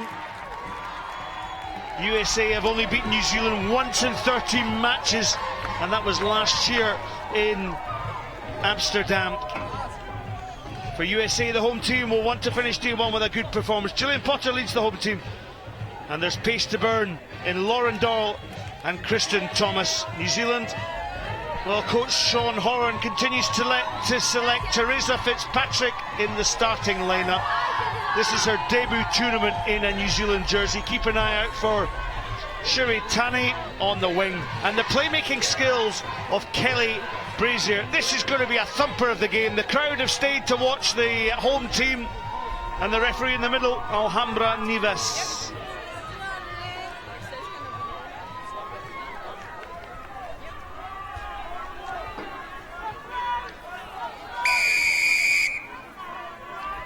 So the kickoff here is from New Zealand, wearing their traditional black strips, the Americans in their white, their red, and Thomas breaks up over the 10-yard. Listen to the atmosphere surrounding this stadium. So there's that piece on the wide outside. First look at the United States skipper Gillian Potter. Baravalala. Well, the knock-on there from Kelter, and away with the ball comes Niall Williams. Niall Williams with the ball, while lazy runner Kelter. Nice little dink kick here, but advantage being into the States, as you say. The advantage was lost, and Kristen Thomas comes away with the ball. Doyle playing at the scrum half. Baravalala breaks a wonderful pass onto Alev Kelter, and Kelter stretches her legs. Can she go the distance? Yes, she can. USA in for the opening score, and Kelter dots the ball down. Don't put the kettle on, rugby fans. This one is going to go down for the full 14 minutes, and Kelter, we saw how strong she was in some of the earlier matches, and now this pass here is what made it happen. Baravalala showing the skills out of the top draw, and Kelter touches down the first try of this game.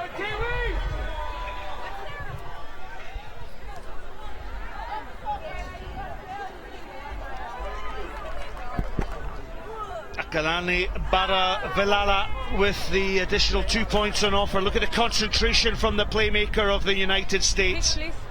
Well, she's the one who started the movement with the assist pass. Can she finish it? No, she misses the conversion. But what about this for a bit of individual skill from the playmaker? Look at this, the wraparound, the hold of the pass. Beautiful skill. And if there's one thing that's impressed me about this Women's 7 series, the skill and fitness levels of all these performance athletes has right out the top drawer. They've been working so hard, and when you see the execution like that, well, I'm not surprised that people get excited about this wonderful game. Knock on from New Zealand. United States will capitalise on this. Ryan Carlisle. He's really not here. But the original knock on will go into the USA favour. They'll get the put in at the scrum on that 10-metre line. And momentum just with the USA right now, as you said, the home crowd really behind them, lifting their game here on the soil. And what a beautiful surface it is as well. Of course, the USA gone for the experienced backline here. Watch for Doyle in the centres. Kelter playing the fly half row.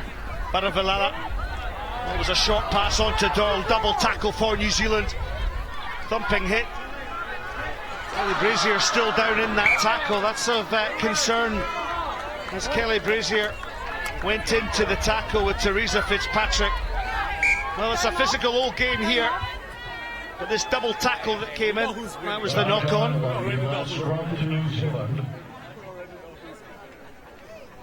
So an injury at the moment to Kelly Brazier. Just hit her head in the tackle situation there.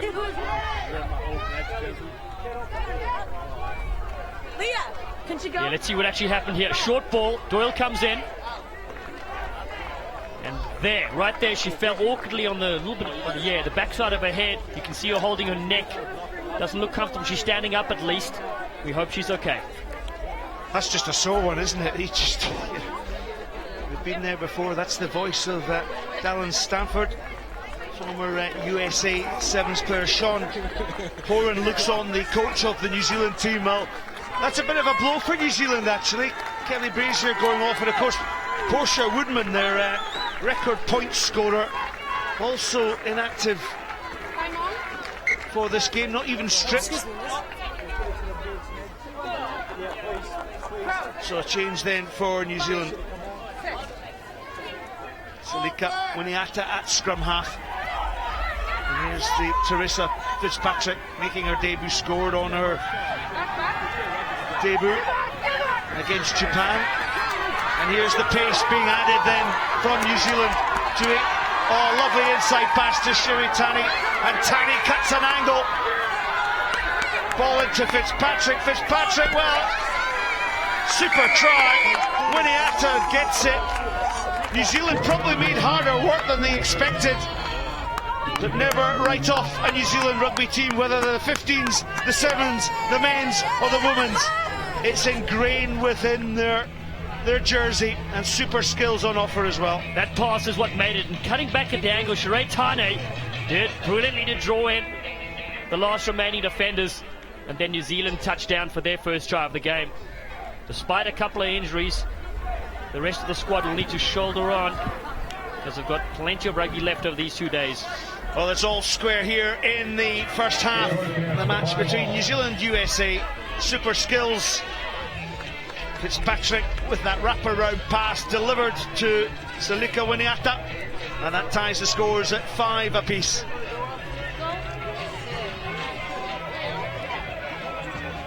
Winiata, former police officer, played in the Rugby World Cup Sevens team in Moscow. There's also a black fern at 15s. Kelter, she had her eyes on that one at the 10-yard line. Pick up and go round the back. Is by Kristen Thomas. Recycle possession then. Megan Bonney. Kelter. Baravalala. Well, she had Potter outside, but Potter spilt the ball, and it's all about just holding your depth, and Potter spills the ball and overran it. Take the van back. Yeah, the pass was just behind her. Kelter did superbly off the kickoff. Pass there was just behind. You see very flat Potter coming up, and she was ready to truck somebody. It's all about the angle. She recognised that, Gillian Potter.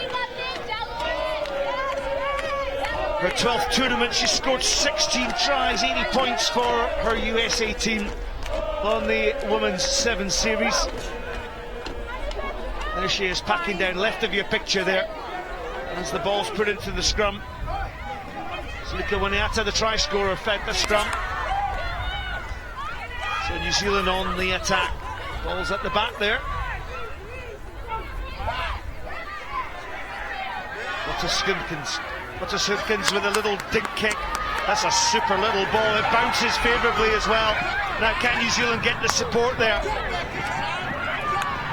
Now Williams with the offload. Oh, USA got hands to it. The knock on by Doyle. And the flying princess with the pink boots. Fancied her chances there. Yeah, she scored many tries indeed, wearing those beautiful boots, or cleats as they're known here in the United States. But that kick through was absolutely fantastic from Fada Simpkins. Look at that precision. It bounced so favourably, didn't it, to Niall Williams. She's impressed, Niall Williams here, the mother of 2. Simpkins, super tackle comes in there.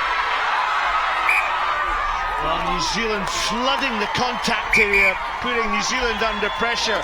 Well, where's the last 7 minutes gone to? Wow! Half-time here then, 5-all between New Zealand and USA. An excellent half. Don't go away, more action to come. Another 7 minutes to follow after the half-time. Concourse after the USA match. Meet Rookie Eagle and get your photo taken. Go Eagles!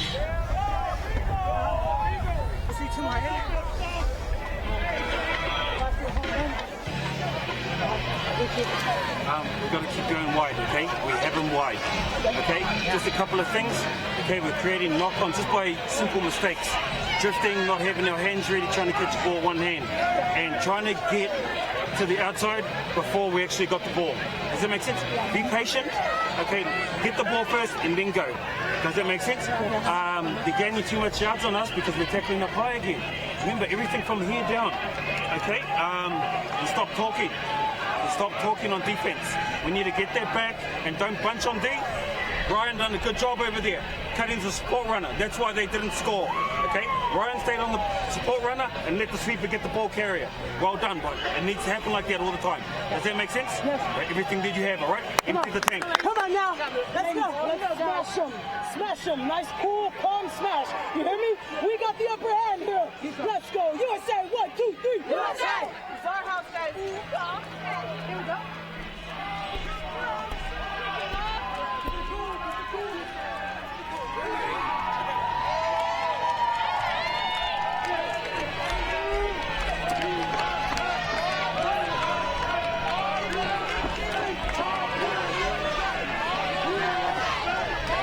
Tui looks on for New Zealand. USA will kick off the second half with Alev Kelter. The debut in Guangzhou 2 years ago.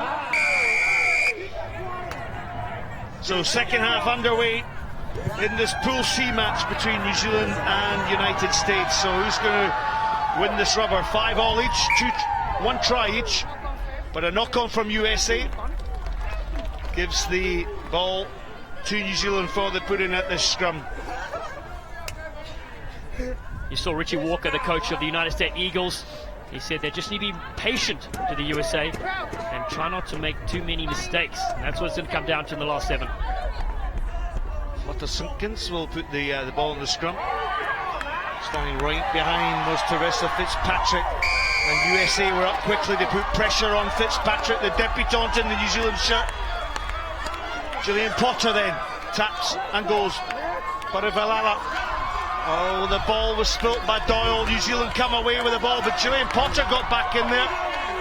Advantage wasn't taken, so the ball is in Kelter's hands. Powerful, stocky rugby player, the scrum half from the United States team. USA direct running, but they were sloppy there in the breakdown. Just Megan Bonney took the ball into that contact. Now New Zealand just being forced to play a slightly unnatural game. If New Zealand's natural game is to put the ball through the hands, and Sarah Goss, well, she's managed to uncork on the wide outside. Lotta Simpkins, super tackle. Goss spills the ball. Well, what about that tackle there from Parivalala? Now this is sweeping at its best. You didn't see in the back play there. Parivalala pointed to the right hand side to tell her teammate, take the player out wide, I've got the ball carrier, and then smashed her. White ball. Time off. Time off. 5, 8 and 11 up, please. 5. So triple change here for USA, 1 for New Zealand. Dallin, here's another way to look at this covering tackle. Yeah, great angle. See her pointing it to the outside, and she was telling her player there, Ryan Carlisle, take the outside. And I'll tell you what, I've played sweeper for many years and got rounded like park cars on several occasions, and that was some brilliant defense. So the ball put into this scrum by Nicole Heaverland. Parivalala shows the ball, gets the offload. Doyle! Can Doyle strip the New Zealand defence? Great cover tackle there. Lotta Simpkins. And eventually Slika Winiata comes in to make the tackle. Parivalala. Doyle on the wide outside. Oh, big tackle comes in here. Amelia Bitsa. Parivalala, she spins and burls. Goss goes in. Oh, great steal by New Zealand's captain, Sarah Goss. The turnover. Now can New Zealand capitalise on it? 4 minutes left on the clock. And Ruby Tui, she goes in at scrum half to release the ball. Now New Zealand, ball in hand, attack from deep. Sarah Goss. Oh, the pass was loose to Williams on the outside. Potter tries to get the ball back. Well, it's harem scarum stuff here. There was some golden moments here. Take a look at this one here. Excellent defense from the captain, Goss. Get her hands over the ball, even though she got spun over there in a judo roll. And then over here, New Zealand had another chance there. Well, one of the strike runners for the USA team, Jessica Javeley, has coming off the bench to be on the wing now. If they can get the ball to the speedster, that will be interesting. Tarini Tamaki making her debut here, comes off the bench for New Zealand. She scored a try earlier on in the match against Japan. New Zealand won that one by 38 points to 5. Doyle wrapped up in the tackle. Oh, another tremendous turnover ball. That time from Ruby Tui. Michaela Blythe takes the ball into the contact on the far side by New Zealand, but mistake for New Zealand in the contact area, and Alhambra Nivas penalising New Zealand.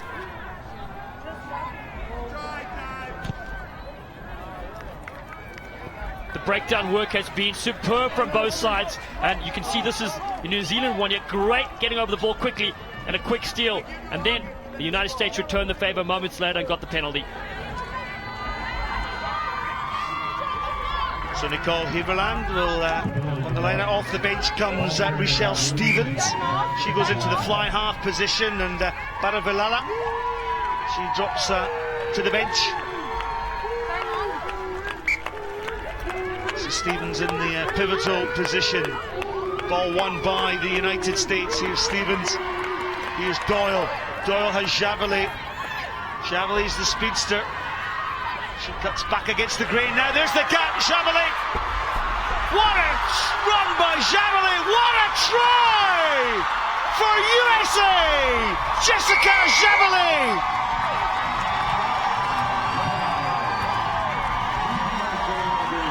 Wow. Jessica Javeley. She read that like the Mayan calendar. The way she cut back. 5 defenders on her. Was absolutely brilliant. The crowd are on their feet. They're going bananas.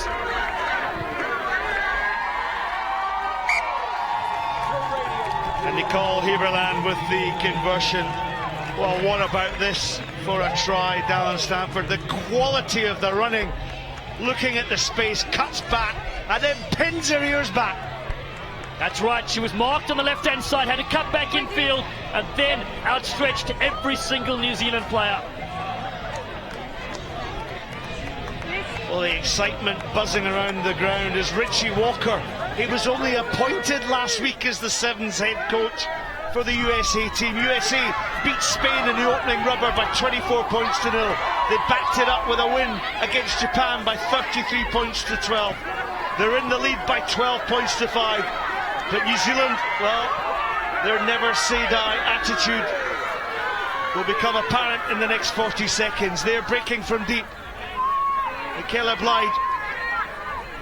Javeley goes in to try and disrupt the ball. Sarah Goss, the New Zealand captain. Superb tackle comes in there from Amelia Bitsa. USA have got the possession. There's 20 seconds on the clock. All they have to do is get the possession from this scrum, put the ball out of play, and that will be a historic win for this USA team. Well, Maya Bitsa, they call her the human sledgehammer, and on YouTube she has over 200,000 hits on some of her tackles, but that work at the breakdown was excellent, down to the last play of the game, Scott. Well, USA have played New Zealand on 14 occasions. They have won last year, but this one will be just as important. And listen to the crowd. Look at the delight from the USA team. That's a huge scalp for USA to beat New Zealand, and sheer delight.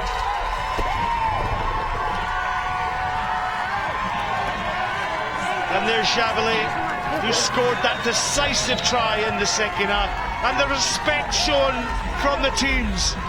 Shaking hands, both New Zealand and USA. What a thumping game of sevens that was. USA win that one by 12 points to 5.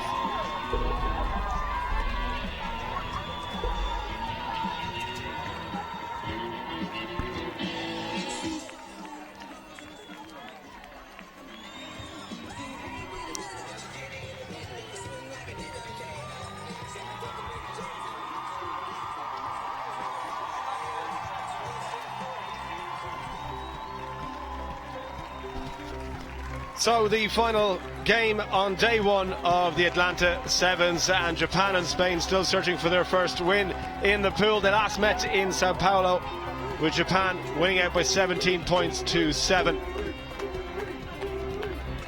They've played 4 times, as you can see. It's 2 apiece, so nothing between them, and we should have a close game. If it's anything like the last one, we're in for a real treat. So a quick look at the teams.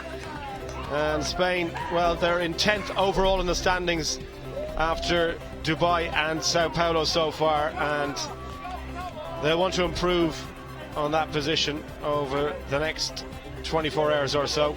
Japan, well, bowl winners last time out in Sao Paulo, hoping to go one better and come away here with their first pool victory. So here come the teams, the crowd obviously buzzing from that last game. And our last one on day one, where there's been plenty of action, plenty of tries, and we hope some more today as the Japanese tackle each other to get ready for this one. The kamikaze Japanese are going at it on the half-time. Did he just say the kama word? Well, Sude, after that last game, this one, hope lives up to somewhere near that. We want to see some tries and some running rugby. Struggling to draw breath after that last game. The crowd really was going wild. Amazing game of rugby. Nothing quite like a victory for the home team over New Zealand to bring things alive.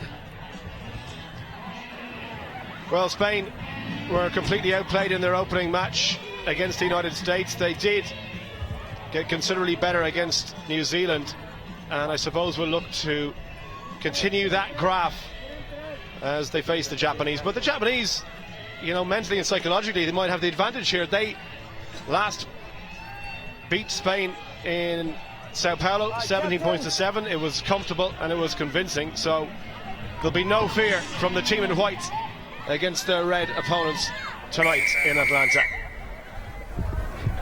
So again, got to watch for the offside here. That one flirting with the 10-metre line, didn't quite go the distance, so Spain will get a chance to launch the first attack. So near but yet so far, a couple of inches short of the line. Hands possession to Spain.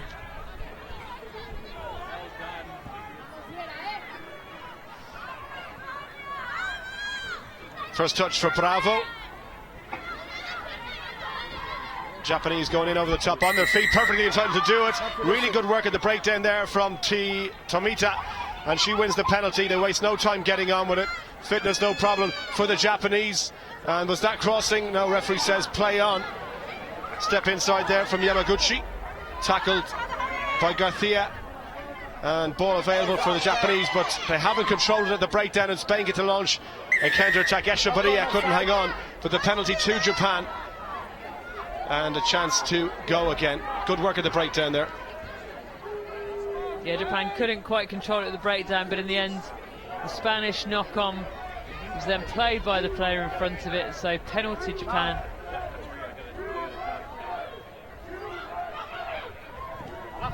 Quick tap.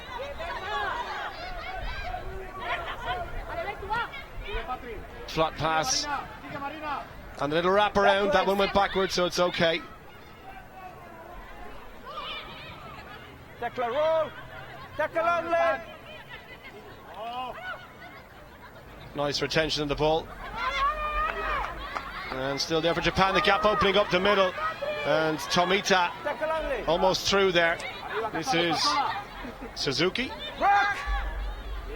Spanish defence being tested, taken up this time by Nakamura, Japan's captain.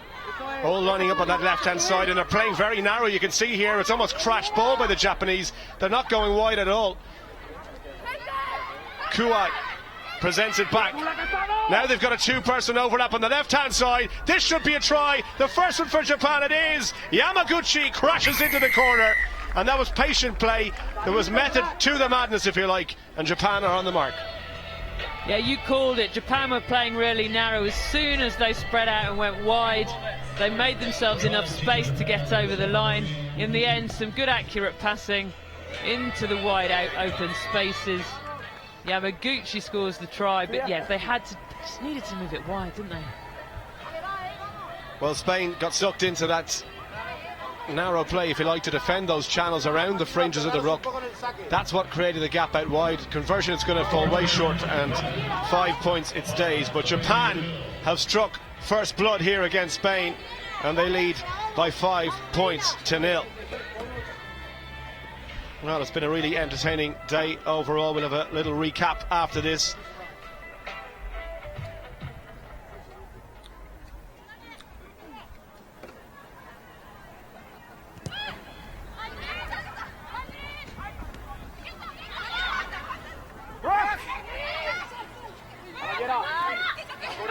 Now Echevarria for Spain, almost over the halfway line. Chip and Chase is going to back her pace here. Echevarria, the 2-7s going toe to toe against Yamaguchi. Yamaguchi did just enough, held her composure, and went forward. They went backwards as a referee, and a chance for Spain here. Del Pan, 5 metres short. Quick ball needed.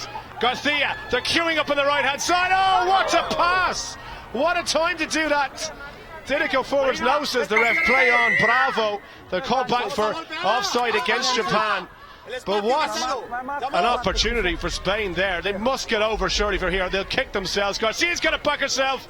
She's just short, reaches and scores. Well, Patricia Garcia makes up for the mistake earlier on. Yeah, they did a really good job of nearly wasting that prime opportunity. In the end, it's Patricia Garcia, Spain's best player, their playmaker, who decides to take it on for herself. Big crash ball over the line, one chance to place it, and it just touches the line. This to go over 250 career points for Patricia Garcia, and he'd back her to get this one straight between the posts, and that's exactly what she does. Quite an achievement for the Spanish number 4. 251 on the all-time points list for Spain, and still going strong. 7 points to 5. Spain have their noses in front.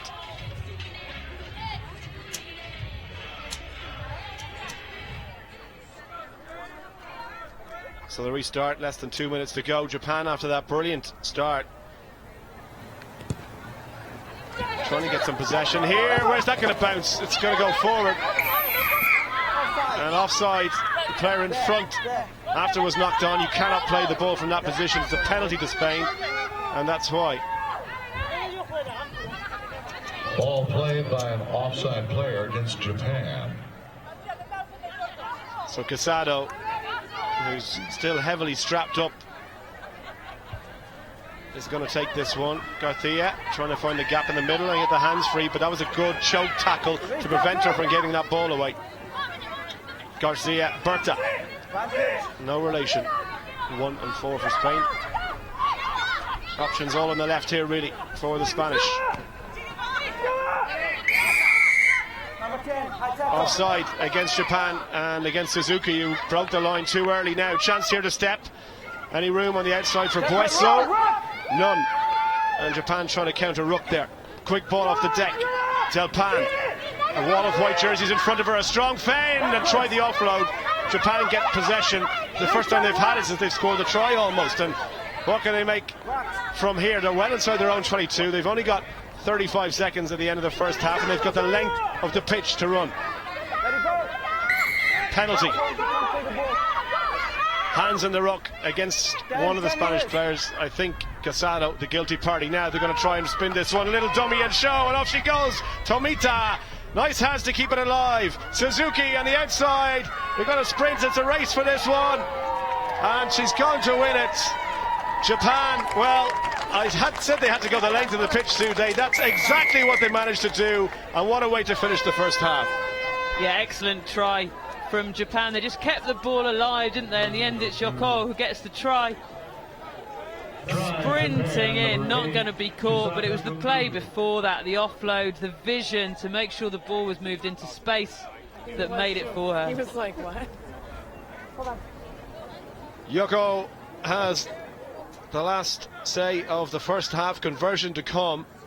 This one to bring Japan to 12. It's going to go short and left. And a 3-point advantage for Japan. They scored first and they scored last in the first half. Japan leading Spain by 10 points to 7.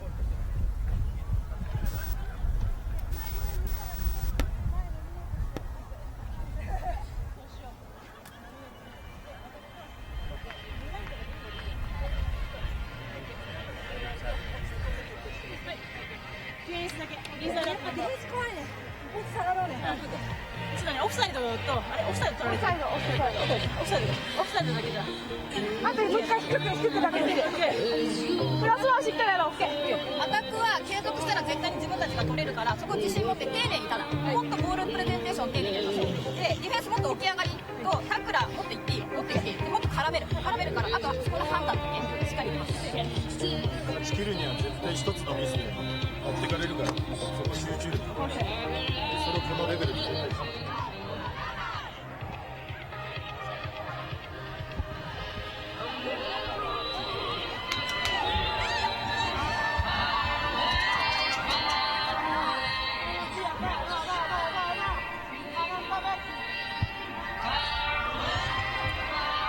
Well, the crowd really enjoying themselves here, those that have stayed for the last match, and Japan with their noses in front.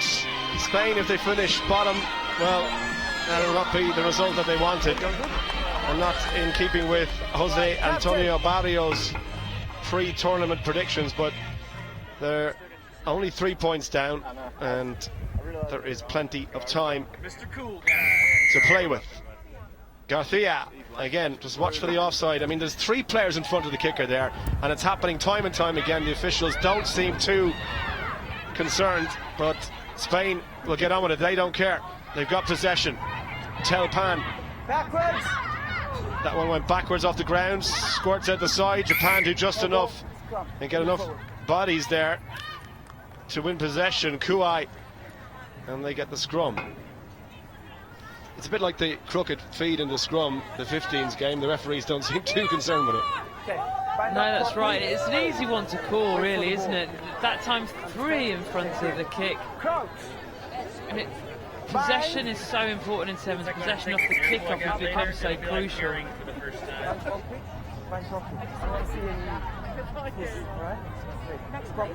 Crouch. Bind. Set. Penalty against Spain, and quick tap and go from Japan. What can they make happen from here? Edging their way towards that halfway line. The pass though, well done, does all that good work. Yamaguchi has to go back and take this one, swallowed up in the tackle. 3 white jerseys there, but they get the penalty. Spain a little bit too aggressive there when cool heads were needed. They had them on the back foot. The handoff attempt on Echevarria didn't work, and she makes a good tackle. Again, penalty advantage being played to Japan. Yoko looking for support, try score. Ball off the deck, and there for Japan to try and run this one. Was the half the switch, you could see the idea was good. The execution though wasn't, and Garcia has 3 players outside it, including Berta. Same name, no relation. Therefore, Medin in the scrum cap. Another penalty. Discipline off. Yeah, Japan really getting the better of the breakdown.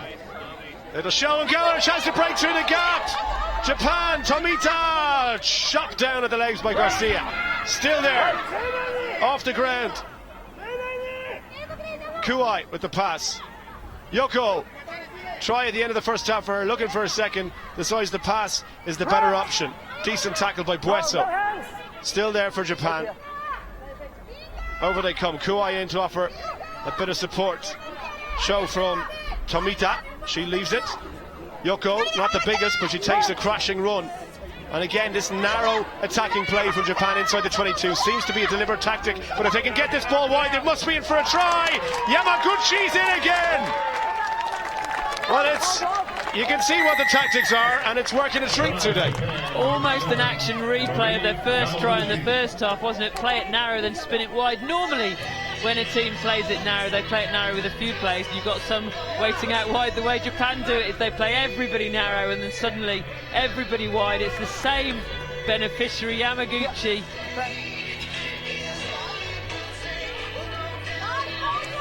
But Spain just getting drawn into the breakdown, aren't they? Not playing heads up and looking at where the Japanese attacking players have gone.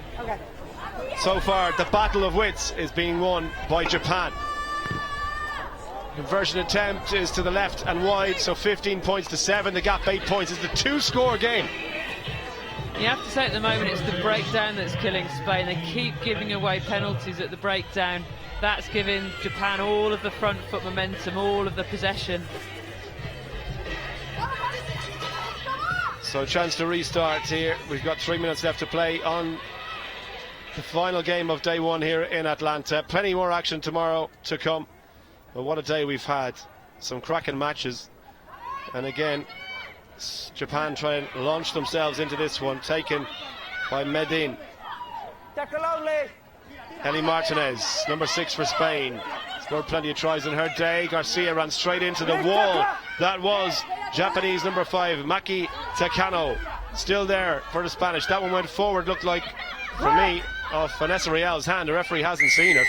They got away with murder there, but Japan then get the penalty. Yeah, and then you could have given that for all sorts of reasons. Off the feet, playing the ball on the floor. It's the discipline at the breakdown for Spain, really letting them down.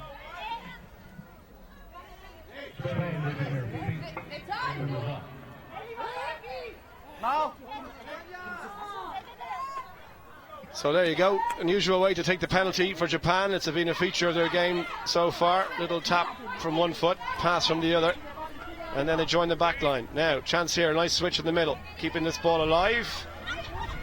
Into that comes Takano, takes the crash, and then they can see the penalty. Discipline from both teams an issue in this game. We've got less than 2 minutes to go. Spain need 2 tries, don't forget, to have any chance of winning this, and they're running out of time. Are they in touch there? The flag has stayed down. Well, it was close, I'd have to say, if anything, but Vanessa Real, she was caught as it happens, but that could have been a contentious one.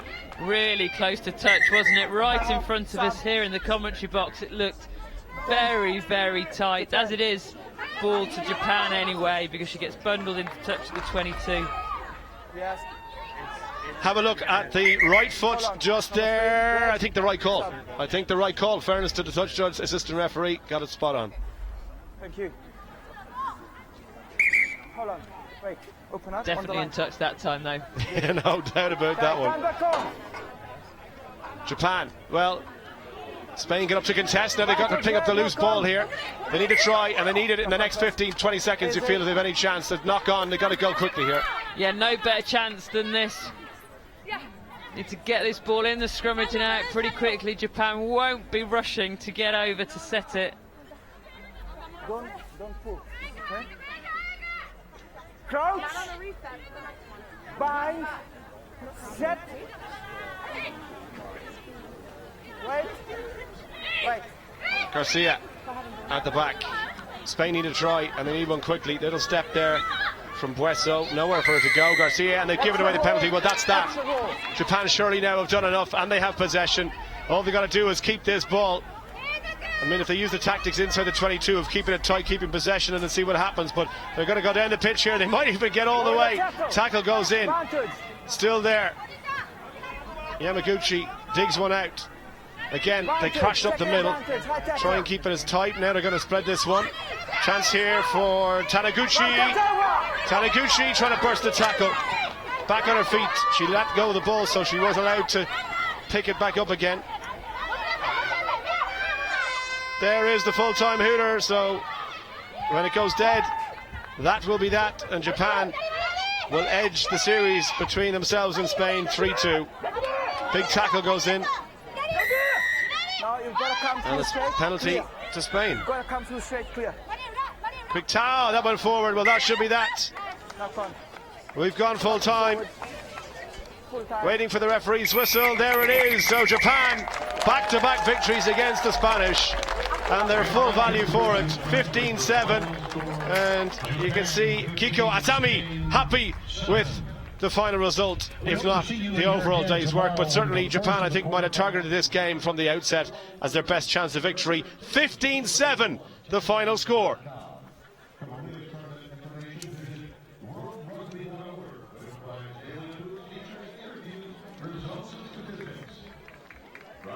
Well, what a day it's been on day one of the Atlanta Women's 7 Series.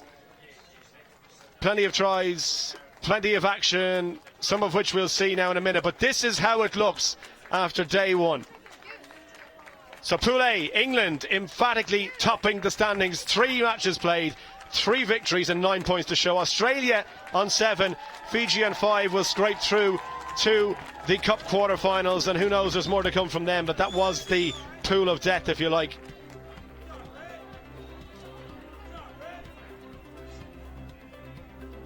So Pool B looks like this: Canada 3 from 3 from them, and France 7 points in total after going down to the Canadians in that final crunch match. Russia again will squeeze through, and Ireland, well, once again, bottom of the pool. And Pool C has finished up like this. So United States, after that dramatic last gasp winner against New Zealand, lead the way. New Zealand will go through, so too Japan, and Spain bottom of the tie. Now Japan, in fact, well, just missed out.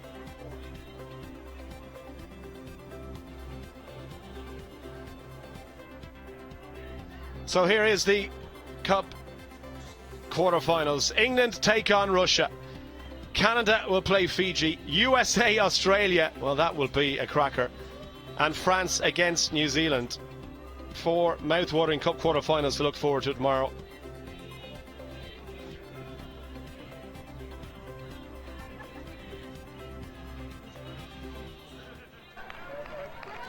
So some highlights from today.